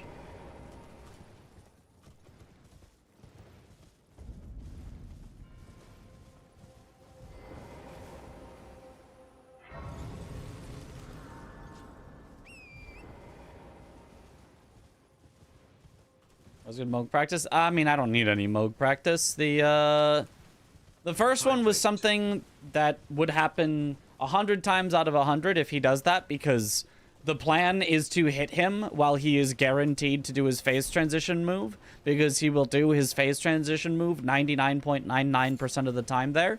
So I'm not worried about the 0.01% of the time where he bugs out and doesn't do his scripted move. And then the second one, I mean, it also, you could see in the second one, it always, you do have time to get the hit in there. And he also never gets a chance to do that if the first thing had not happened. If the first death had not happened, the second death could not possibly have happened. Bad time for a hydrate, whatever. Only fine. You have now. to become the asthma. So, not worried about a 0.01% chance for the run to lose time.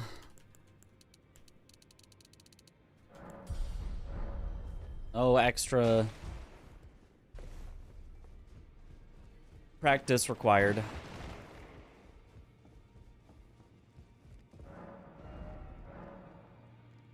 Mitch, do you know the name Marika backwards is a Irem and in Japanese it doesn't mean anything? Oh. Wow. It's my favorite part of this run.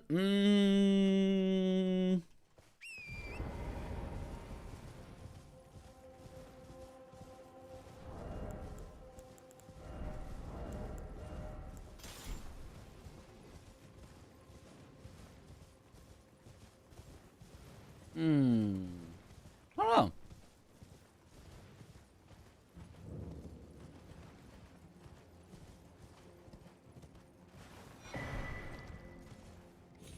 I mean, probably Midra.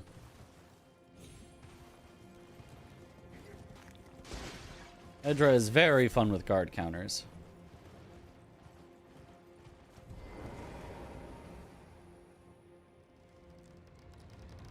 A man, a plan, a canal, Panama.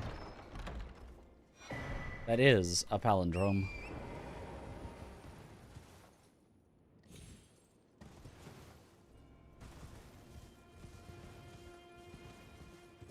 Will I showcase blindfolded putrescent night again? If it gets chosen as a donation incentive, I will. But that is still for the games committee to decide.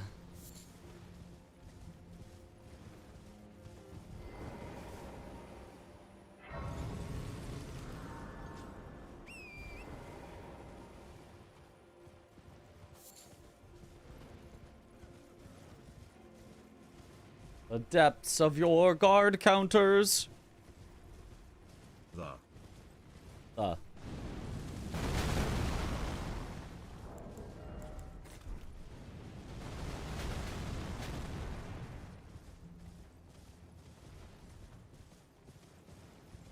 Did you get the Switch version of the game? I think there is one. Not yet, there isn't.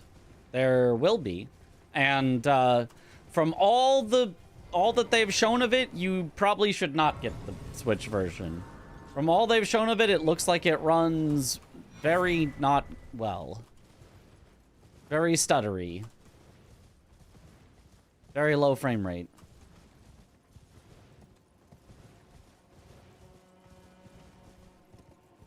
But, I mean, if you just want to play it on the go and you're like, well, I'm okay with having a less good version, I just want to play it on the go, then yeah. If you want it as a home experience, as your first Elden Ring experience, yeah, get it on anything other than the Switch.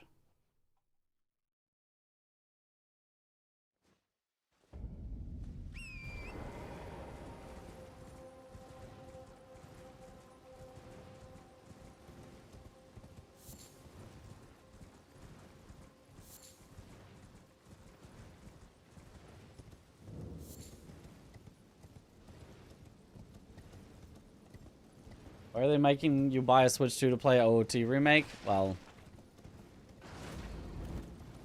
you know why.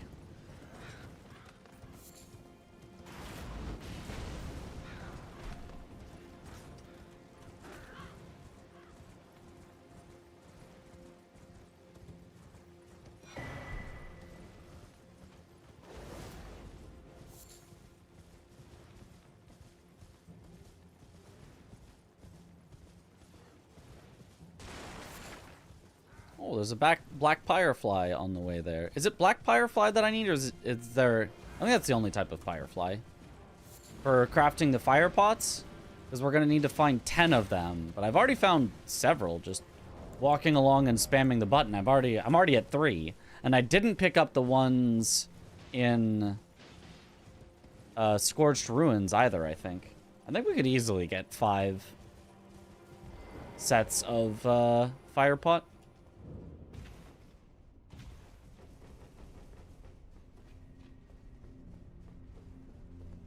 Steam Deck was a pretty good experience. Yeah, but the Steam Deck is more powerful than the Switch 2, I'm pretty sure.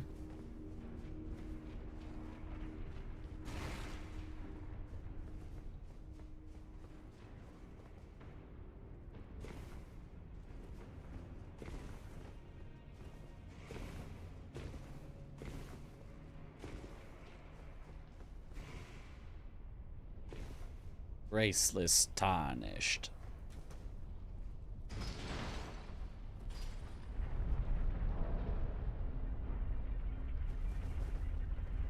PC for mods alone, to be honest. I mean, yeah, you will always have the best overall experience on PC for a game.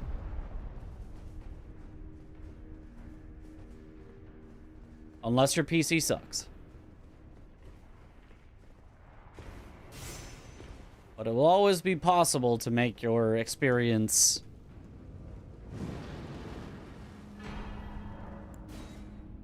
better on PC. If you're willing to, you know,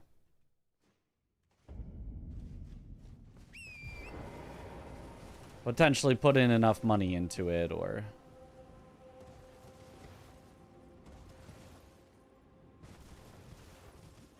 whatever else needs be done.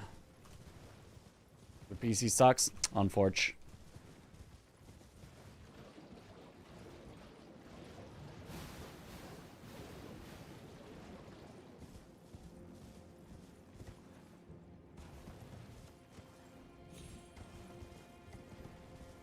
I mean, yeah, mods alone are like a really nice reason to have a PC version. Depends on the game. I mean, some games you're not gonna play mods, so it doesn't really matter that much. Okay, that was a very weird hi. That just sounded like someone breathing in my ear.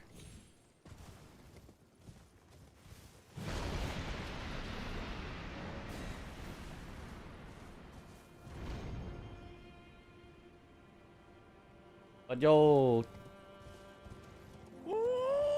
Molodoy, Zombie, thank you for the sub. Welcome back to the bunch. Enjoy the emotes.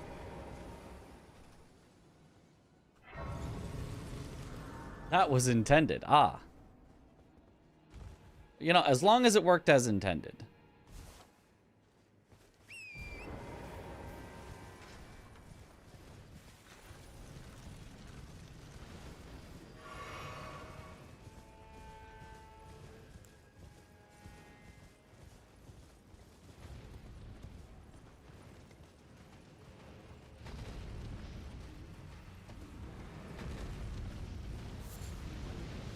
SGDQ 3 has mods on console, it's no witchcraft. We know we won't get mod support on a global scale on consoles. Yeah.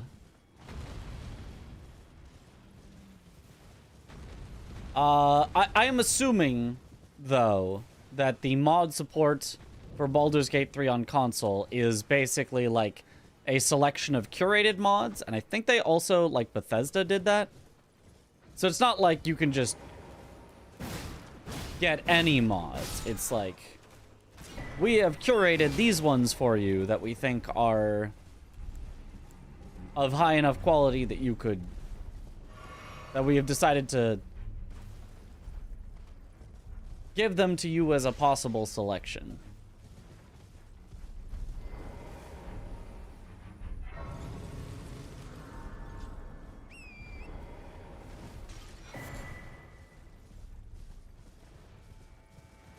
Which is still a whole lot better than nothing.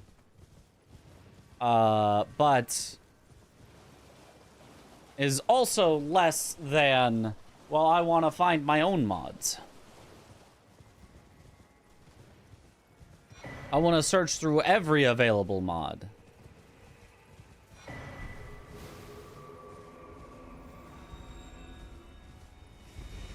Bethesda did that for Fallout 4, broke the game even worse.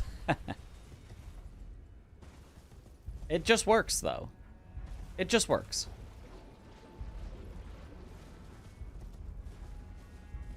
Some restrictions on what you can do, but pretty sure the Baldur's Gate 3 mods are very open. Okay.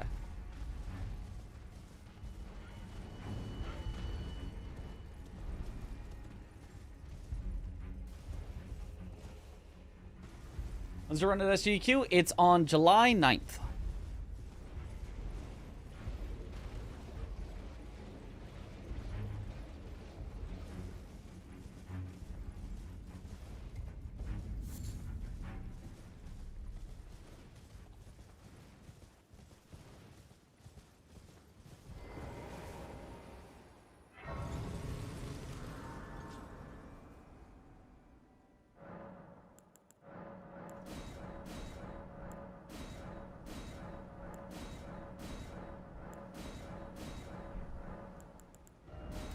So I don't forget it later.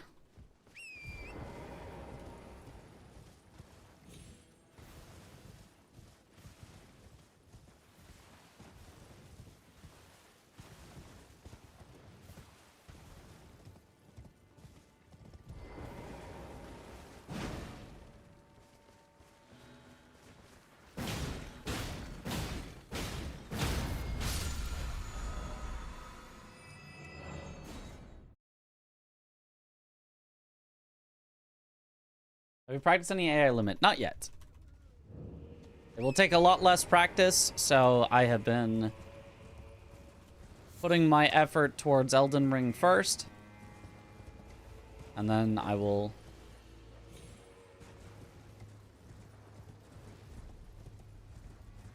Also, it doesn't require coordination, so I could practice for 7 days straight of AI limit and get full practice, whereas if I practiced 7 days straight of the, you know, all bosses 4 players, I still wouldn't have everything down because I would need to wait for days where Aggie, Josh, and Chris are available because we need to also work on our teamwork.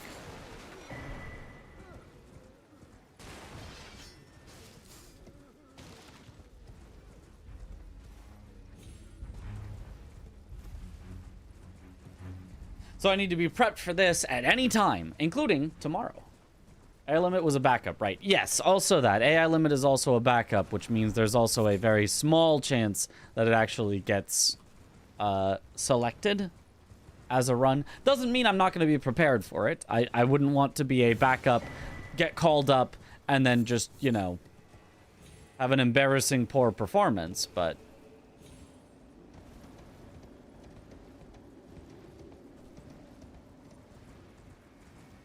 If there's one that I'm going to have at a, you know, 10 out of 10 consistency, it's going to be Elden Ring. And if there's one that I'm okay with being like an 8 out of 10 consistency, that would be AI limit. That would be AI limit, just because it's less likely that it's going to... And it still needs to be an 8 out of 10 consistency, right?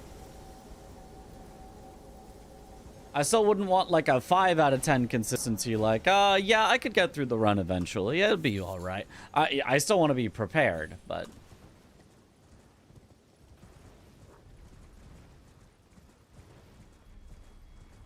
Being embarrassed live on stage in front of thousands of people is fun. So much fun. You should do it. All the time. What does AI limit actually mean in Elden Ring terms? It's a different game. That's a different game. That's not Elden Ring. It's another Souls-like game.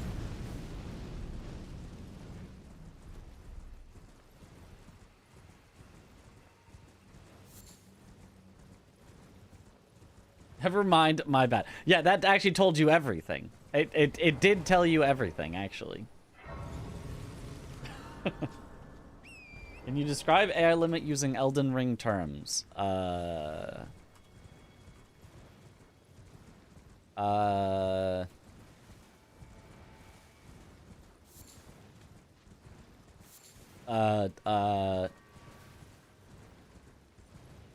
Tarnished... Poison Swamp,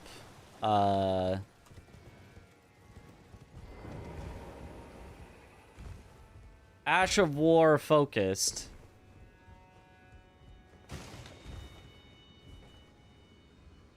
Lifesteal FP. If you know that combination of words might kind of make sense.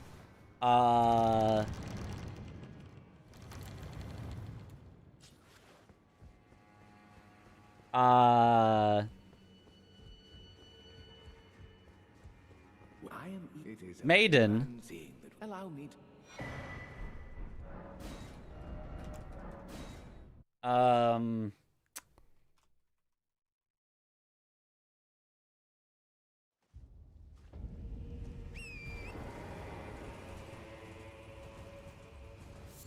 Infinite stamina tier. I don't remember the name of it, so it's, you know.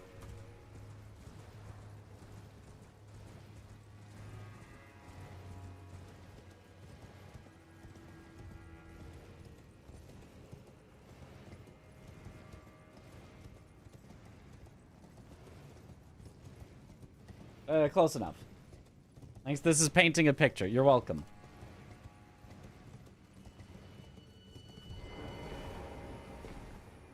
And one more non-Elden Ring term, but is really super necessary. Mud balls. That's very important to understanding AI limit. Mud balls.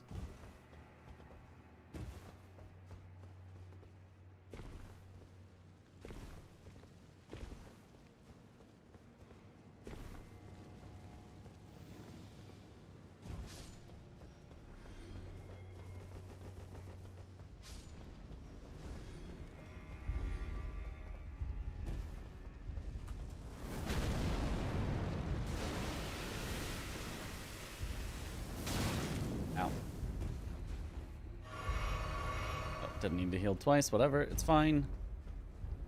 I forgot my health is so low that a single heal will just top me off. This is about a 4-player run. Is it a race? Seamless co-op? It is not those. Oh, this is the last. Distract.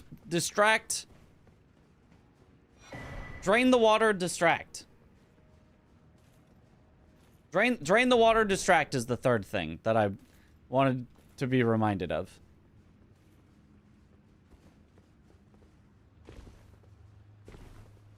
It's a cooperative run to get every boss dead.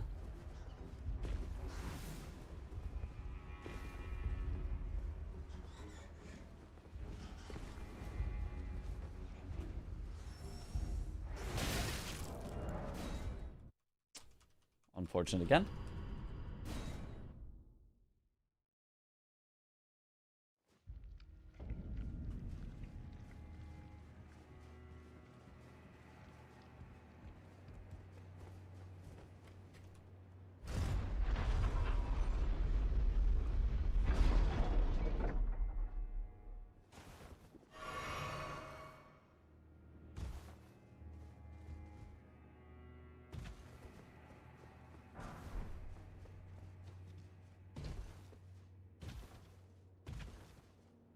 Yeah, we do not prep a door for Iris of Occultation. No.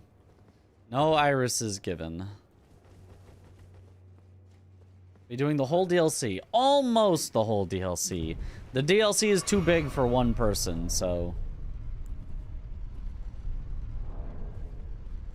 I will be doing like 80% of the DLC.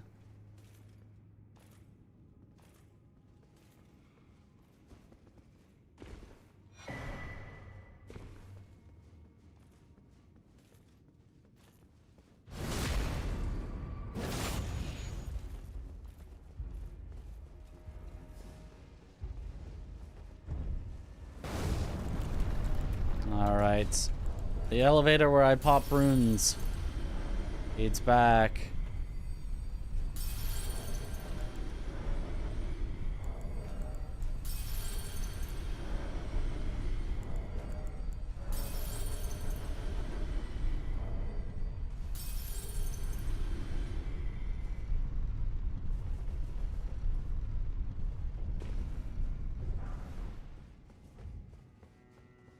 Yes, enter the game DLC from the main game. It's not modified. There are no mods on the game at all. It is just a normal Elden Ring.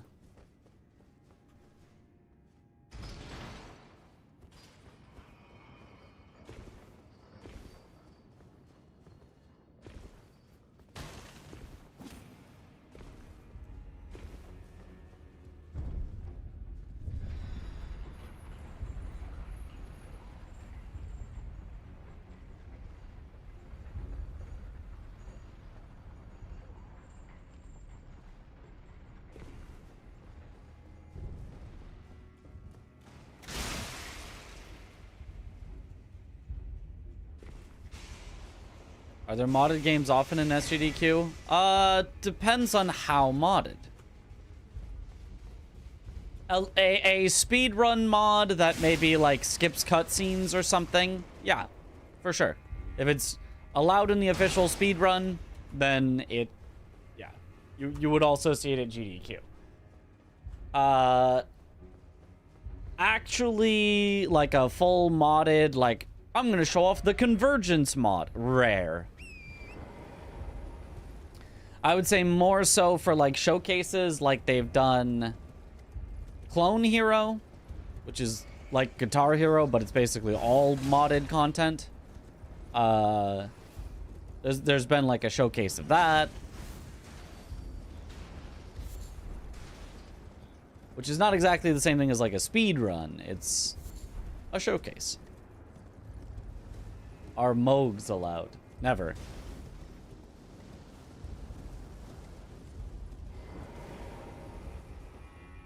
What about randomizers? Very rare. Rarer than it seems like it should be. It doesn't seem like they accept many randomizers each year.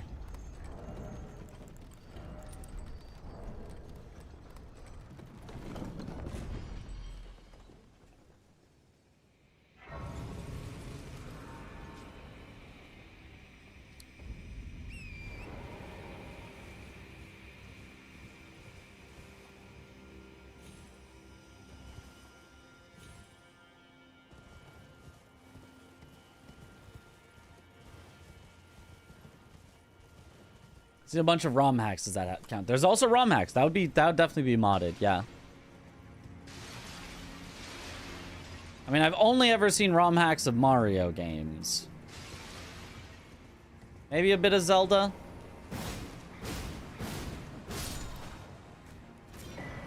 Those are also the games that I have most often seen randomizers with. Is like Zelda and like Metroid and stuff.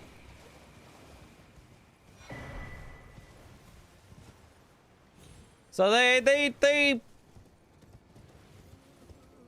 I don't know, maybe make an exception for like Zeldas and stuff, you know, because it's Zelda. Or Mario or Metroid or... And outside of that, I don't think I see very much almost at all. That could also just be nobody submits them, and so it's like, GDQ is like, not our fault, it's just not popular, you know, not popularly submitted in other games. Or it could be that, you know, they generally like to keep it to regular speedruns, except for games they've shown so many times, they're like, we want something different now.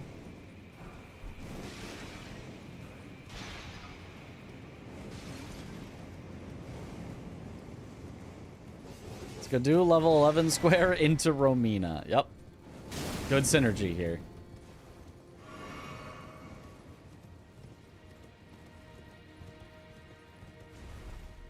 Was there ever a Resident Evil randomizer on GDQ? Not that I can recall. Your tree running line seems so trivial now. I remember how precise everyone thought it was. Yeah.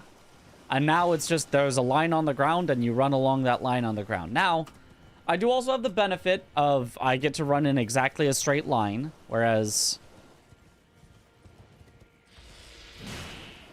if you were on controller, just knowing that it's along that line doesn't exactly guarantee that you're going to hit it, but with a little bit of practice, I'm sure people could get it very consistent still.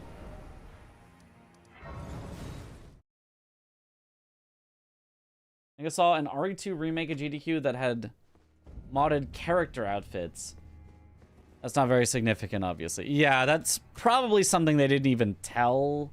Well, yeah, modified character outfits, that does happen in GDQ. And in fact, sometimes it's like, hey, we got this specific character outfit just for GDQ. It's got the GDQ logo on it. It's got the GDQ colors. And, you know, that does happen for sure. But yeah, that's different than modified gameplay. That's different than a modified submission. You know what I mean? Like,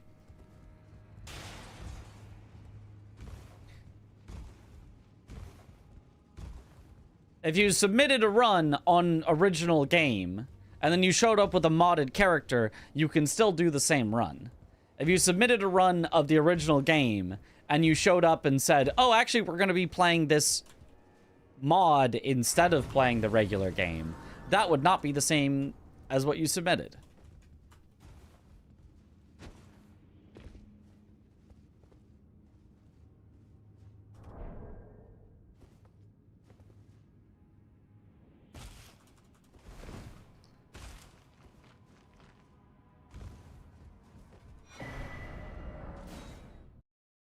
Not bad.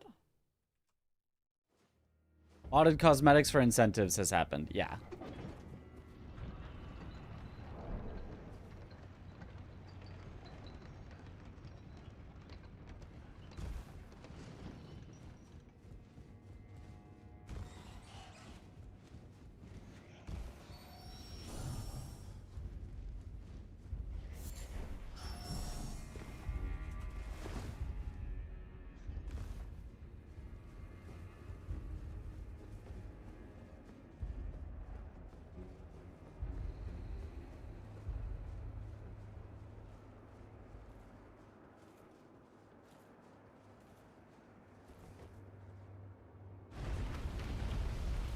Saying shirtless Leon is accepted in GDQ. You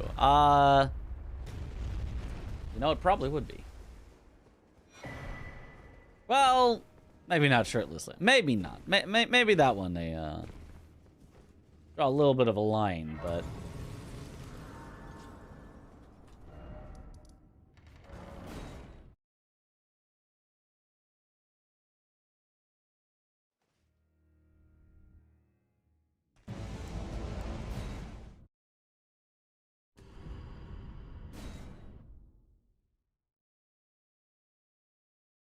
not even allowed here. This is so sad.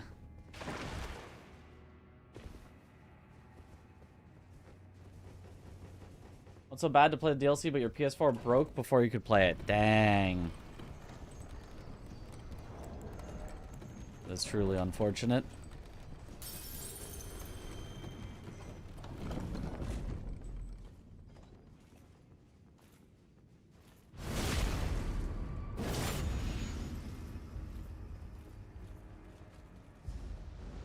Just gotta activate my Blade of Mercy real quick while running through here.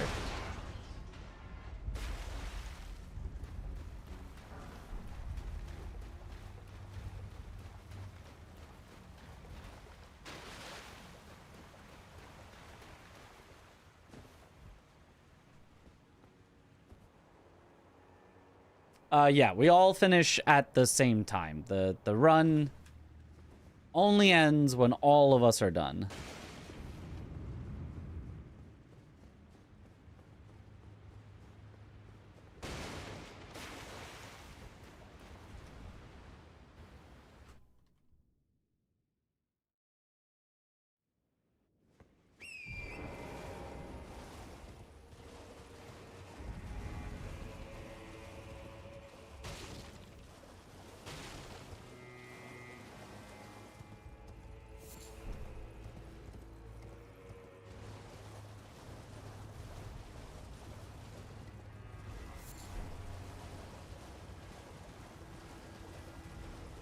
Concept for a run, 3 players, and they'd swap like every hour or so, but the next one on deck wouldn't get to watch one before them, so they'd just get thrust in whatever the last person was when the time hit.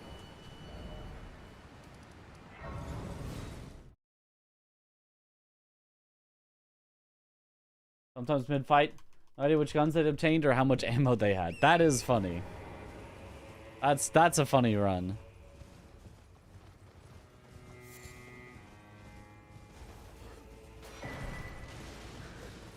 I've seen that exact same thing with a Minecraft speed run.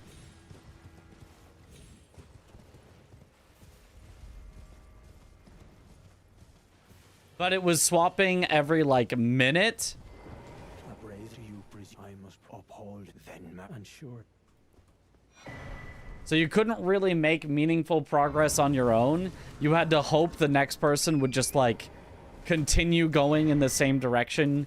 Because, like, in Minecraft, you know, it's completely random. So you can get information about where stuff is, but then getting there would take too long. So, like, okay, I've found where the thing is. I need the next person to hopefully just go in the direction. But then the next person would be like, okay, I gotta find where the thing is. So they'd redo all the steps to find it. And by the time they found it, it's like, okay, time's up. I've made no progress.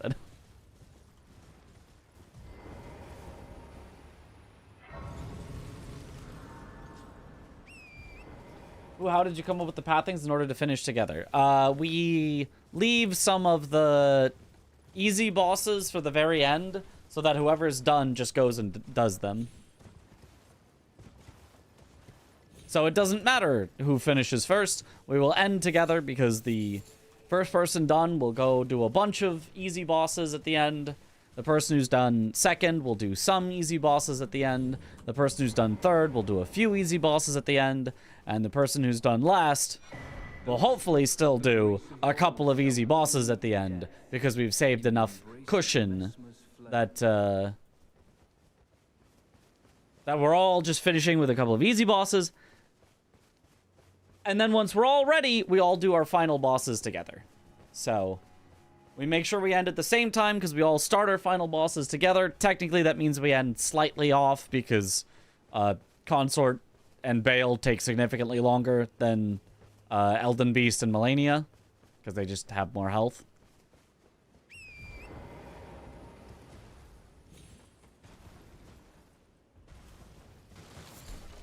But, you know, close enough.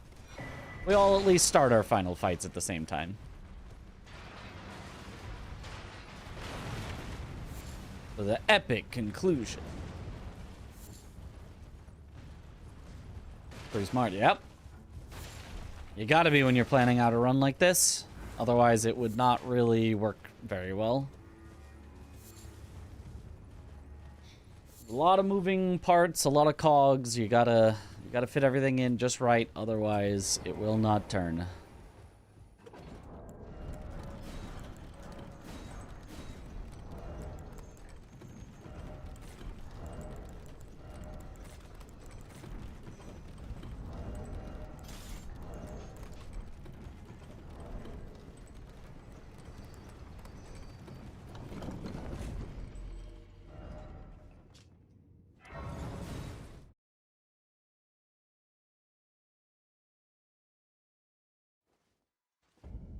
Lots of coggers.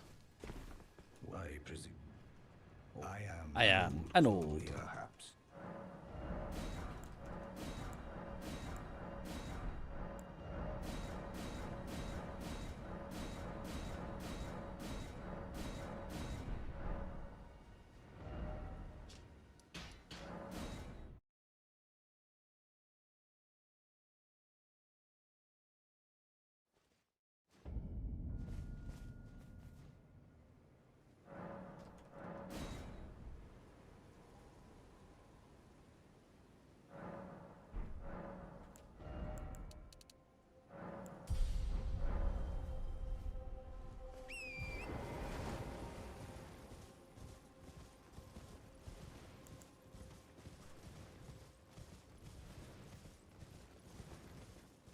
You have a global tracker for the bosses. Yes, the tracker that currently you see above my head, which currently only shows 2 because I haven't killed any DLC bosses, only the 2 bosses to get to the DLC.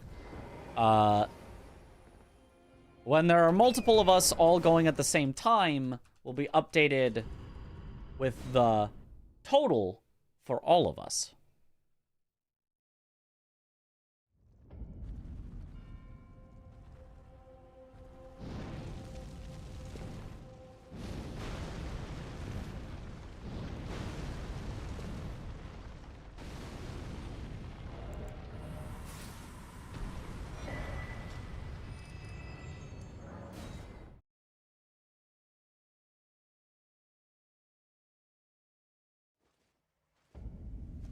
Means, yep.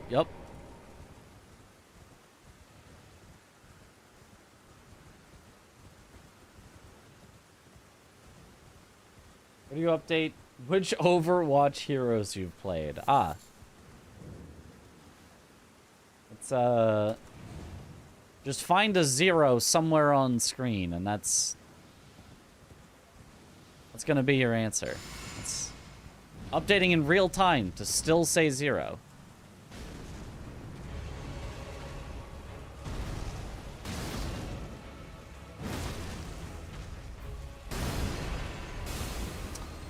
Gosh, that is real unlucky.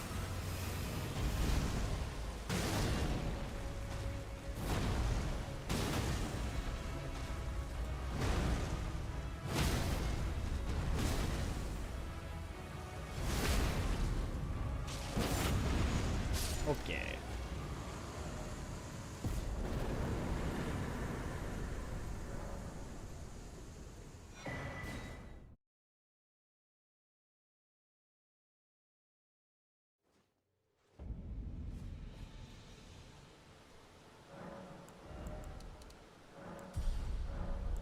That thing gives way more runes than I was expecting it to.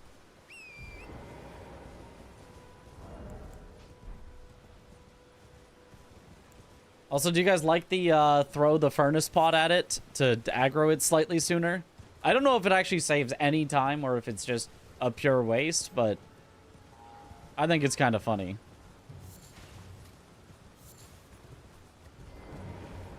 What's the L2 of this weapon? It's basically the same as its charged R2, but takes a bit longer and does a bit less poise damage, so it's not really worthy of too much of a mention.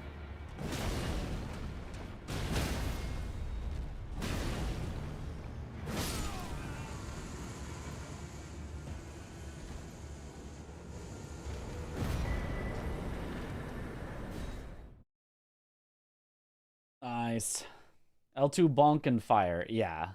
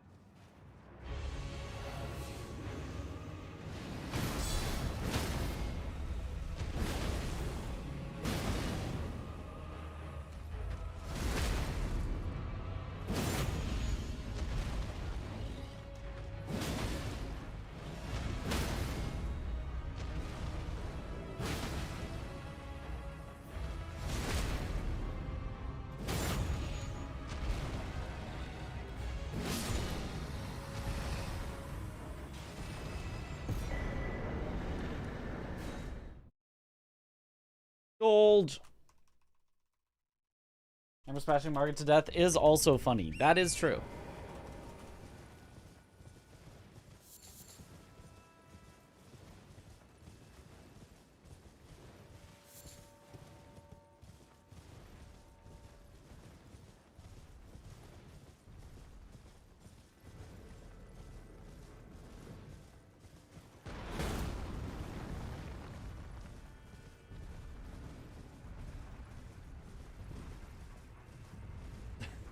Imagine a blacksmith trying to forge his greatest weapon. He just says, I like to think of it more as like he's gonna forge his greatest weapon, but he keeps putting it off and putting it off, and he's like, I'll do it tomorrow.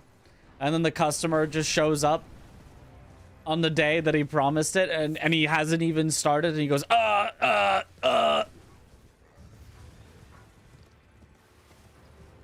Hold on, I'll go to the back and get it. And he looks around, he's like, what could I give? And then he just sees the anvil. Just, this, my greatest weapon. I'm allergic to stream titles. What are we doing today? We're doing, we're actually doing a prop hunt with Deathlink that, is actually also an archipelago. where we're trying to fill out a bingo board.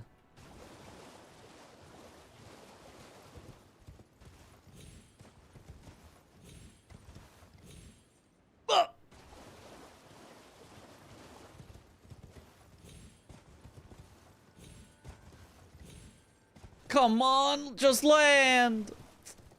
This is so sad. I knew this would happen.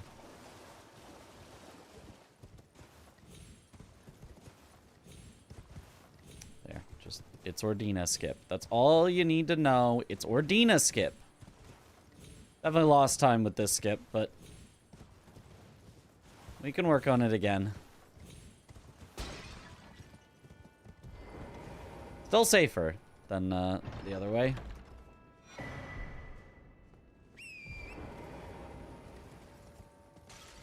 Well, definitely lost the approximate amount of time I could have saved. Like, lost as much time compared to not doing it as the amount of time that I could have saved if I'd hit it first try compared to not doing it.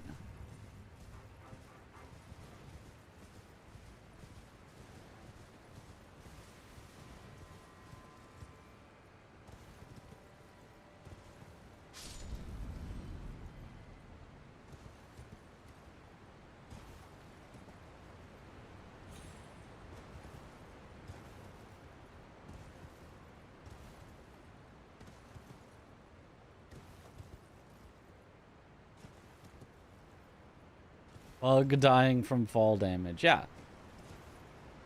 Everyone knows that bugs die from fall damage.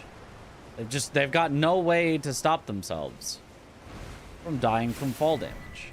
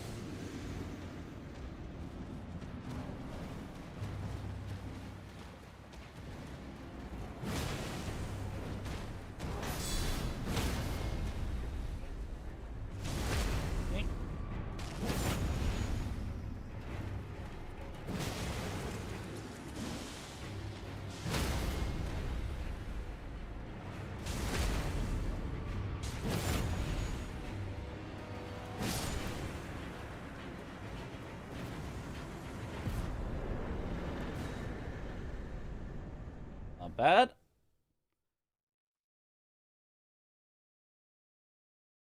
You know, ants can't take fall damage. There's a lot of creatures that can't take fall damage. I mean, I think anything smaller than...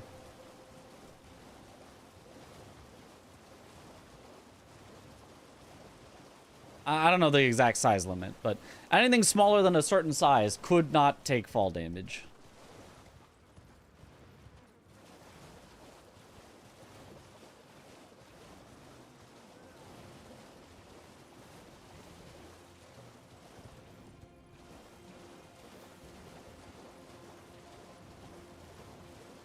And anything bigger than a certain size could not survive fall damage.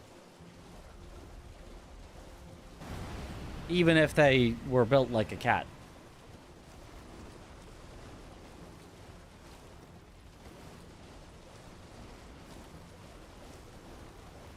Talking IRL, yes.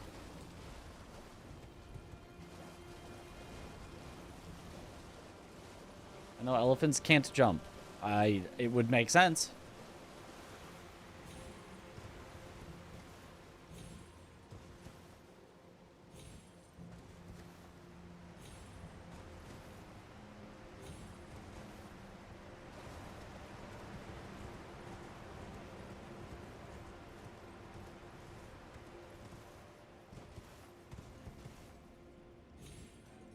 Am I immune to fall damage? Absolutely not.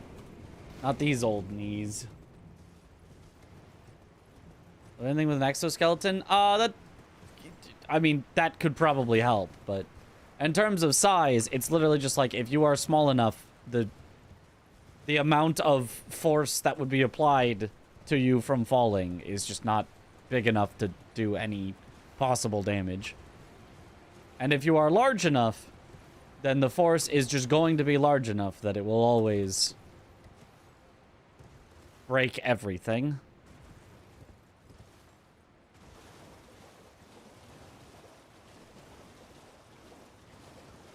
As we're small enough that terminal velocity is not high enough to harm it. Right. Which the smaller you are, the more air resistance affects you as a percentage compared to how much gravity pulls you down. Because your weight increases by the cube of your size, whereas air resistance increases by the square of your size.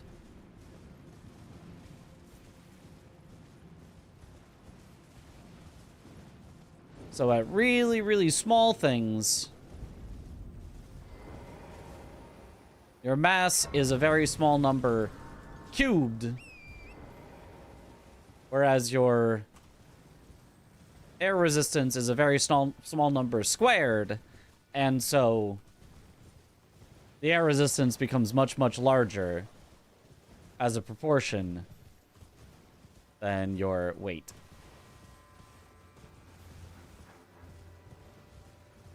And same on the opposite side if you're very, very big. Now all of a sudden your weight is much, much larger than air resistance.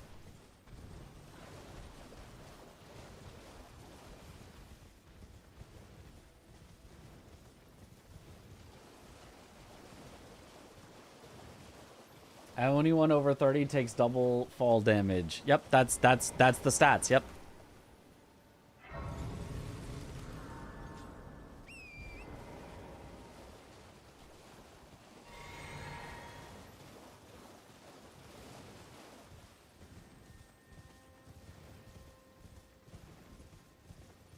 Just miss the ground and you can fly. I mean, if you just keep missing it. Anyone over 30 takes double damage, period. Yeah, that's probably just true.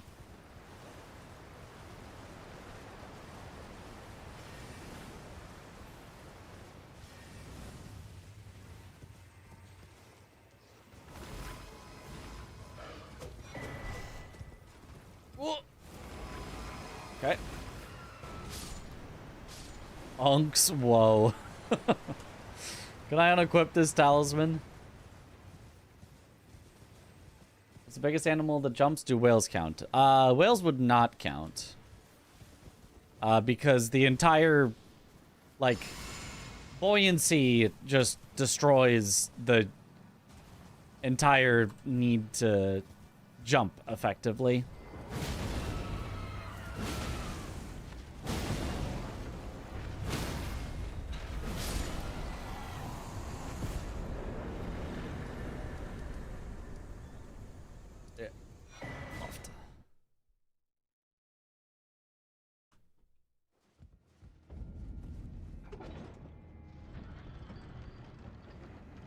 One, two.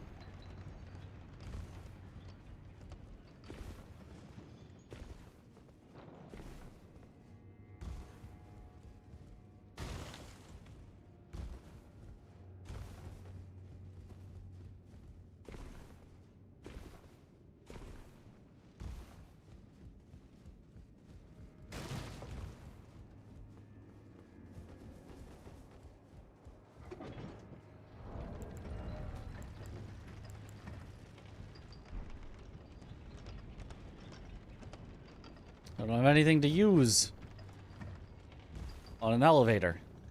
This is so sad.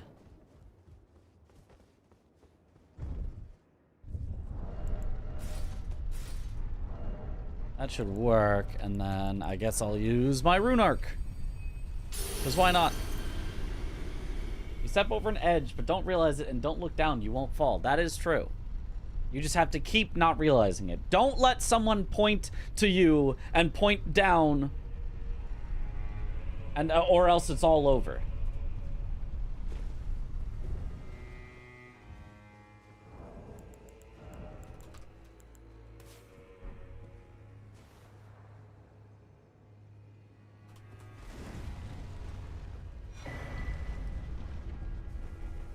Also, don't let the camera pan down. Yeah, do not let the camera pan down.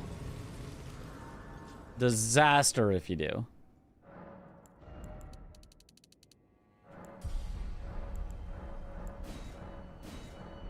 Oh, I've got 2.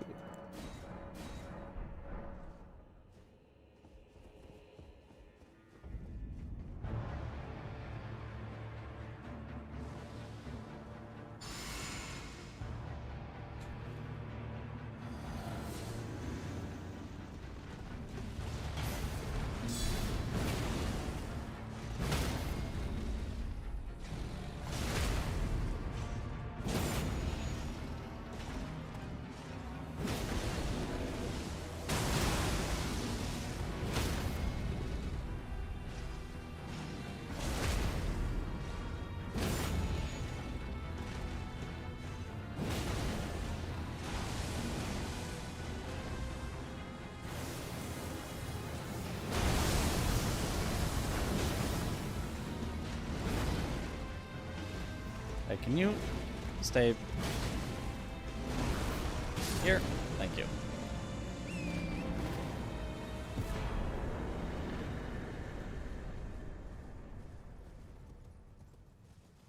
All right. You're at work for 4 hours, just realized you forgot to use the parking meter. Uh-oh.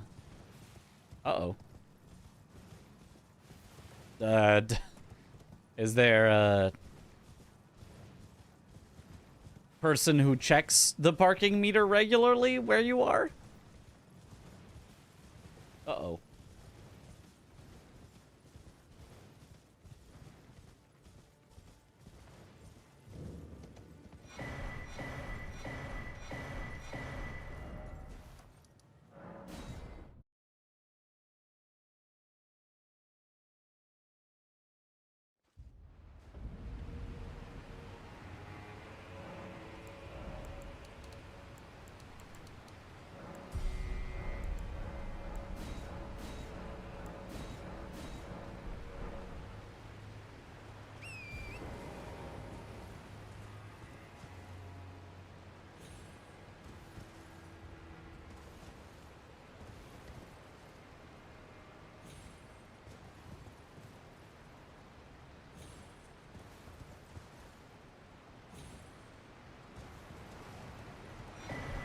Good.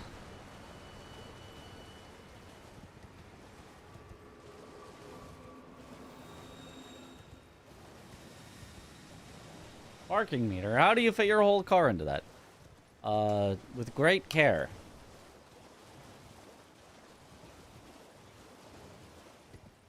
And we're picking up the flowers for crafting Golden Vow. No, we never actually swapped to crafting Golden Vow. We theory crafted it a bit, and it is possible that it would be faster, and does have the cool bonus side effect of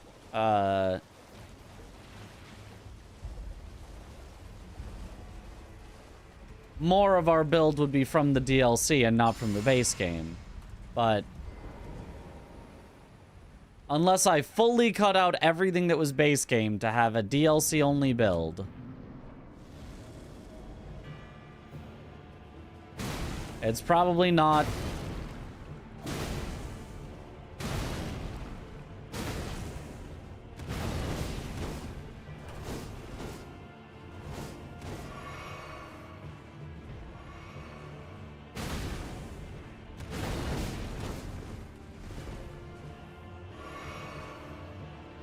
She's being rude. But I've learned how to counter her being rude. Oh. Not that, though.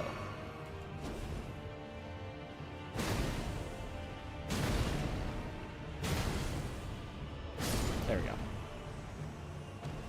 Alright, that works. We'll take that. Most of the time... Although not these last few times. Most of the time... You can,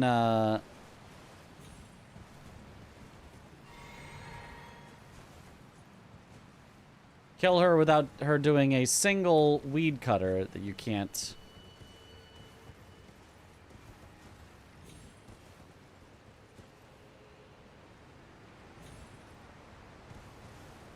Oh, that was interesting. I landed higher up than usual. That's kind of nice.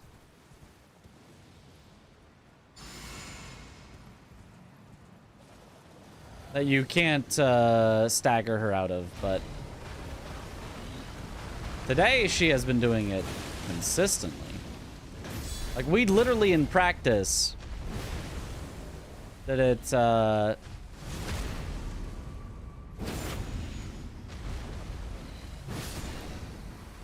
like 10 times in a row where she just didn't do a weed cutter that we couldn't stagger her out of, but now in runs she has done it every single time.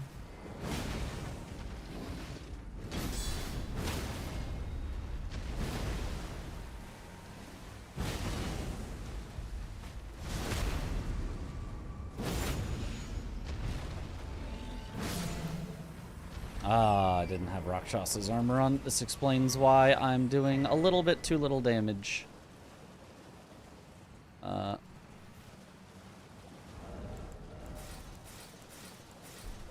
Yeah.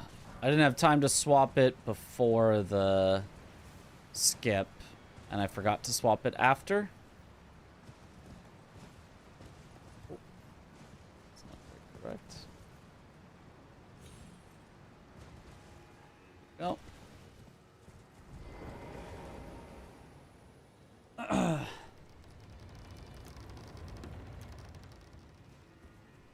If somehow got far as a free parking, I'd be so happy, yeah. I've definitely had, not exactly that, but things like that work out, where it's like, uh-oh, I didn't have, you know, I didn't pay something that... I'm trying to think of an example. But some sort of a, you know, don't risk it, make sure that you...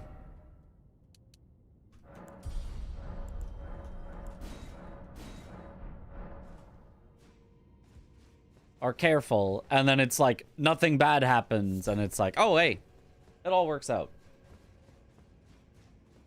I mean, I guess all the time that happens with like things will be like, do you want to insure this product? We'll give you a 2-year warranty, so if anything happens in 2 years, you can take it back. I'm just like, bruh, if your thing breaks in less than 2 years, that would be really bad, because like I'm planning to have this for the next like 5 to 10.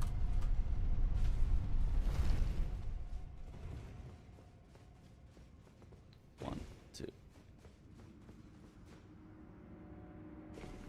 Oh, I almost thought I was gonna miss that. Is the hippo riposte bug? No, it's just where the hitbox is. It's just on both sides of his head. It doesn't seem like it should be on both sides of his head, but there is a riposte box on both sides of the hippo's head.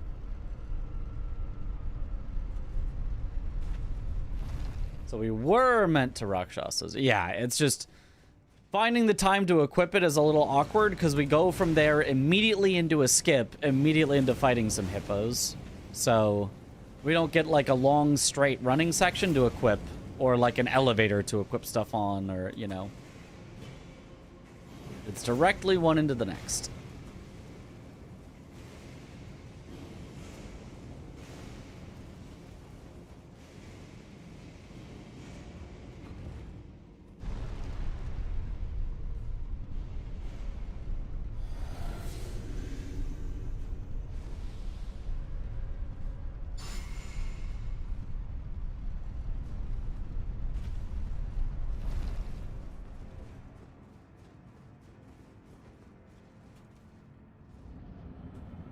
Sweden, you have the right to repairs or replacement if anything would break within 3 years. Oh, just on everything at all times? That's quite nice.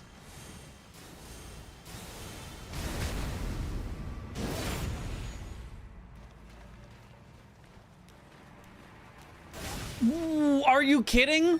What was that? He just like didn't teleport, turned slightly, then decided to teleport. That is cheating.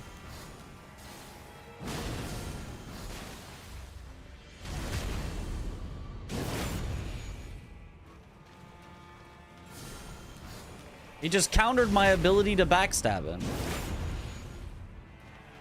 by just turning before teleporting.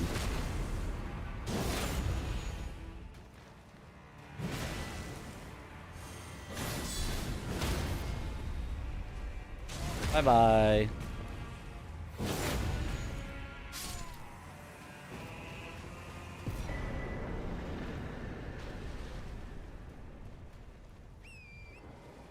Boss is going off script.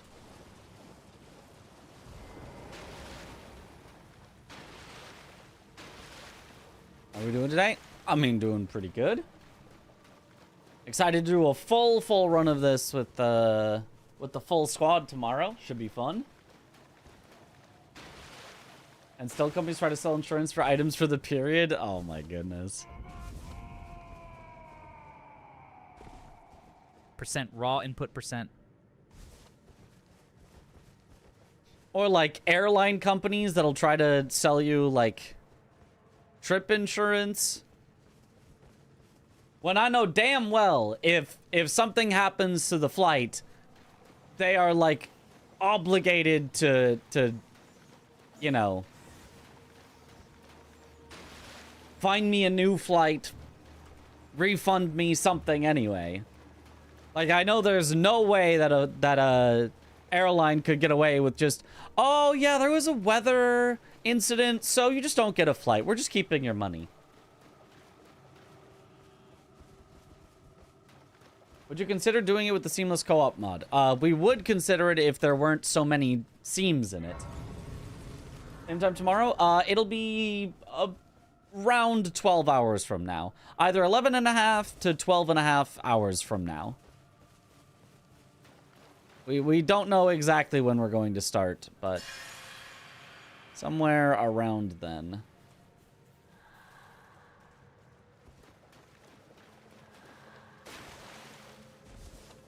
The problem with Seamless is it very frequently breaks if you are not in exactly the same area, and we are not going to be in exactly the same area, so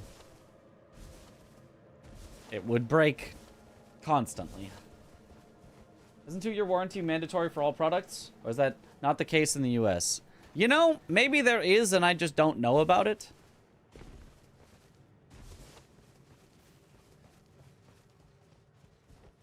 I do know a lot of things will say they have a 2-year warranty. Hey, first try. But I don't know if that's because they are required to have that or if that's a... No, we're the only ones with a 2-year warranty.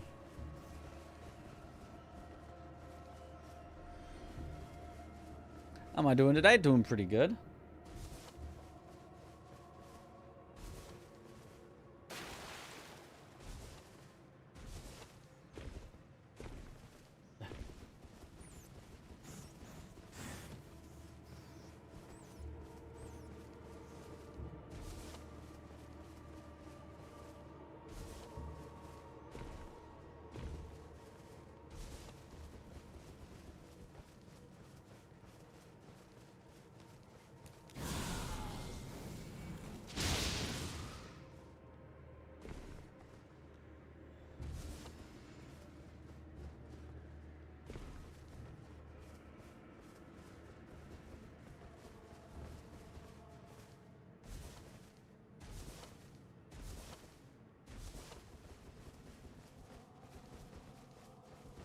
All right. Yeah, I mean, I hope it ends up being, well, I guess if I'm going to be up early for either, I guess I kind of hope it's the earlier time. But I would normally like to sleep in more.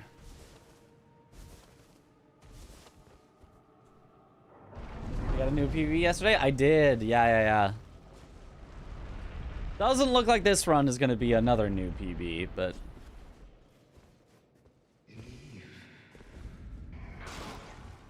Come no closer. This is a bad idea. I should grab that Grace every time. The man's worth.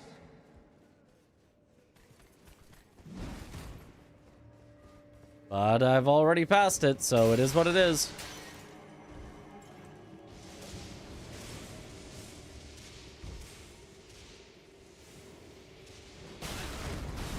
And that is a lot of the reason why I should always grab that Grace.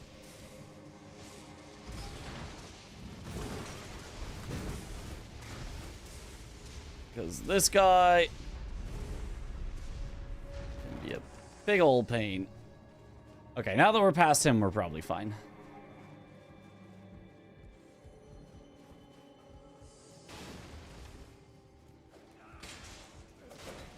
Whew.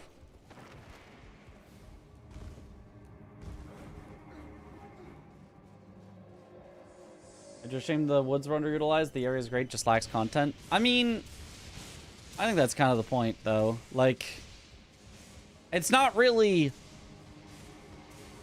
I mean, I know there's a whole genre for this, but I kind of think a game isn't really scary if in the middle of supposed to be frightening and sneaking around, you're like, oh, ooh, piece of candy. Oh, I better sneak by real quickly. Oh, but I do see something shiny over there, actually. What if, yeah, no, let me go get that first, then I'll sneak around. Yeah, actually.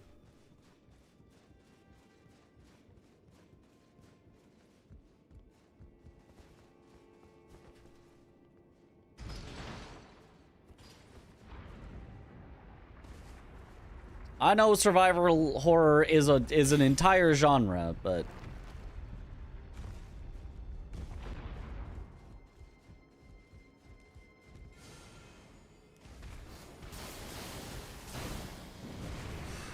ooh, okay.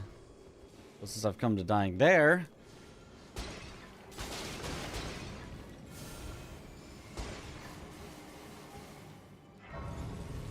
I've enjoyed another couple bosses minimum. Okay, that's just being greedy.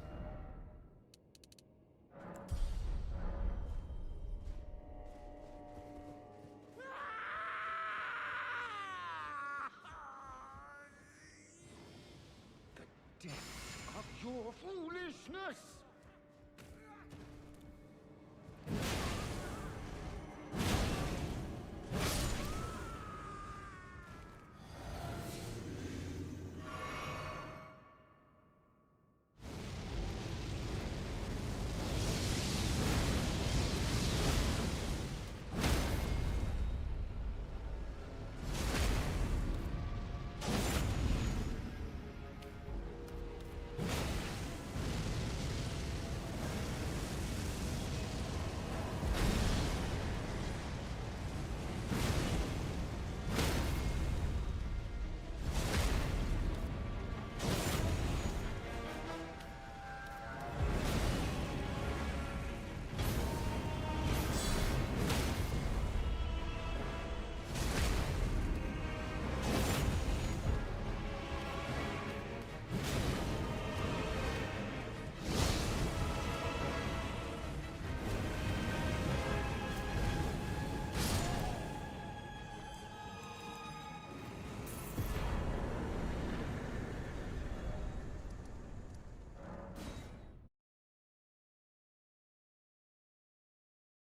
your foolishness. The depths of your foolishness.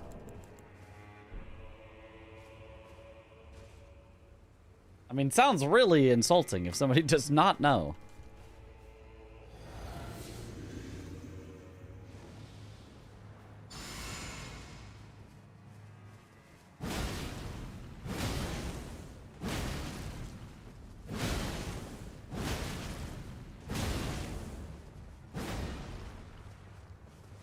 Bonk.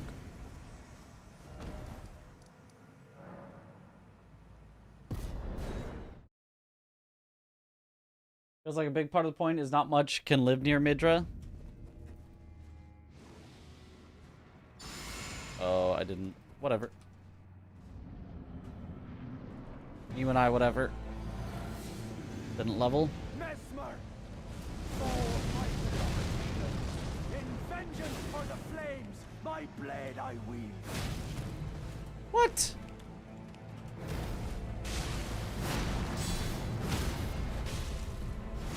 Don't you take my riposte!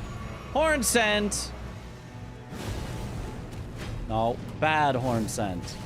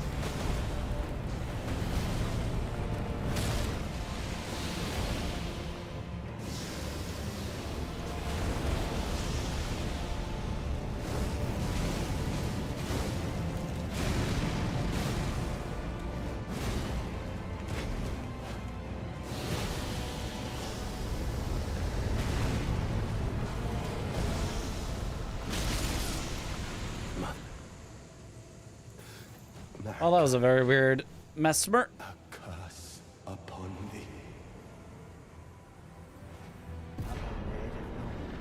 Accursed Mesmer. My clan's suffering. Their pain. All that they felt. Do you understand now? Your ugliness.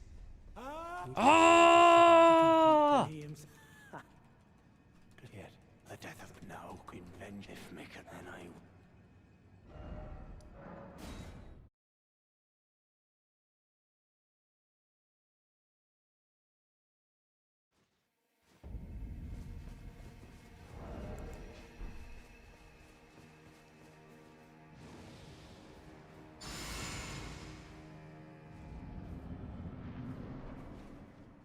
On Midra after beating PCR and Bale in your first playthrough? Yep, that does happen.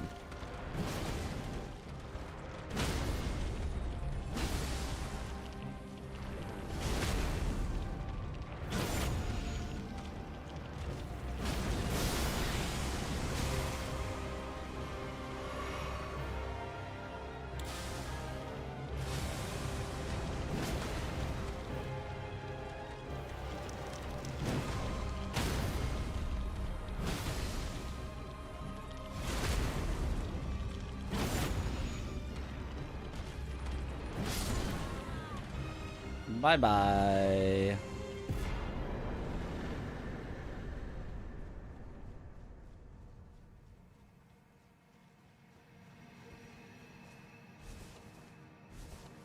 I've enjoyed a more fleshed out woods all. Guess I'm not amongst others who agree. That's fine. I mean, like, I could see, yes, a different woods that had more stuff in it that was different could also have been good. I agree, but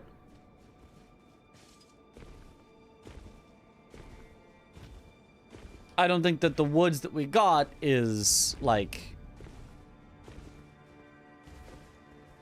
inadequate, if that makes sense. Like, I agree that a big woods with a lot of stuff in it, which, you know, exists generally a lot in the Souls games. There are woods with stuff in them, can be good, but just, yeah. I only mean to push back on the idea that Midra's woods specifically is, like, way too empty and there's nothing in there and it's a disappointment for that type of a thing. I think it works for what it is.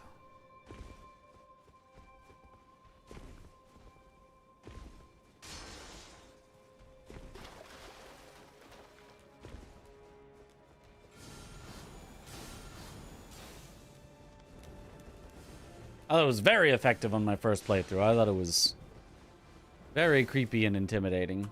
And I was like, damn, Miyazaki got it like that? He can make like, kind of horror.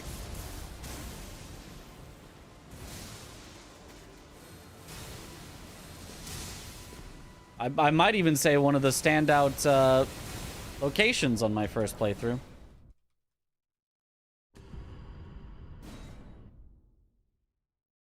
Yo, what up, Morago?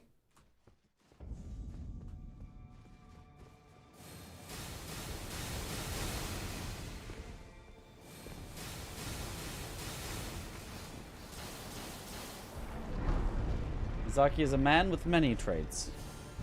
I think it was the whole goal. Right, the whole goal was for it to specifically not be not for it to not be like other zones, but it had a specific purpose, and I think the purpose of being genuinely unnerving was best achieved by it being empty. Is my only point.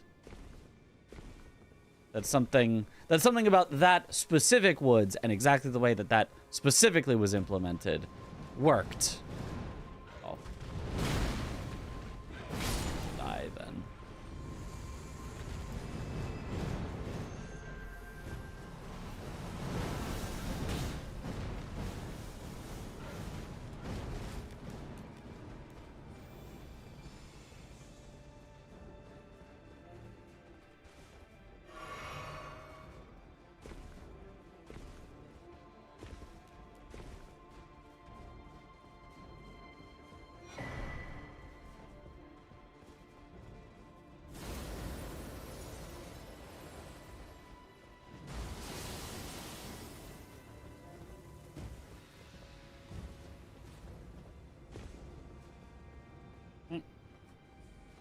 The first message? Yeah, good timeout. It was way better than just another poison swamp. Right. Even if a poison swamp would have had 2 bosses at the end instead of 1, I was very happy with it as yeah, a new experience. If every game from now on just has an empty woods that's meant to unnerve you, maybe I'll get bored of it, but for a first-time empty woods that scares you, that was successful.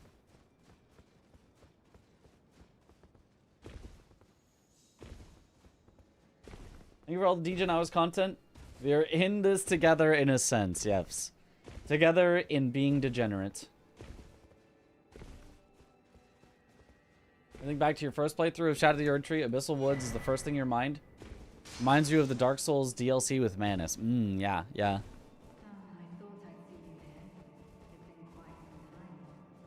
Better than the prison in TS3 with jump scares. True. Like, yeah, the horror of you are sneaking past something is more effective than... I don't really know what's going on. Ah, jump scared.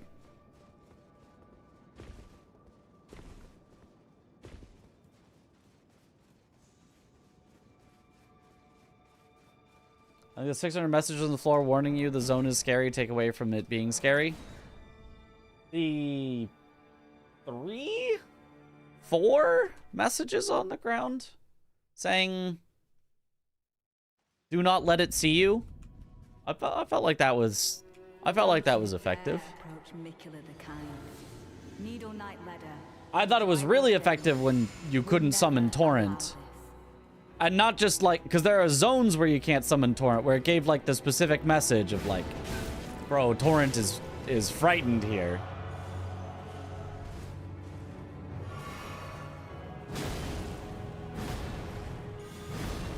Oh, that's...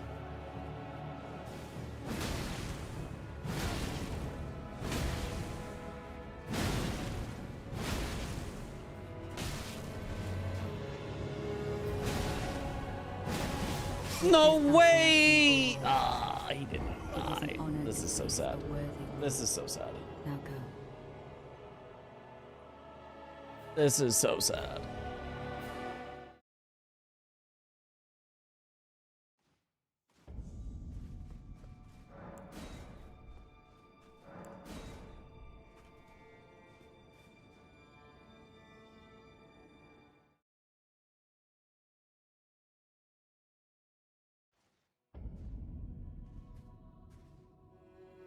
Don't you dare approach Mikula the Kind.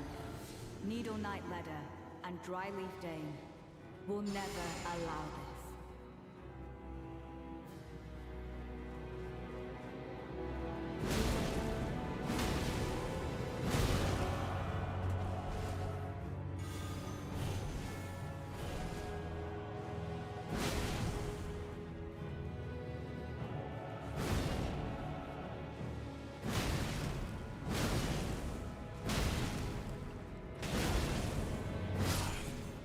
There we go.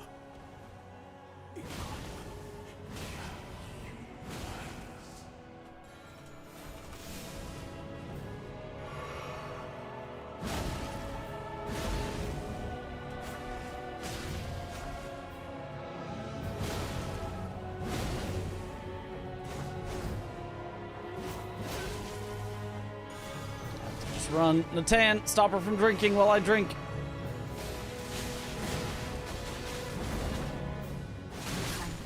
Alright, that works. Good job, Natan.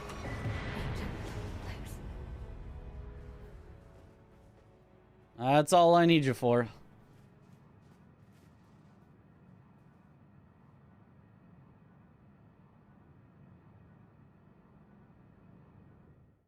Heard the explanation for Torn Sphere was that the madness can actually keep him dead for good. I think that is correct. I think that is lore accurate.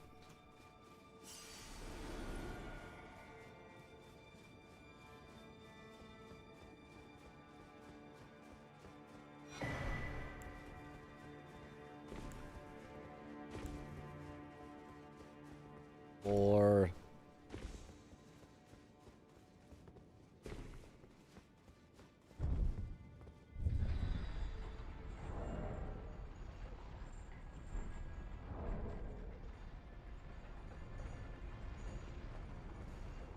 one of the best Elden Ring music tracks right there.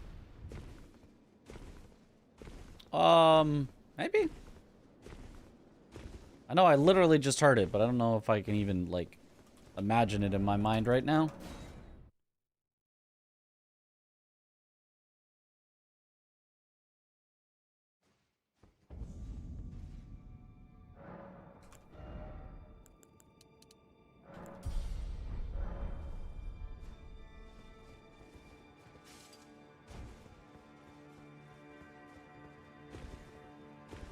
Torrent dies in the Frenzied Flame ending? He does?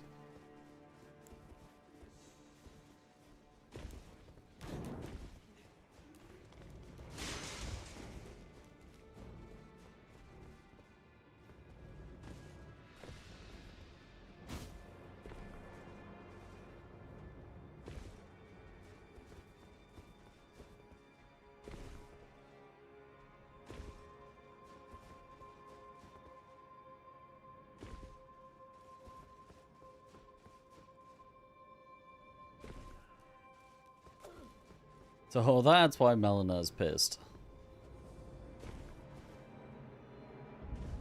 Melina picks up the burned whistle of Torrent. Oh.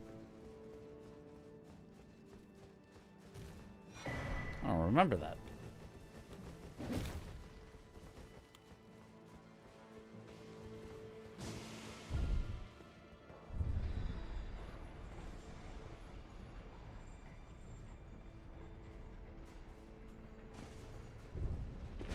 Oh, that's not even close. I'm gonna quit out and try again.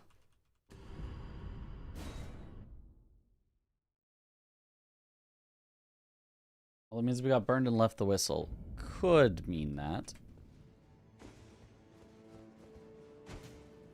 Ah, missed it. Oh well. Rip the runes.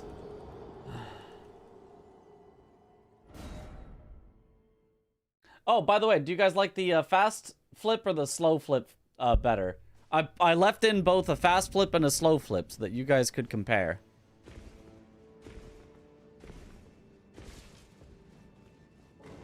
I don't know if anybody was paying attention to the flips, but...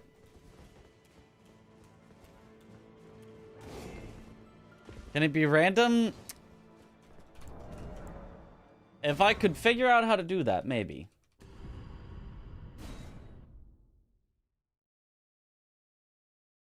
Splort.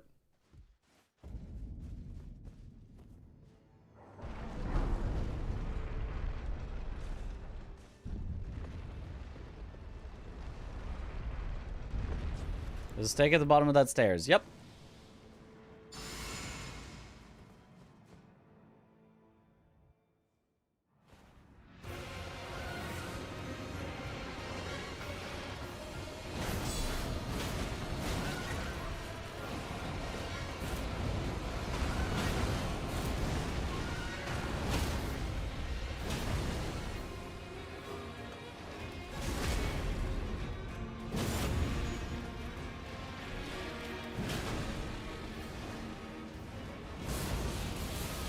Whoa!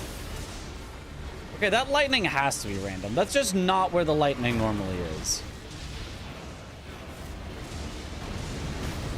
I know that, like, supposedly... Actually, the lightning's not random. It's actually in pre-placed position. But, like, that is not where that lightning normally is.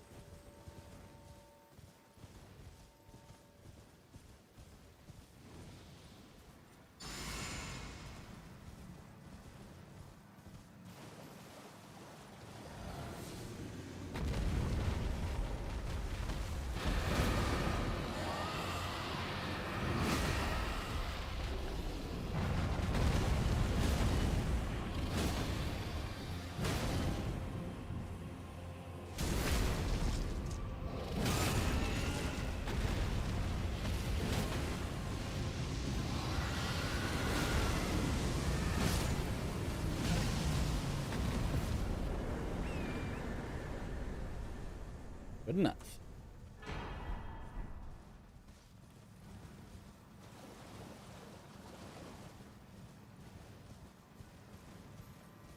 Someone that adds % chances of certain sounds playing, they might be able to help you. It just depends on the program that you're using as to how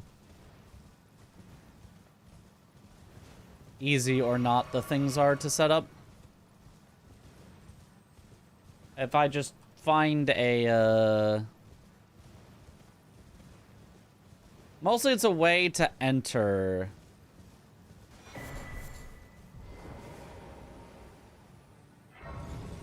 like I was trying to I didn't play around with it too much, but I was trying to earlier make it so that it rotates by an X value. But then the other problem with that is, since I want it to be very smooth, I want it to rotate, you know, a certain number of degrees per frame. But then also the number of frames that it happens, the number of times it repeats, needs to be the inverse of the frames. Or of the rotation. So if it rotates 6 degrees a frame, then it will take 60 frames and then it's done. But if it rotates 2 degrees a frame, then it will take 180 frames until it's done. And so I need to both change the rotation and the number of frames.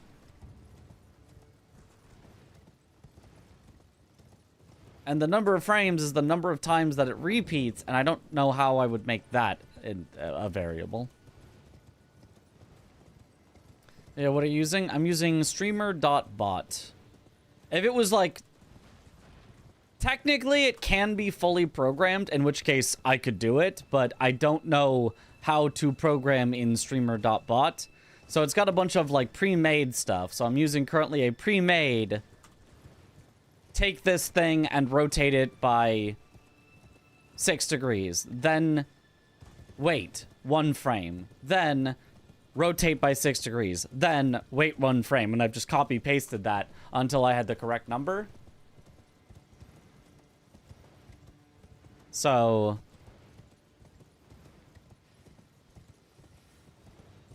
I'd have to completely remake it, which would be fine. But I'd have to use, like, the programming language of it, which I don't know.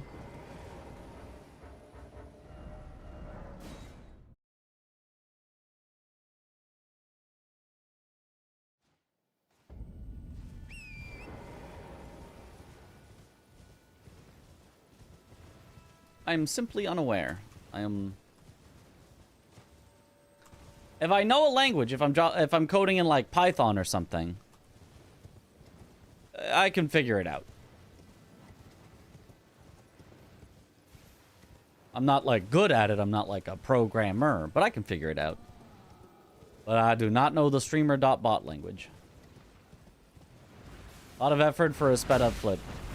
Well, or a slowed down. A randomly changed speed flip. If there's a speed that's just good, I can just leave that as the default.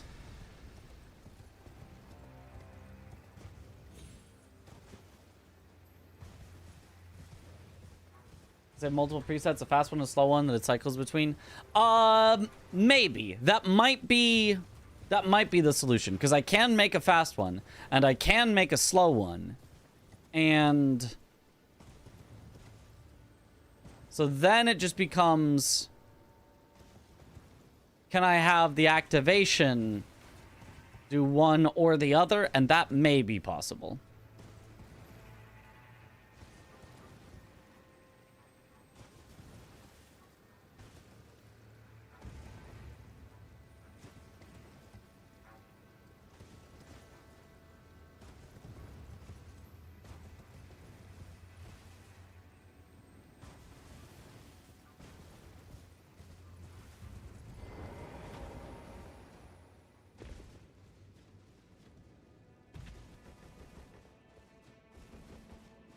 Alright.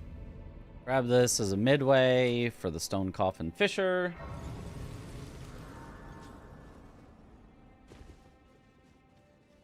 Frenzy Dragon, for example, could have gone kind of hard in the woods. Don't think we ever got a Frenzy Dragon.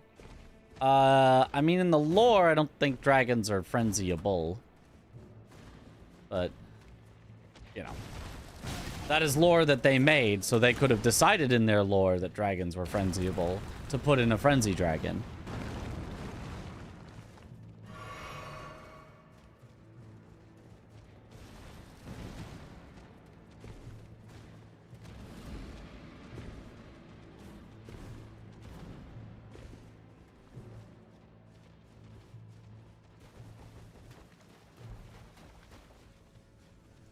You skip it a grace.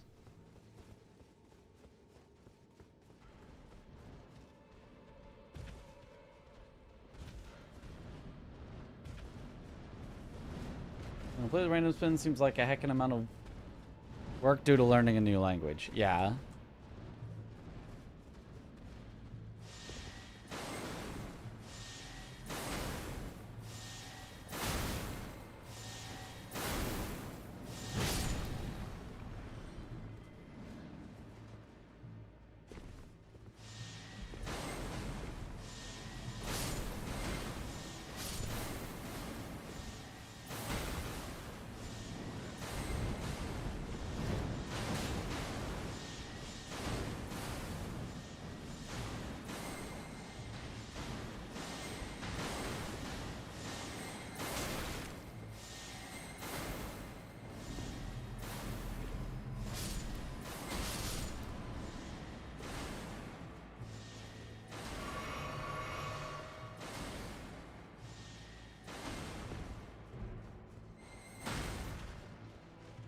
And bosses left to go? About 45 minutes worth, so...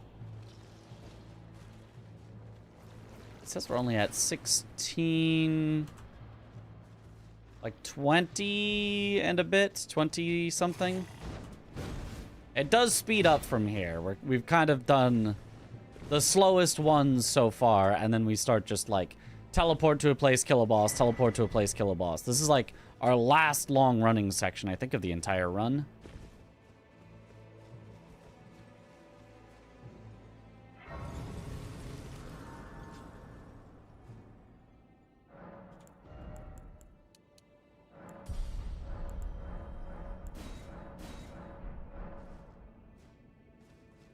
All right. If there was a dragon, then people would complain you get a cool new area. They just put a reskin inside. True.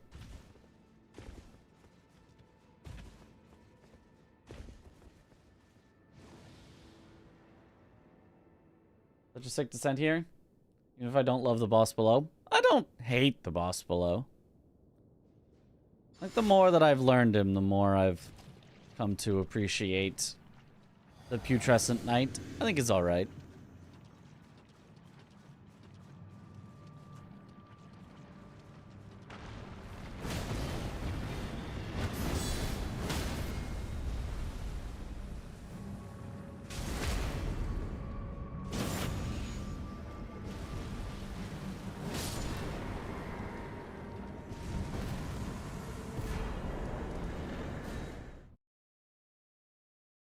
Golden Vow in the air, yep.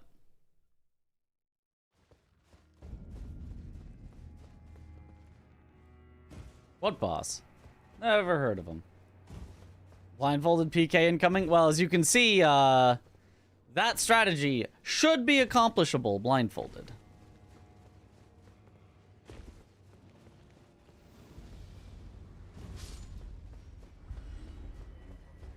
GG, I was that boss's hopes and dreams. Oh, sorry about that then.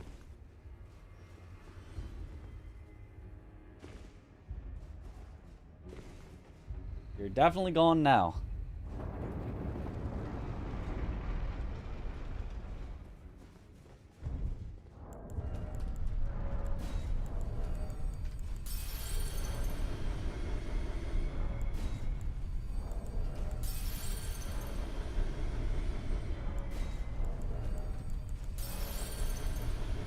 What's that skip? So cool. I like that skip, yeah. The little back step to go into the window.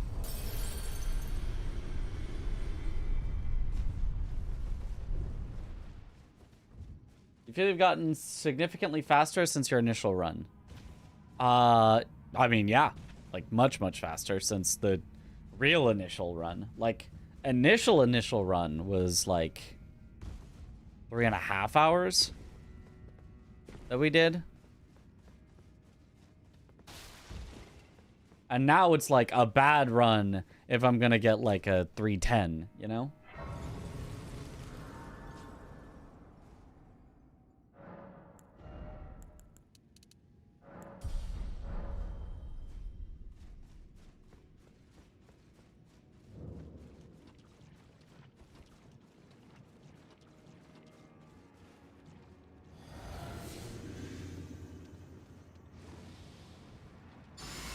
My favorite boss in Elden Ring and in the DLC. My favorite overall boss is in the DLC. And it's Midra.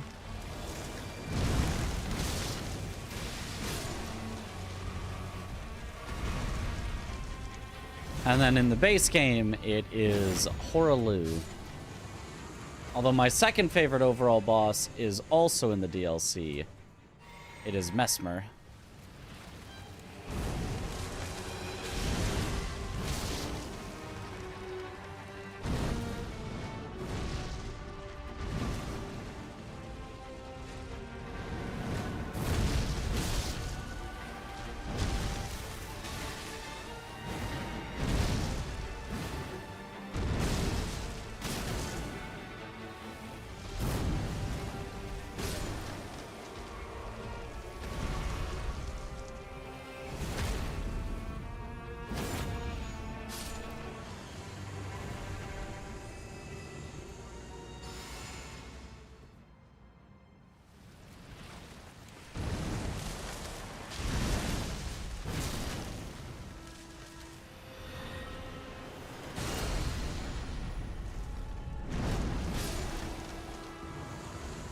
Easy.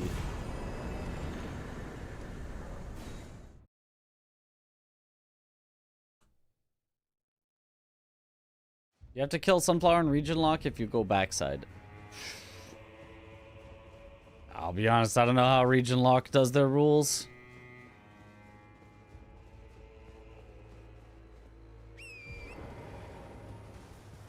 I would assume yes, but I mean, technically, region lock is a personal challenge. There is no official region lock rule set, so I guess technically it's you decide.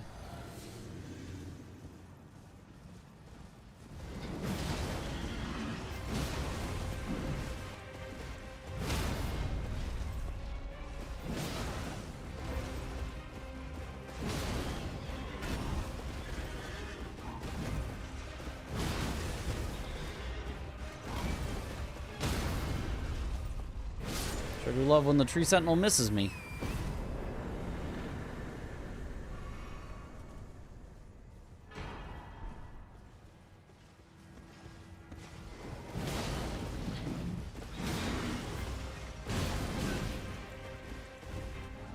And then because the first tree sentinel was too slow, this one's no longer within the flask.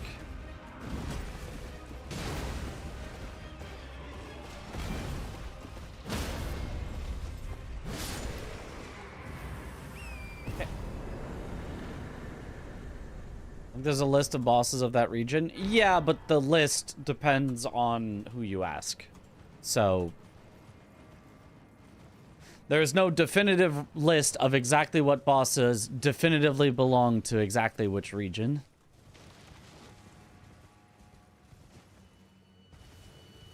There are zone IDs for like the individual chunks where the numbers within a region tend to be like similar prefix numbers for the zone chunk, but that's not really the way that most people make their rules for region lock.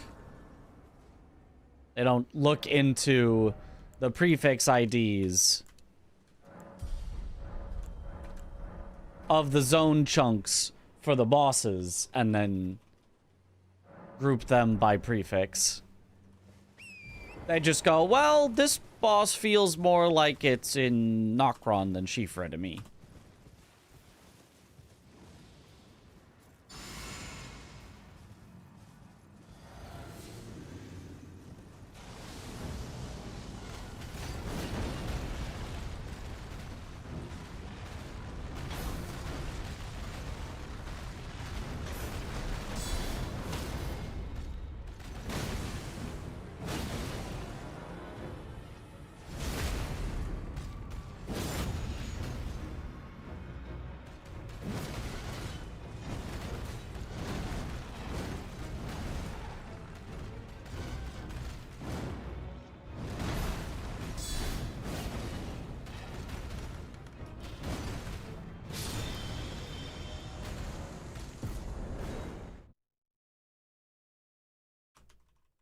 Is Grafted Scion a Liurnia boss?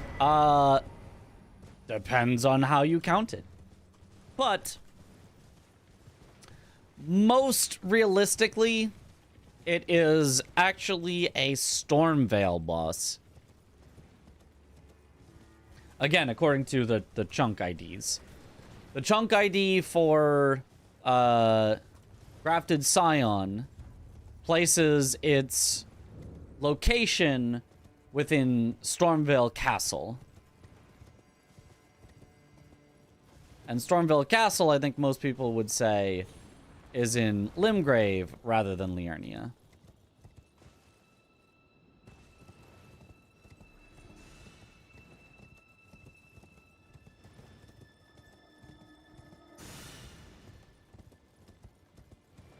Deflect tier gives 100% physical protection. Yep, as long as you get the perfect guard, you gotta hear the sound.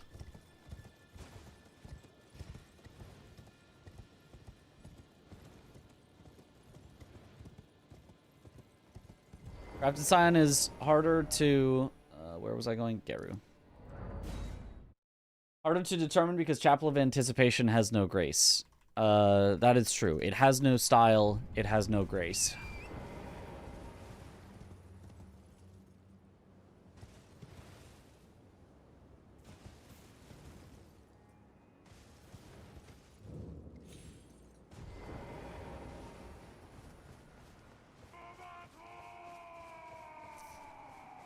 That being said, you know, if you, again, if you just check in the files for the ID of the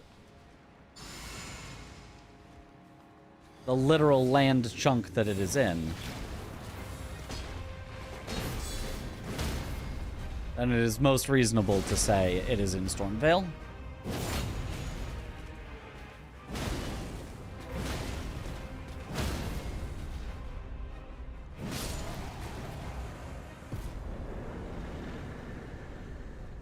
This is also something that is useful as a bit of trivia knowledge for the zip percent category, because when you can literally teleport from place to place, you can still only teleport to other places that are loaded in the game.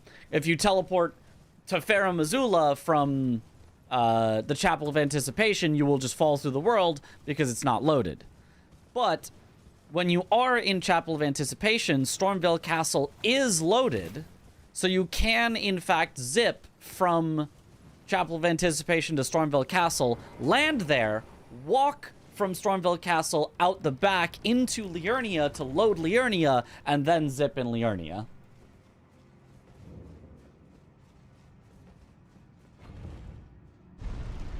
So, it is a mostly useless bit of trivia knowledge unless you're doing a very specific glitched category of Elden Ring speedrunning.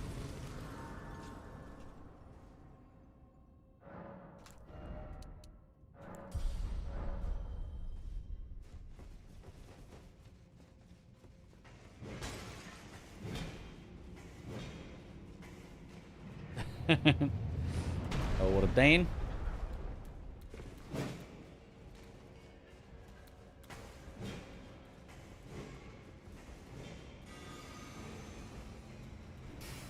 When zip percent is mentioned, I just think of Chris saying, I am in Farum Azula. Yeah, that's basically what zip percent is.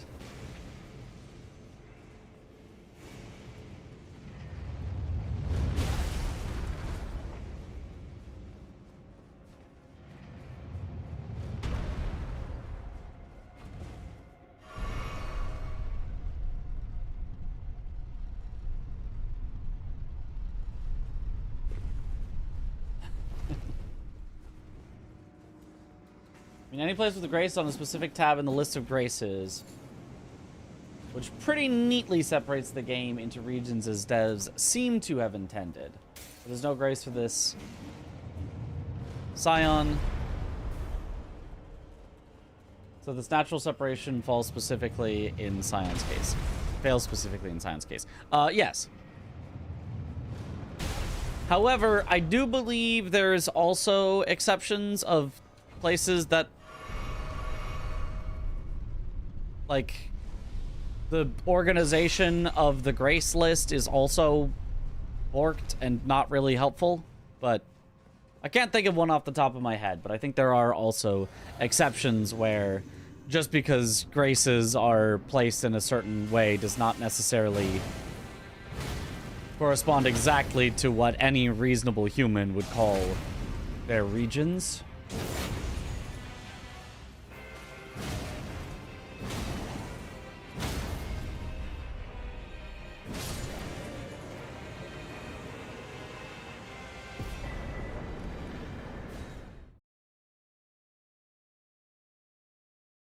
His streams when he was figuring out zips were so good. Yeah, that was a fun time. I too was figuring out the zipping. Poor boss. That poor Death Knight. Twice the star addressed to show. On the contrary, now may you. This he. The conceit is then the answer never was America, and this known, and we have. He knew that it's a tragedy that he would film in the play. Do you that America? Well, it is their mother fingers. We all anew. He was in fact the Dead Knight.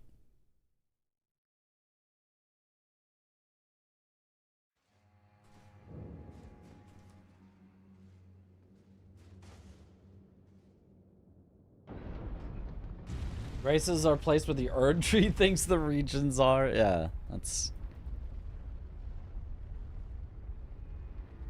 Last night, Aggie and Chris were duo queuing instead of practicing. Yeah, but they're in an event, so, like, they have an excuse. I mean, no excuse is good enough to play Overwatch, but... they do have an excuse.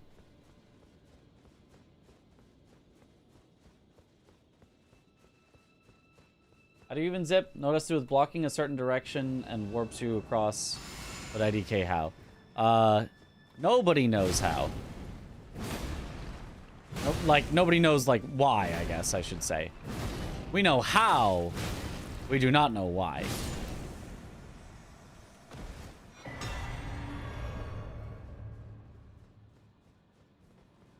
How is you need to be...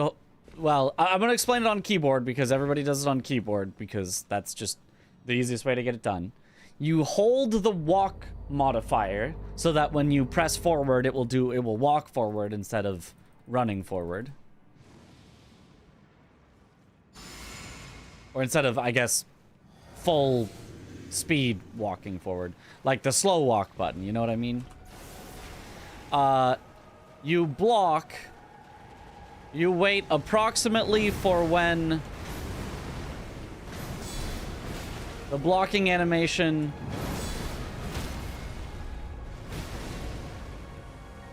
or the like breathing animation while you're blocking to reset. You tap walk forward and make sure to release it at exactly the correct frame.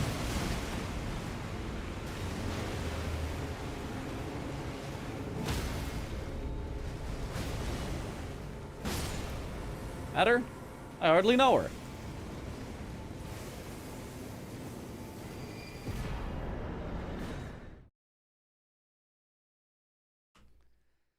Where the releasing of the frame needs to be on exactly the correct frame that we think is like approximately when your breathing cycle resets while you're holding the shield up.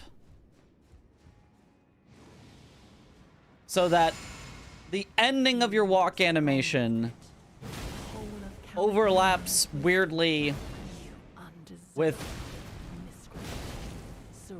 the ending of your breathing cycle animation. My dear star, a fine mother. And a zip happens. It also only works if you have above 60 frames per second, but not like above. Like 60.000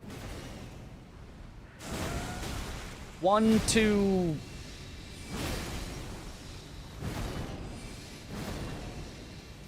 Hey. Get back here. Get back here. 1, 2, 5, 3 or something like that. I don't remember the exact decimal, but... Needs to be very, very close to 60, but slightly over 60. Otherwise, it does not work.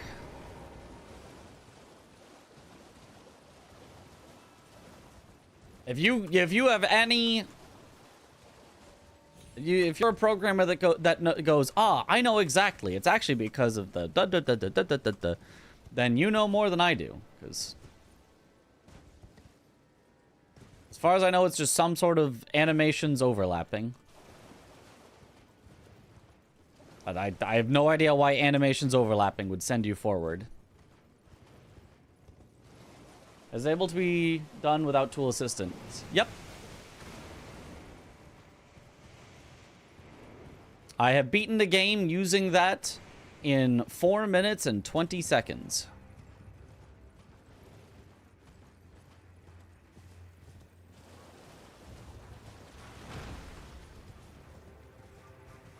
You zip because America wishes so. True. Really think about it.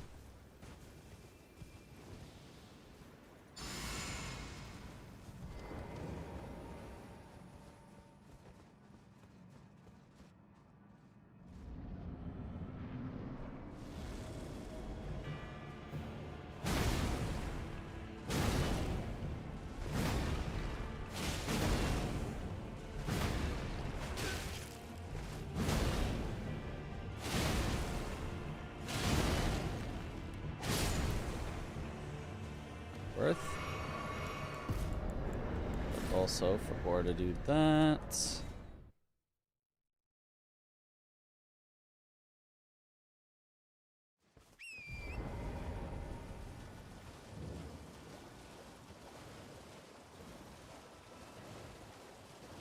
You need a thumbnail designer or video editor? I actually have a new video editor currently. Thumbnail designer? Perhaps. Perhaps.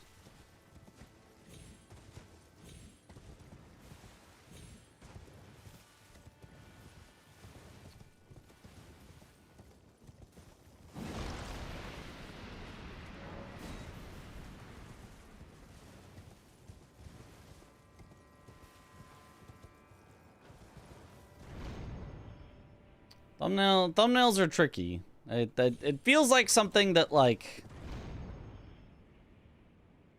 I don't know how scientific it is. If you can just be like, make me a thumbnail, and then it's like, it feels like the idea for the thumbnail is already most of the battle.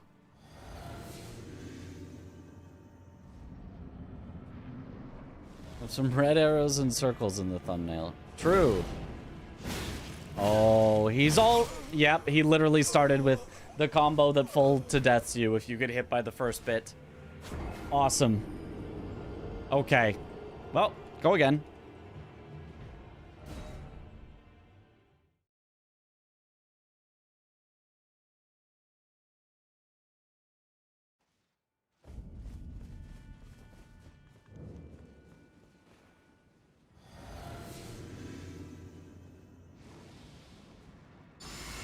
Thumbnails are tricky, yeah. And they're a lot of times more important than what's actually in the video.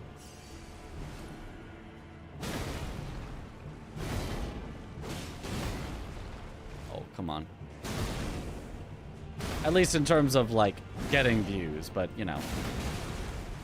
Okay, good thing he didn't do the full combo that instantly kills you. He only did the first bit. He did the full thing, and I got stuck blocking where I could not do anything. Ugh. What a horrendously designed NPC. I mean, all NPCs are horrendously designed. But what, like, an especially horrendous...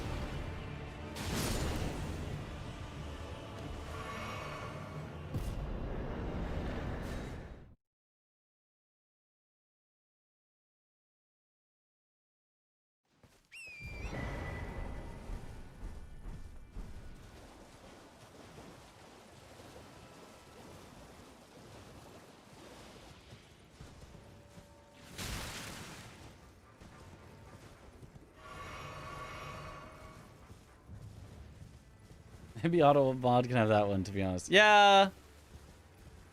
Yeah.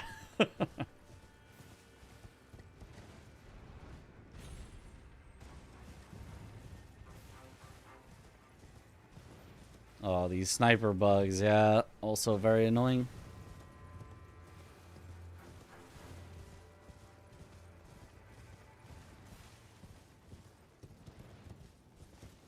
At least they put a stake there. Yeah, that's nice. At least you don't have to go all the way through a poison swamp to get back there.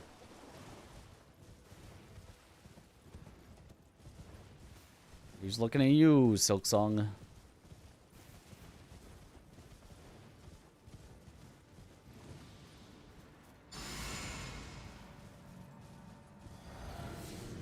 In your portfolio on Discord? Sure.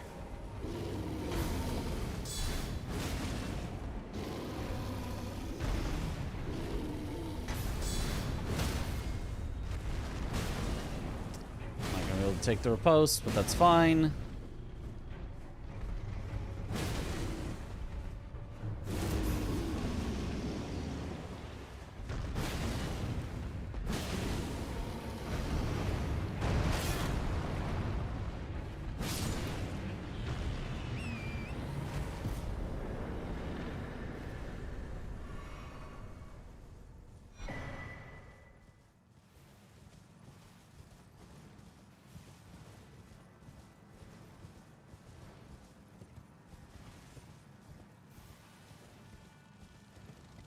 Bro. Bro is definitely not the, you know, most professional thing, but... Discord-bot virus link? Well... Yeah, I never just, you know, click a link without,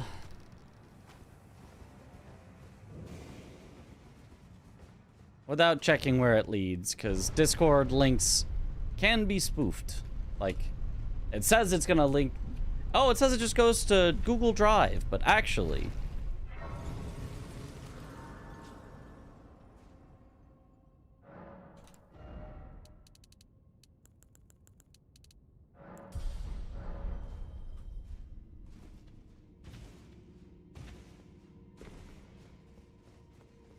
All right.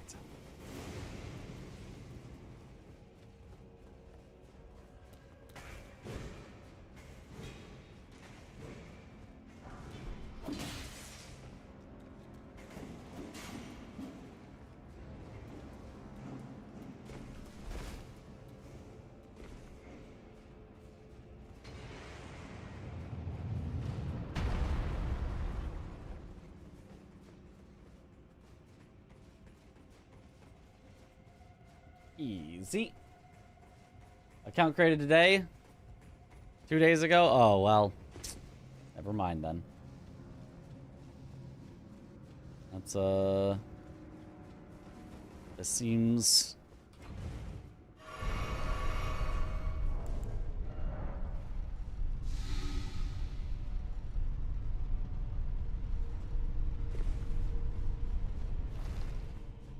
This seems like, probably a bot then.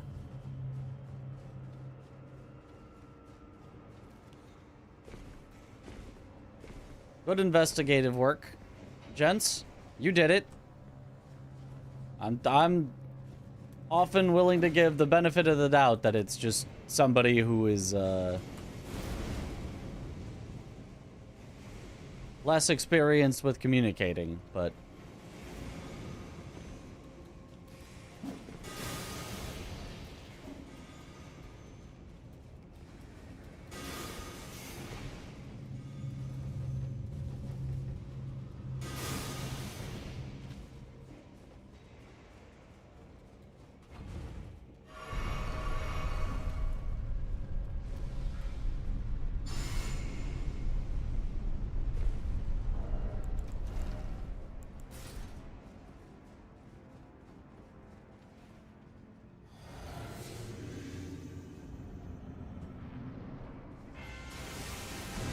a scammer? Oh, okay. Well,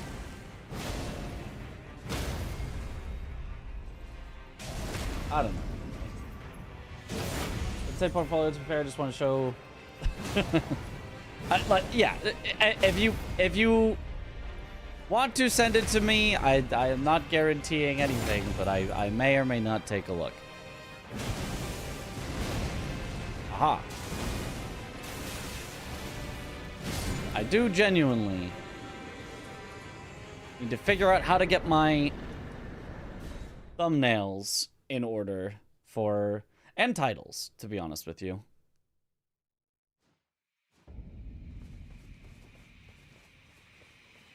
Oops. It's to the death line. I remembered where to teleport, but not what I was doing when I got there. I might die. I'm gonna do this again.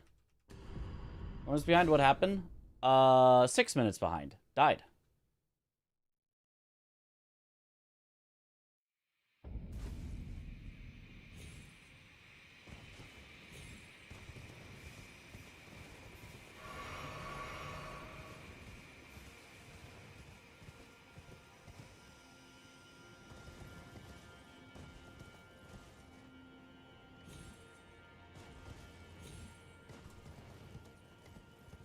In the New York Post, straight up docks the Backrooms creator by showing photos of his house, saying what neighborhood he lives in, names of his parents, and what's it paid for the house and its layout. That, yeah,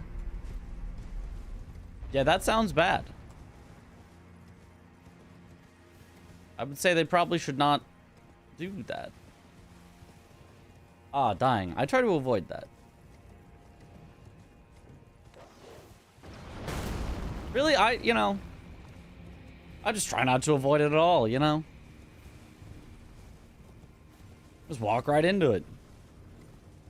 Dying is a time loss.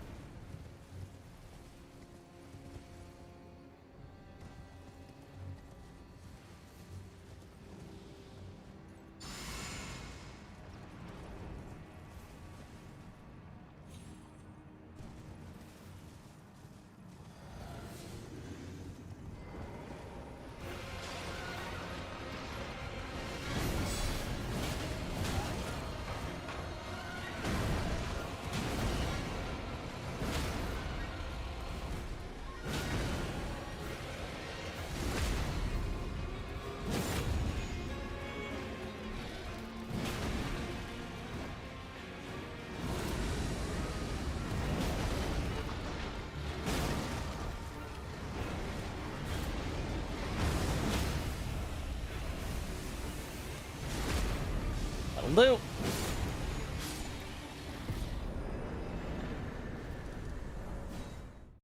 Okay.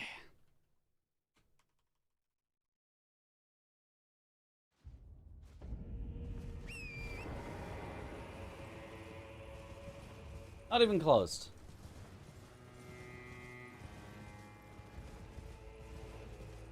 Oh.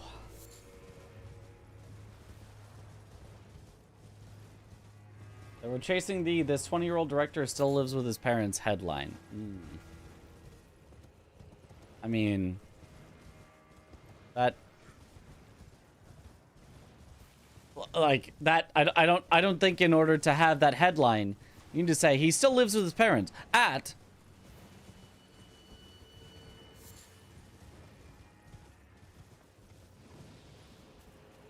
I think you could just say still lives with his parents.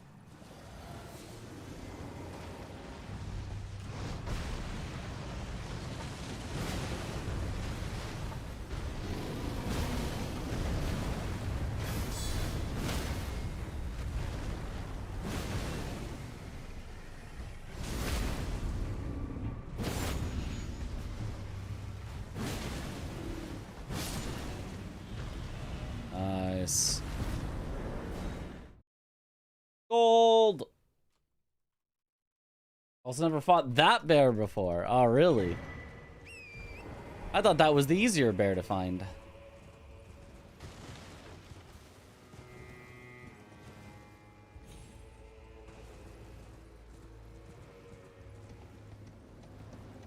Why does Arugula get his name but Ralva doesn't? Messed up, not gonna lie. Yeah, my bad. Well, see, there's 3 bears. One that's a man, one that's a bear, and one that's a plant. It all makes perfect sense.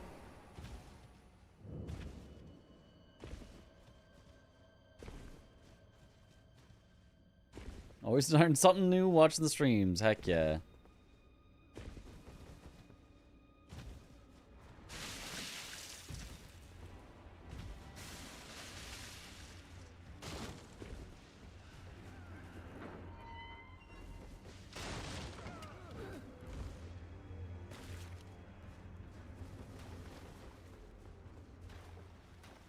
He's not Red Bear Man. No, he's Red Bear. Parentheses man.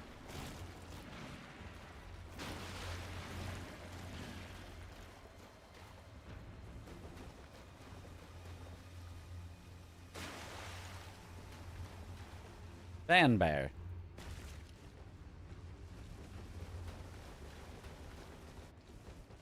Which has the best porridge?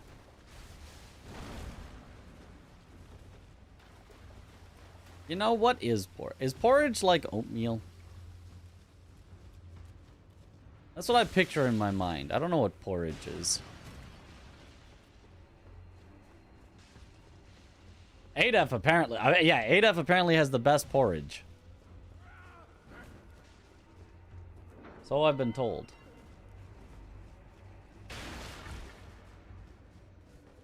A cereal, I think.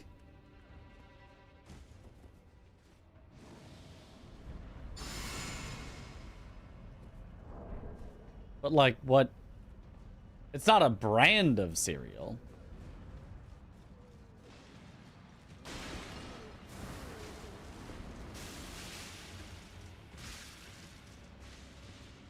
It's a thing that rhymes with orange and door hinge. Yep.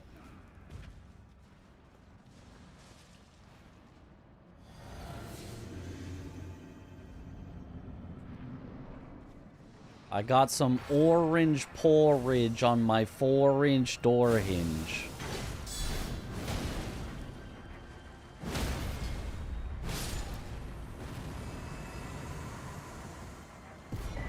Or whatever the heck Eminem said.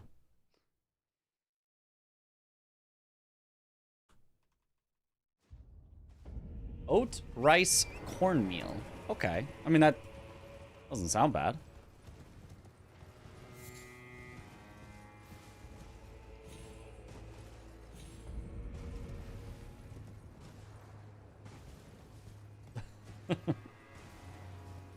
It's a huge door hinge.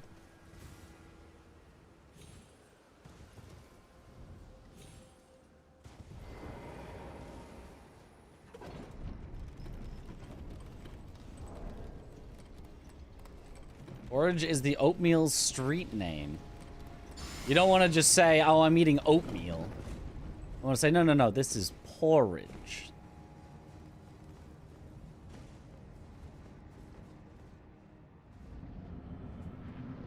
Going on a lore binge.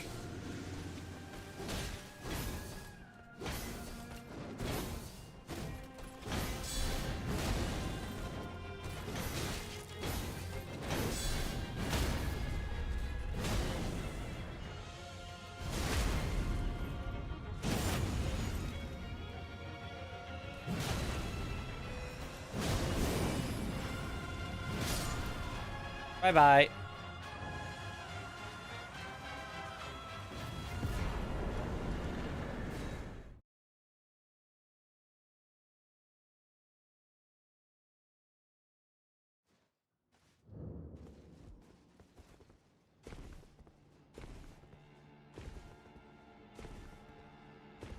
Block, block, slam.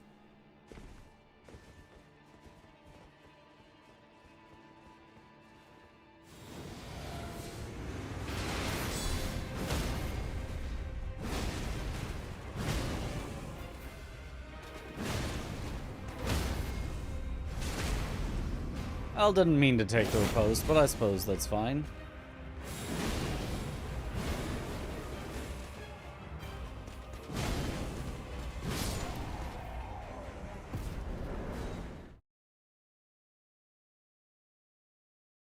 Oatmeal is just oats. Porridge can also be rice, like Japanese, okayu, etc., or other grains. So it's oatmeal, but made of more things. But it's like oatmeal. Okay. Sure. I'd eat it. I mean, there was a time where I was like, I'm gonna be an oatmeal for breakfast enjoyer.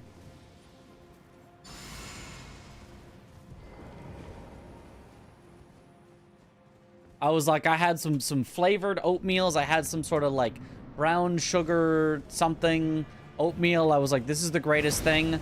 I'm gonna make this every day for breakfast. And then I got lazy and then I stopped making it forever.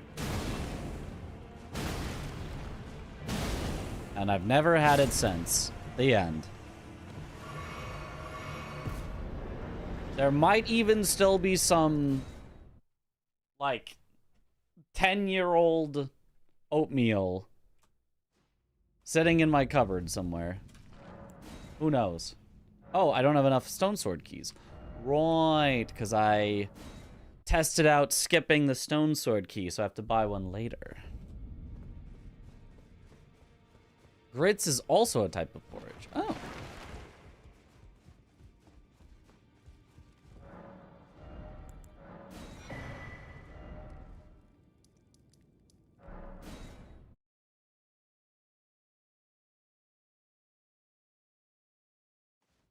Relatable.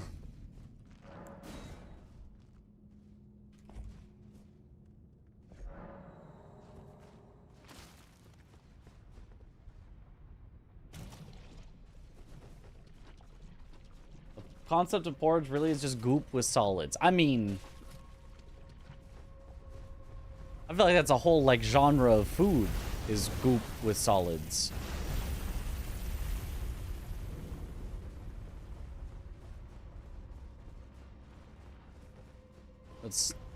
That's soup? That's cereal? It's like clam chowder?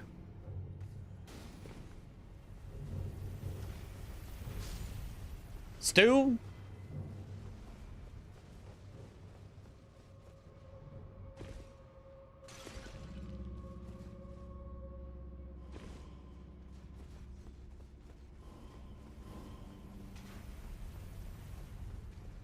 Pulpy orange juice?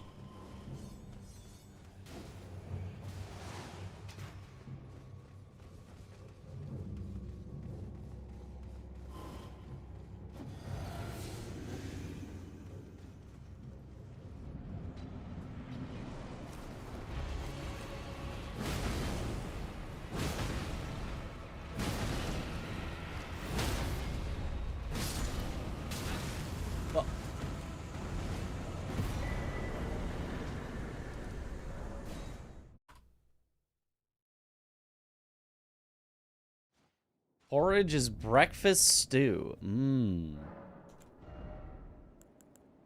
This is making sense to me.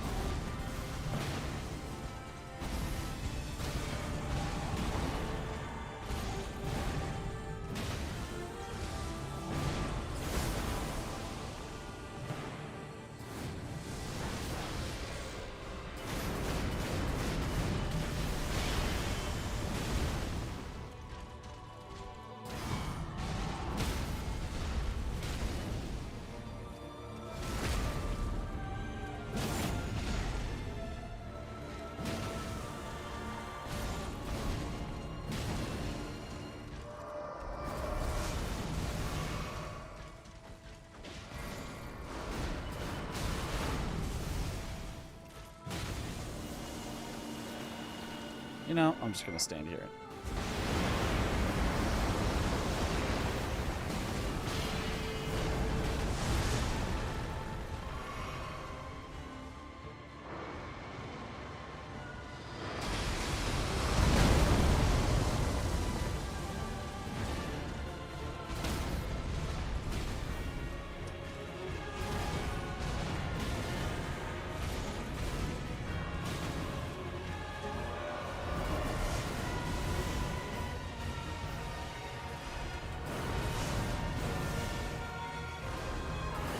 Twice in a row? Okay, weird.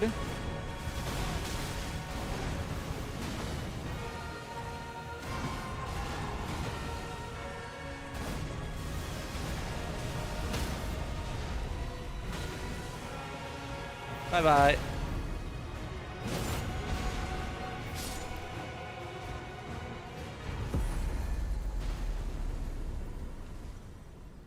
It's a strange one, but we got there.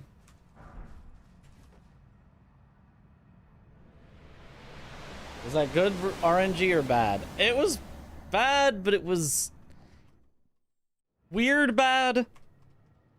Not like super bad. Yippee! 304.49. It was more weird than like truly bad. It definitely wasn't good RNG, but it was.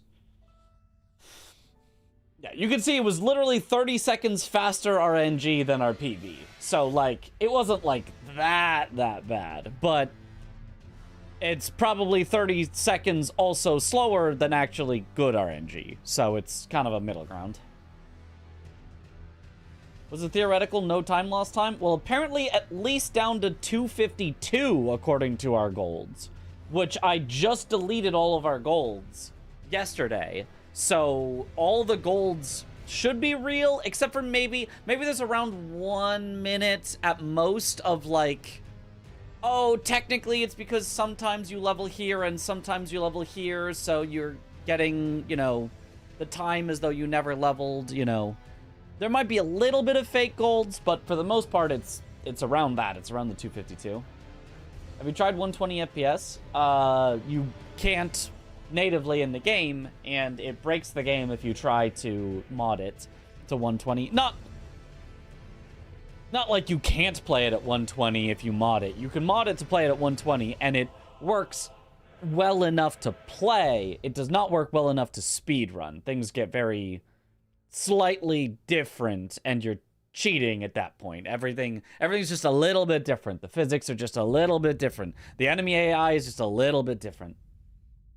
For bingo, it is cheating. It is cheating. It is cheating. Yeah. It is 100% cheating. It changes the way the game works. So if it changes the way the game works in your favor, that would be an unfair advantage. But if you want to just play it, it's fine. So have I ever done that? Like a little bit. I've played on 120 FPS a little bit for Elden Ring. Mostly for testing speedrun stuff. Like 120, curious if it's allowed for speedruns. No, it is not allowed for speedruns. No. Quicker loading times as well. Oh, yeah, that's right. I forgot that it affected loading times for some reason. You need consistency too for speedruns. Yep, yep.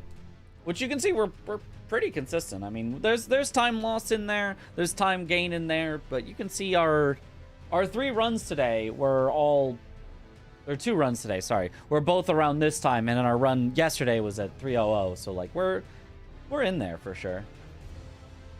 Bud and CBD are playing right now. You're watching them. Oh.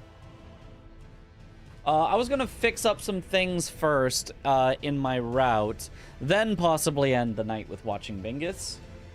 Game is already 50 minutes in. Maybe they'll be on a new one when I finish testing the couple of stuff I wanted to test. So what all was I gonna test? Somebody remind me. What are the 3 things I was gonna test?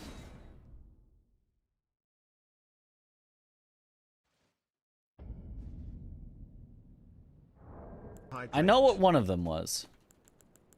I know what 2 of them were.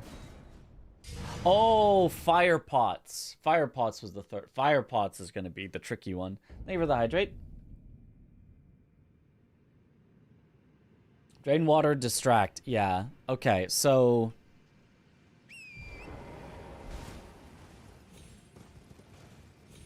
You go... So where's the... You don't get to keep torrent there. Is this it though? Is this? Let me check the 2 Gods world record.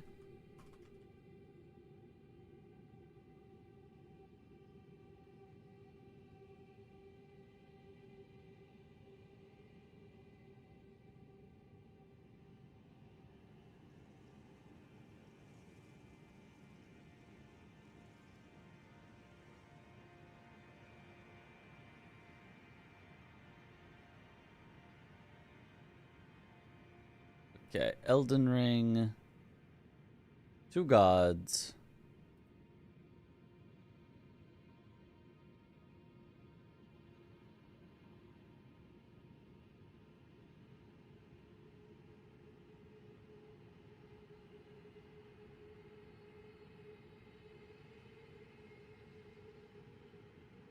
All right.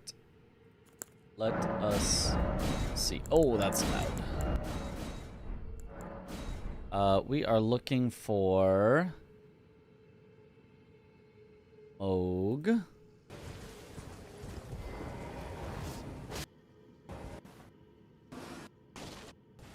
This T.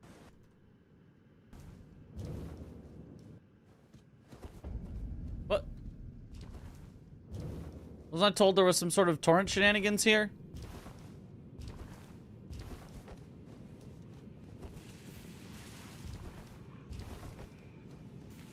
Tom lied to me.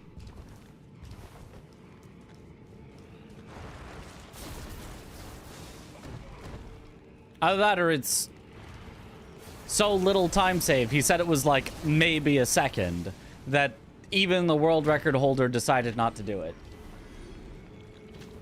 Okay.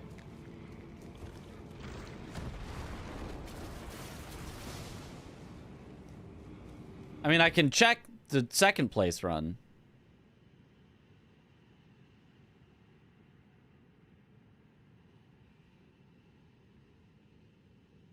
Which unfortunately will be Billy Billy.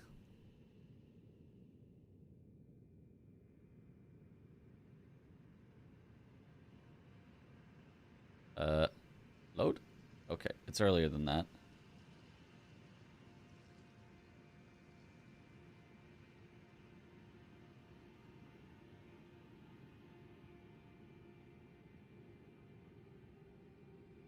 Okay. Never listen to bingo players. So true.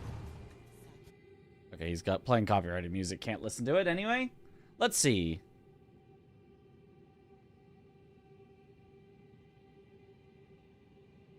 I mean, there's... Okay, I can jump across that corner for a minor time save. But yeah, there's... What was Tom talking about with a torrent skip? Weird. They're live at 11 p.m. and now it's 6 a.m. You don't need sleep. It's only 3:47 a.m. here. I don't need sleep yet. I'll sleep in a bit.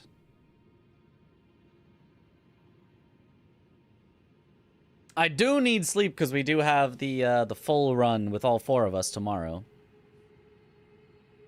But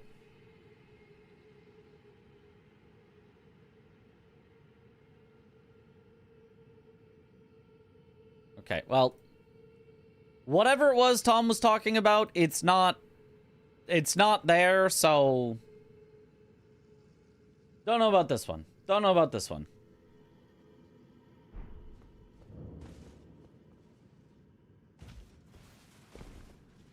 Aggie did it the other day? Aggie did what the other day? Hey, cut the corner.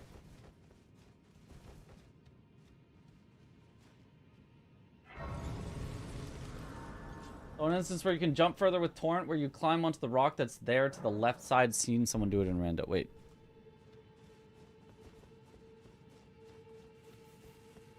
Further, the rock to the left side. There. How?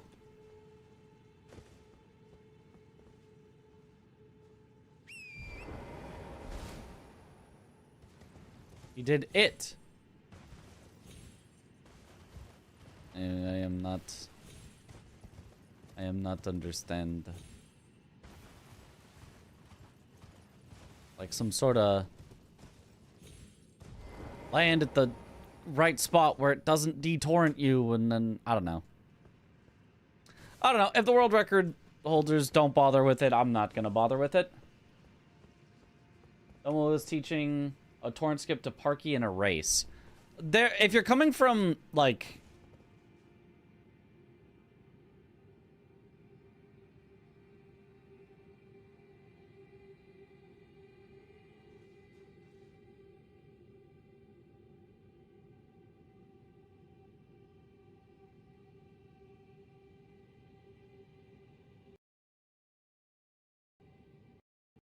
bosses? Uh-oh. Mic broke. Mic unbroke? Update check failed. Thank you. Now back. Yeah, so true. Yep. Weird. It freaked out for a second, but it actually fixed itself. Usually when it freaks out, it does not fix itself. This time it fixed itself, so... Oh well.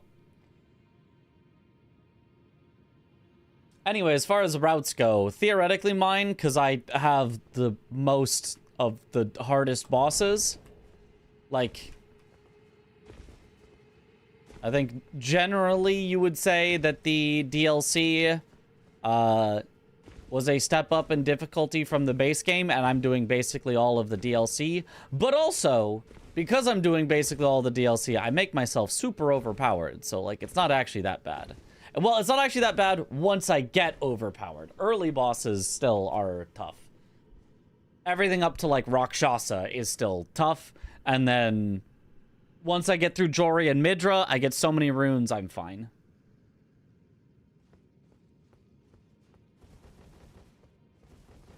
How much time save is this? Just came back. I was in a meeting. We haven't seen it. Supposedly, there's some sort of jump you can do, but... We watch the world record holders, and they don't do a jump. The only jump they do is this. Which is just, like, cutting a corner. So, that's all I'm gonna do, because if they're not doing it, then it can't be that worth it.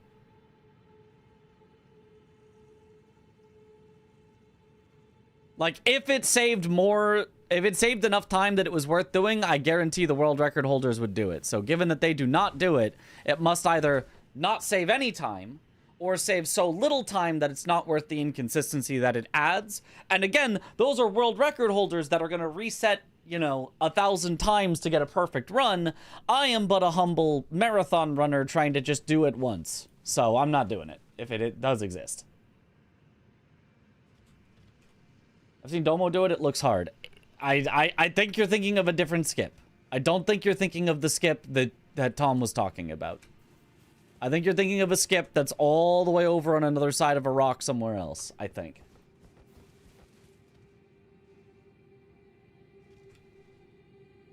Nightcrow will do anything to shave 0.5 seconds. Yeah, and he didn't do it. So either it doesn't exist or it's somehow...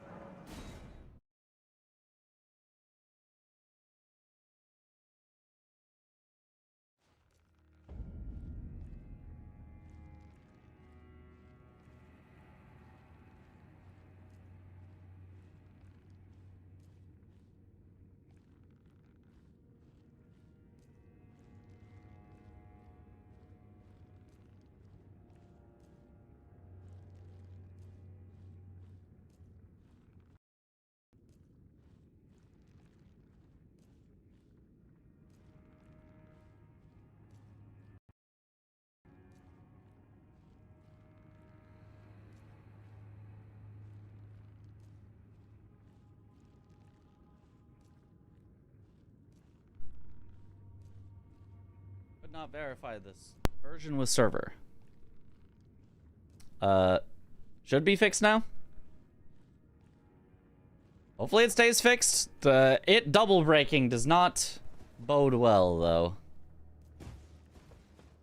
If it breaks a third time and it's just gonna be breaking all night, then I'm just gonna go to bed and we'll worry about this tomorrow. I did need to get to bed at some point anyway. Every time for a new mic. It has nothing to do with the mic. It's the interface with the computer. The mixer, I think. It's technically like an amp mixer and something all in one.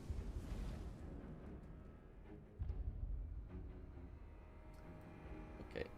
Infinite consumables.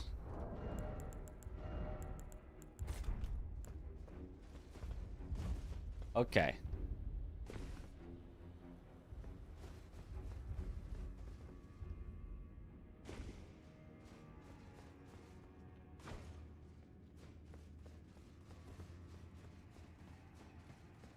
And I grab the thing.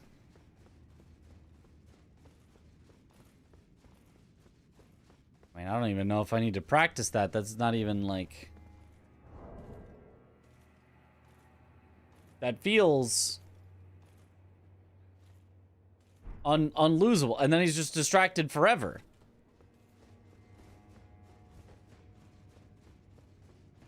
You have a Go XLR or something? That is exactly what I have. I have a Go XLR. And I'm not surprised that you were able to tell immediately what I have, because it's so bad.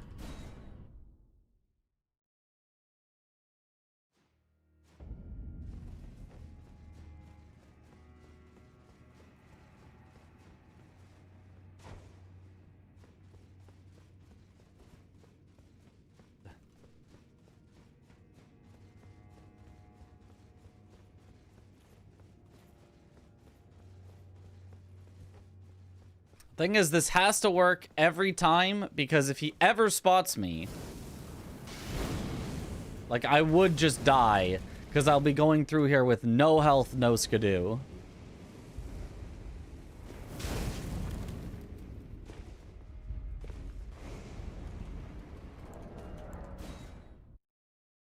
So...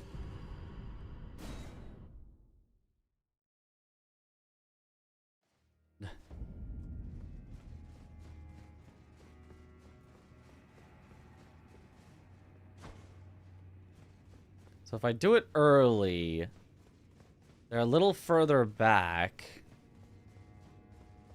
which They still kind of wander weirdly. But I can get by. Let's go from the whole way. What do you predict the that's never happened before of this run will be? Me dying to this Fire Knight right here after I kukri to distract him. Oh, what, I'm serious?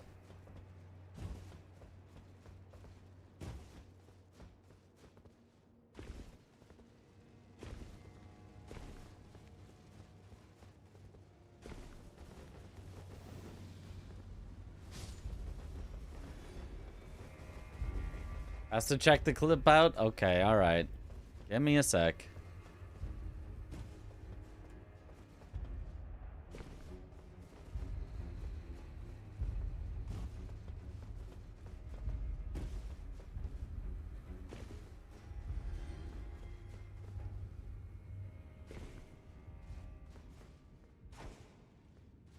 If I just land and throw immediately.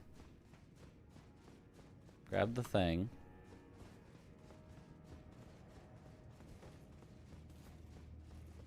Yeah, seems perfect. Seems easy.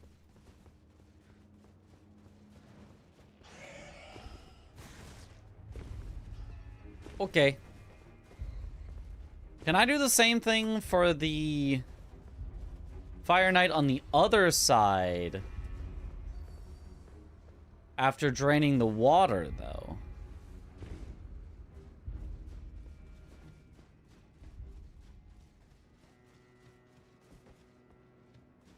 Careful not to poop thy pants, though. I almost did. Well, I'll have it real quiet, just in case.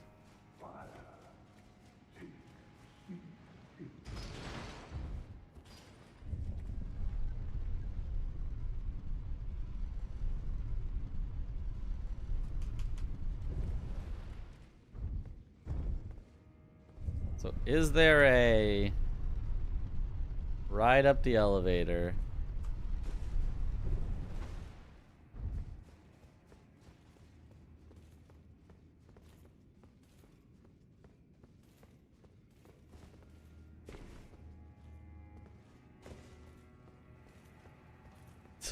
No.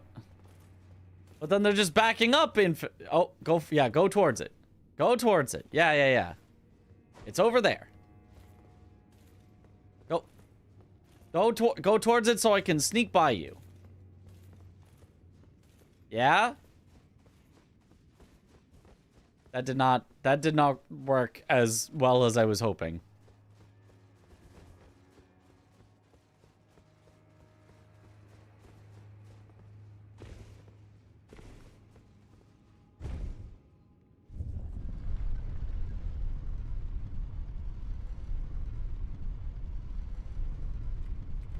Okay, I'm gonna quit out to reset him from down here.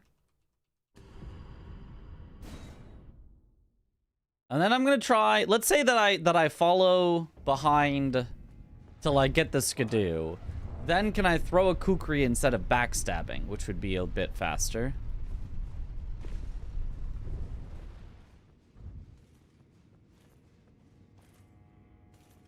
So we go normally to here. Grab this, do this, and then can I, like, throw a kukri out to the side?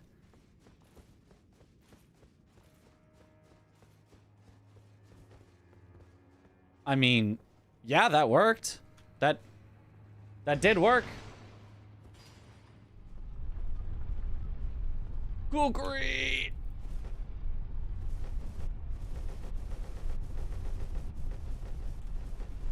Sneaky.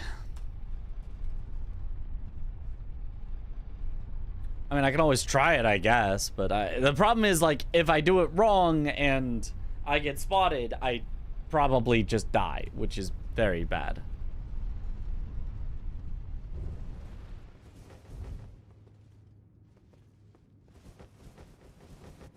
But okay, whatever. Close enough. And then the third thing was the entire routing of how to get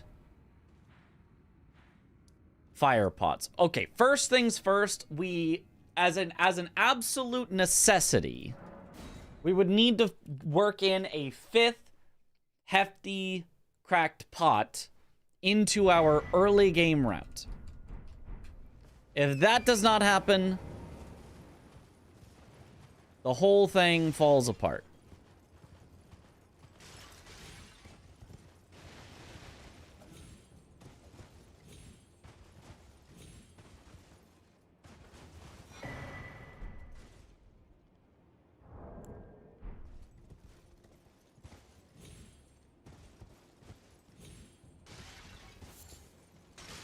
That's one black firefly.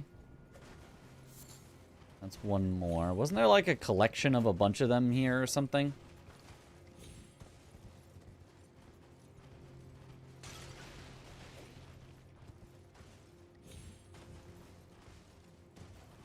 That's another one. Or is it all just a bunch of ones?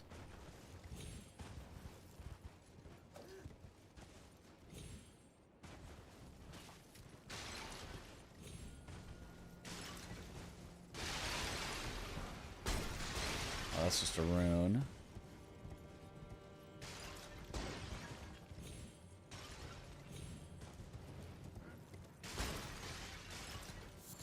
I mean, that's one we always get on the way to Blade of Michja.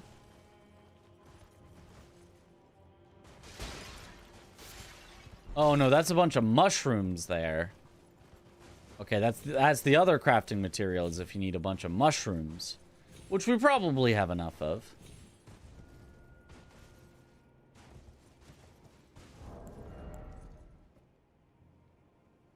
Oh, but only 7 black firefly have I picked up on my journey. And this is after I came back and got more here. So it actually might be tough to get enough black firefly.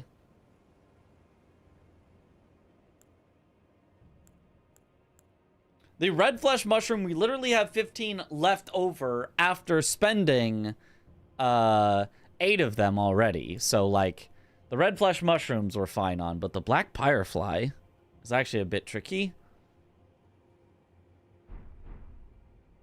Okay, let's start by looking up where hefty cracked pots are.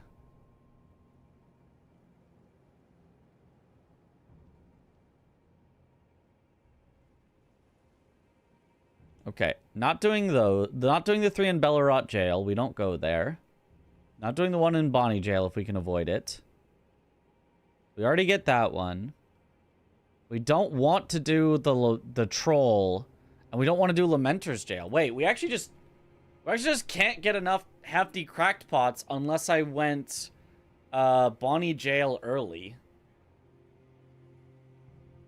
And going Bonnie jail early would mean that I would have to drop down, get it, and then wait for the elevator and come back up. And that probably loses about as much time as it takes to go get the other recipe, it feels like, at least. So this actually, I think, is worse.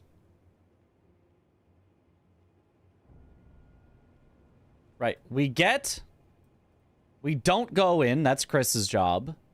We get, oops, not video link. Take me back. This is the one that we could possibly do. We get, I mean, we don't go to there till way later, and I'd have to defeat an entire troll for it. That's not worth. And we don't go in, that's Chris's job. So yeah, I actually think fire pots isn't worth. Mog out of Bonnie jail is the only one I can think of that's not too far out of the route. But then that's much longer than just getting the recipe for furnace pots. Getting the recipe for furnace pots isn't that long. Like,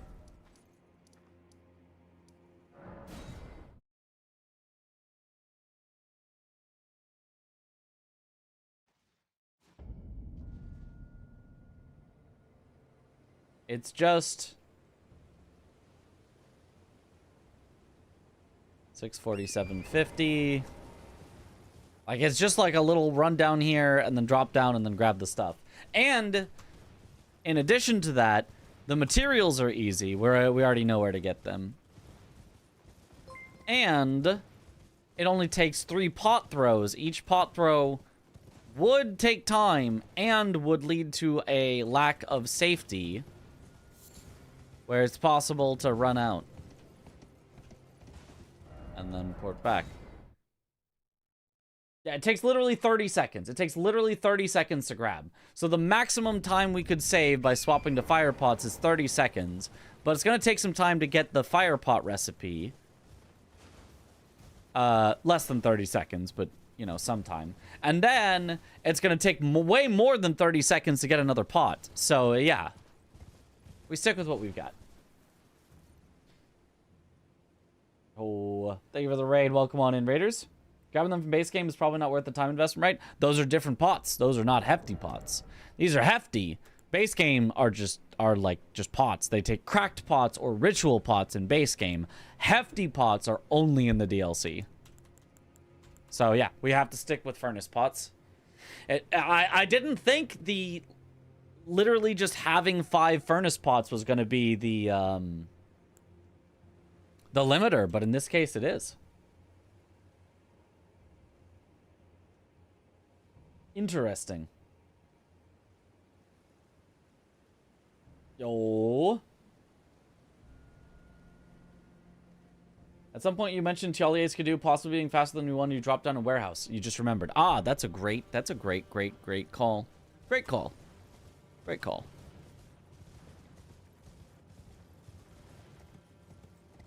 All right, we can test that. Interesting.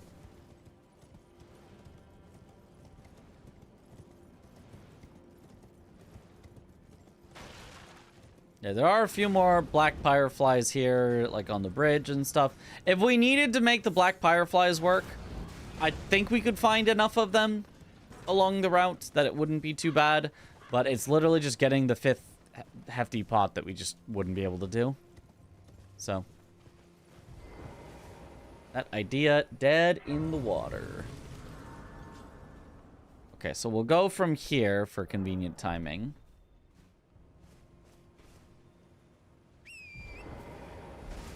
Okay, so I'm gonna save my splits so that they don't get messed up from this potentially. And we're gonna go see how long it takes. I guess we're gonna have to test multiple different ways. First, we'll test straight down to the anvil, and then we'll see how much time is lost doing other different paths. So, ready, steady, go!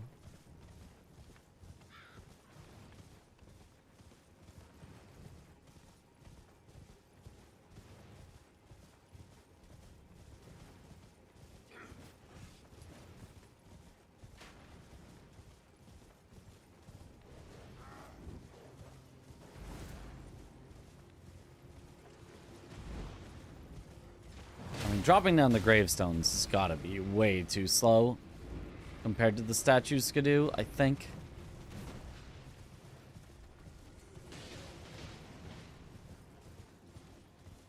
We'll do it as soon as I get dismounted. 41.8.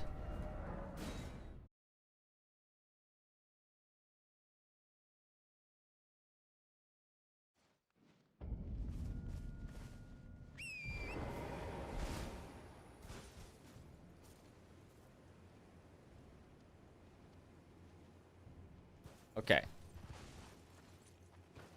And now we'll do Tialier and then around back down as our next test.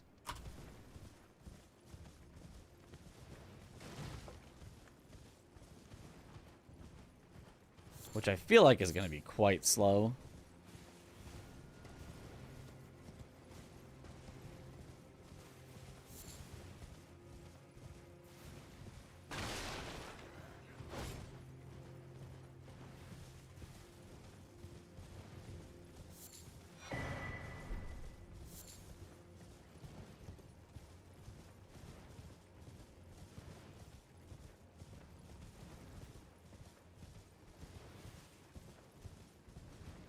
I'm going to leave the Skidoo there, not actually pick it up, so I have a good visual of where it would be.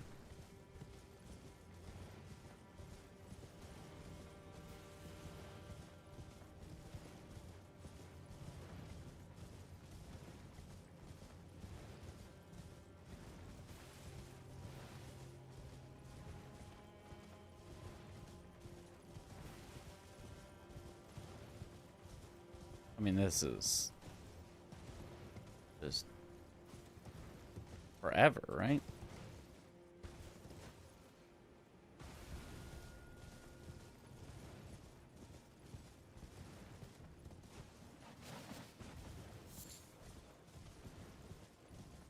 It's already been a minute and a half, so it's already taken almost a minute to grab this one.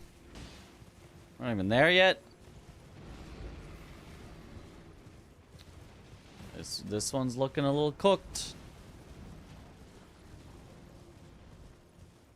Or sorry, almost, yeah, a minute extra. Okay, I split slightly late there, but whatever. Yeah, that was almost a minute 50 compared to 40. Yeah, minute 10 extra-ish. Minute 5 extra, somewhere in there.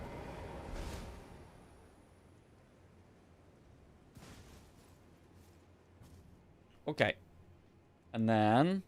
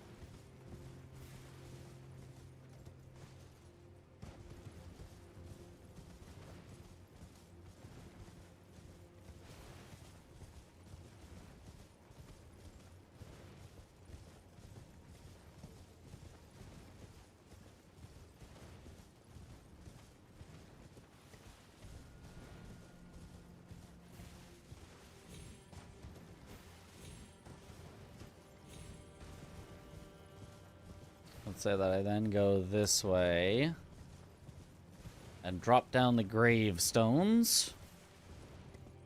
Still seems so slow.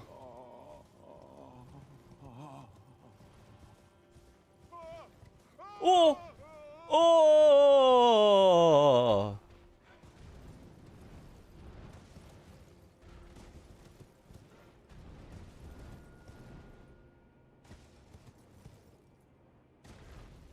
Bye-bye, birdie.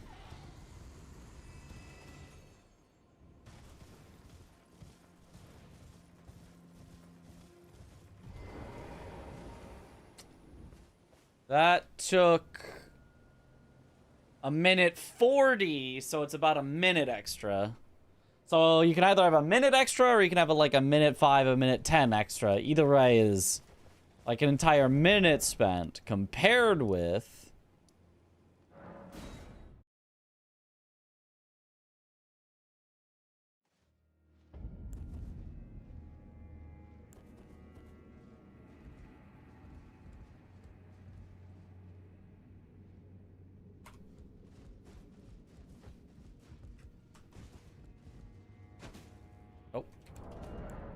never mind, do it again. Do it correctly this time. I tried to go left to be, like, safe, but that pushed me out to the right because I was too far left, so never mind.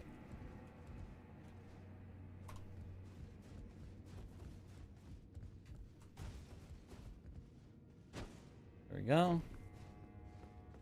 Let's even not, like, take our time, or let's take our time to line this up. Let's not worry about, like, rushing it or anything for timing purposes.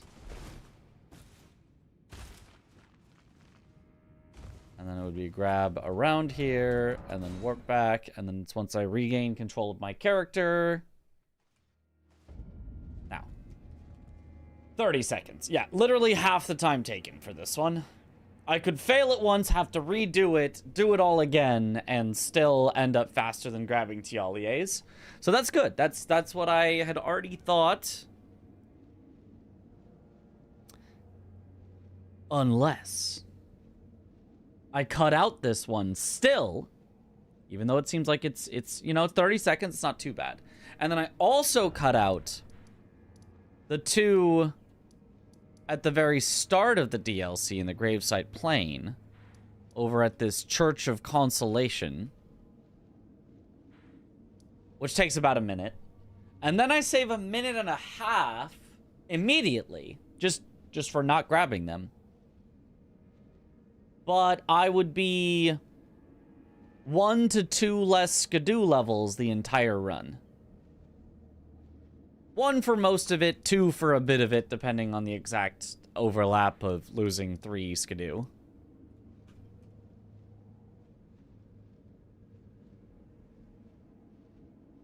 You do another run to test this out?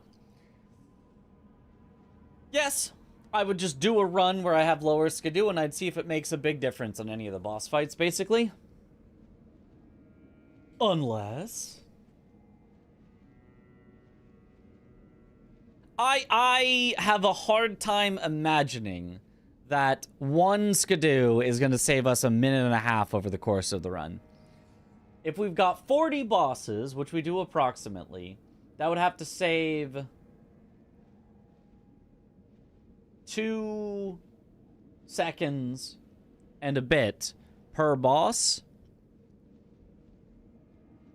So any boss that we would kill in the same number of hits, it saves 0 seconds.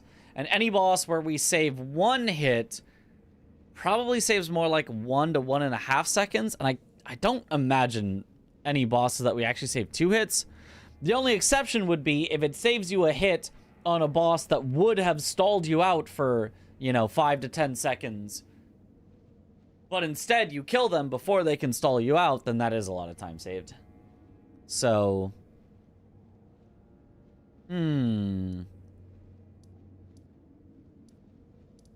Interesting. And those are definitely the slowest 3 skidoo. Like, all the rest of the skidoo are super along the way. So if I'm gonna cut out any, it would definitely be those 3. The only 3 that you go, like, out of your way for to grab and then warp back.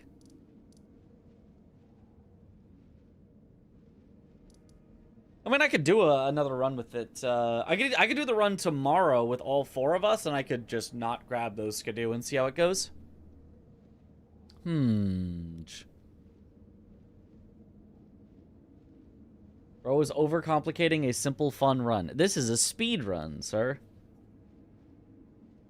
We gotta find the optimal path. Nothing fun about it. Only optimization. The last one on the note was Skippa from Red Bear Man to Fog Rift Catacombs. We did try that. It turns out it's basically exactly the same time, and it's a little bit more finicky, so I'll keep my current Skippa from Geru. Noted. Okay, well. With that, I should probably get to bed, like, a little early. I know this isn't early, but I should probably get to bed now-ish, so that I can be up in the morning. Well, in the early afternoon, for us all doing a run together. Maybe, you know, eat something beforehand. People don't understand that people can find optimizing fun. It can be fun. It is a lot of fun. Interesting that we basically looked at everything and found, yep, this is actually worse. Yep, this is worse. Which, if your run is at the point where all of your best ideas end up slower than what you currently have, that's really good. That means your current run is really solid. So, we're in a great spot. And hopefully we'll show that to the group tomorrow with a good run.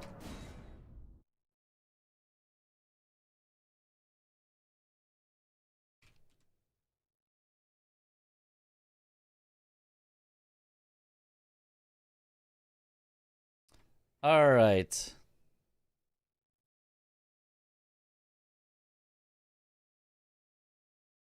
Let us see here.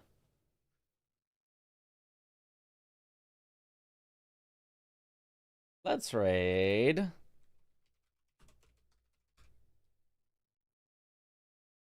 In theory, if they started playing Overwatch after 4-player practice, is there a chance?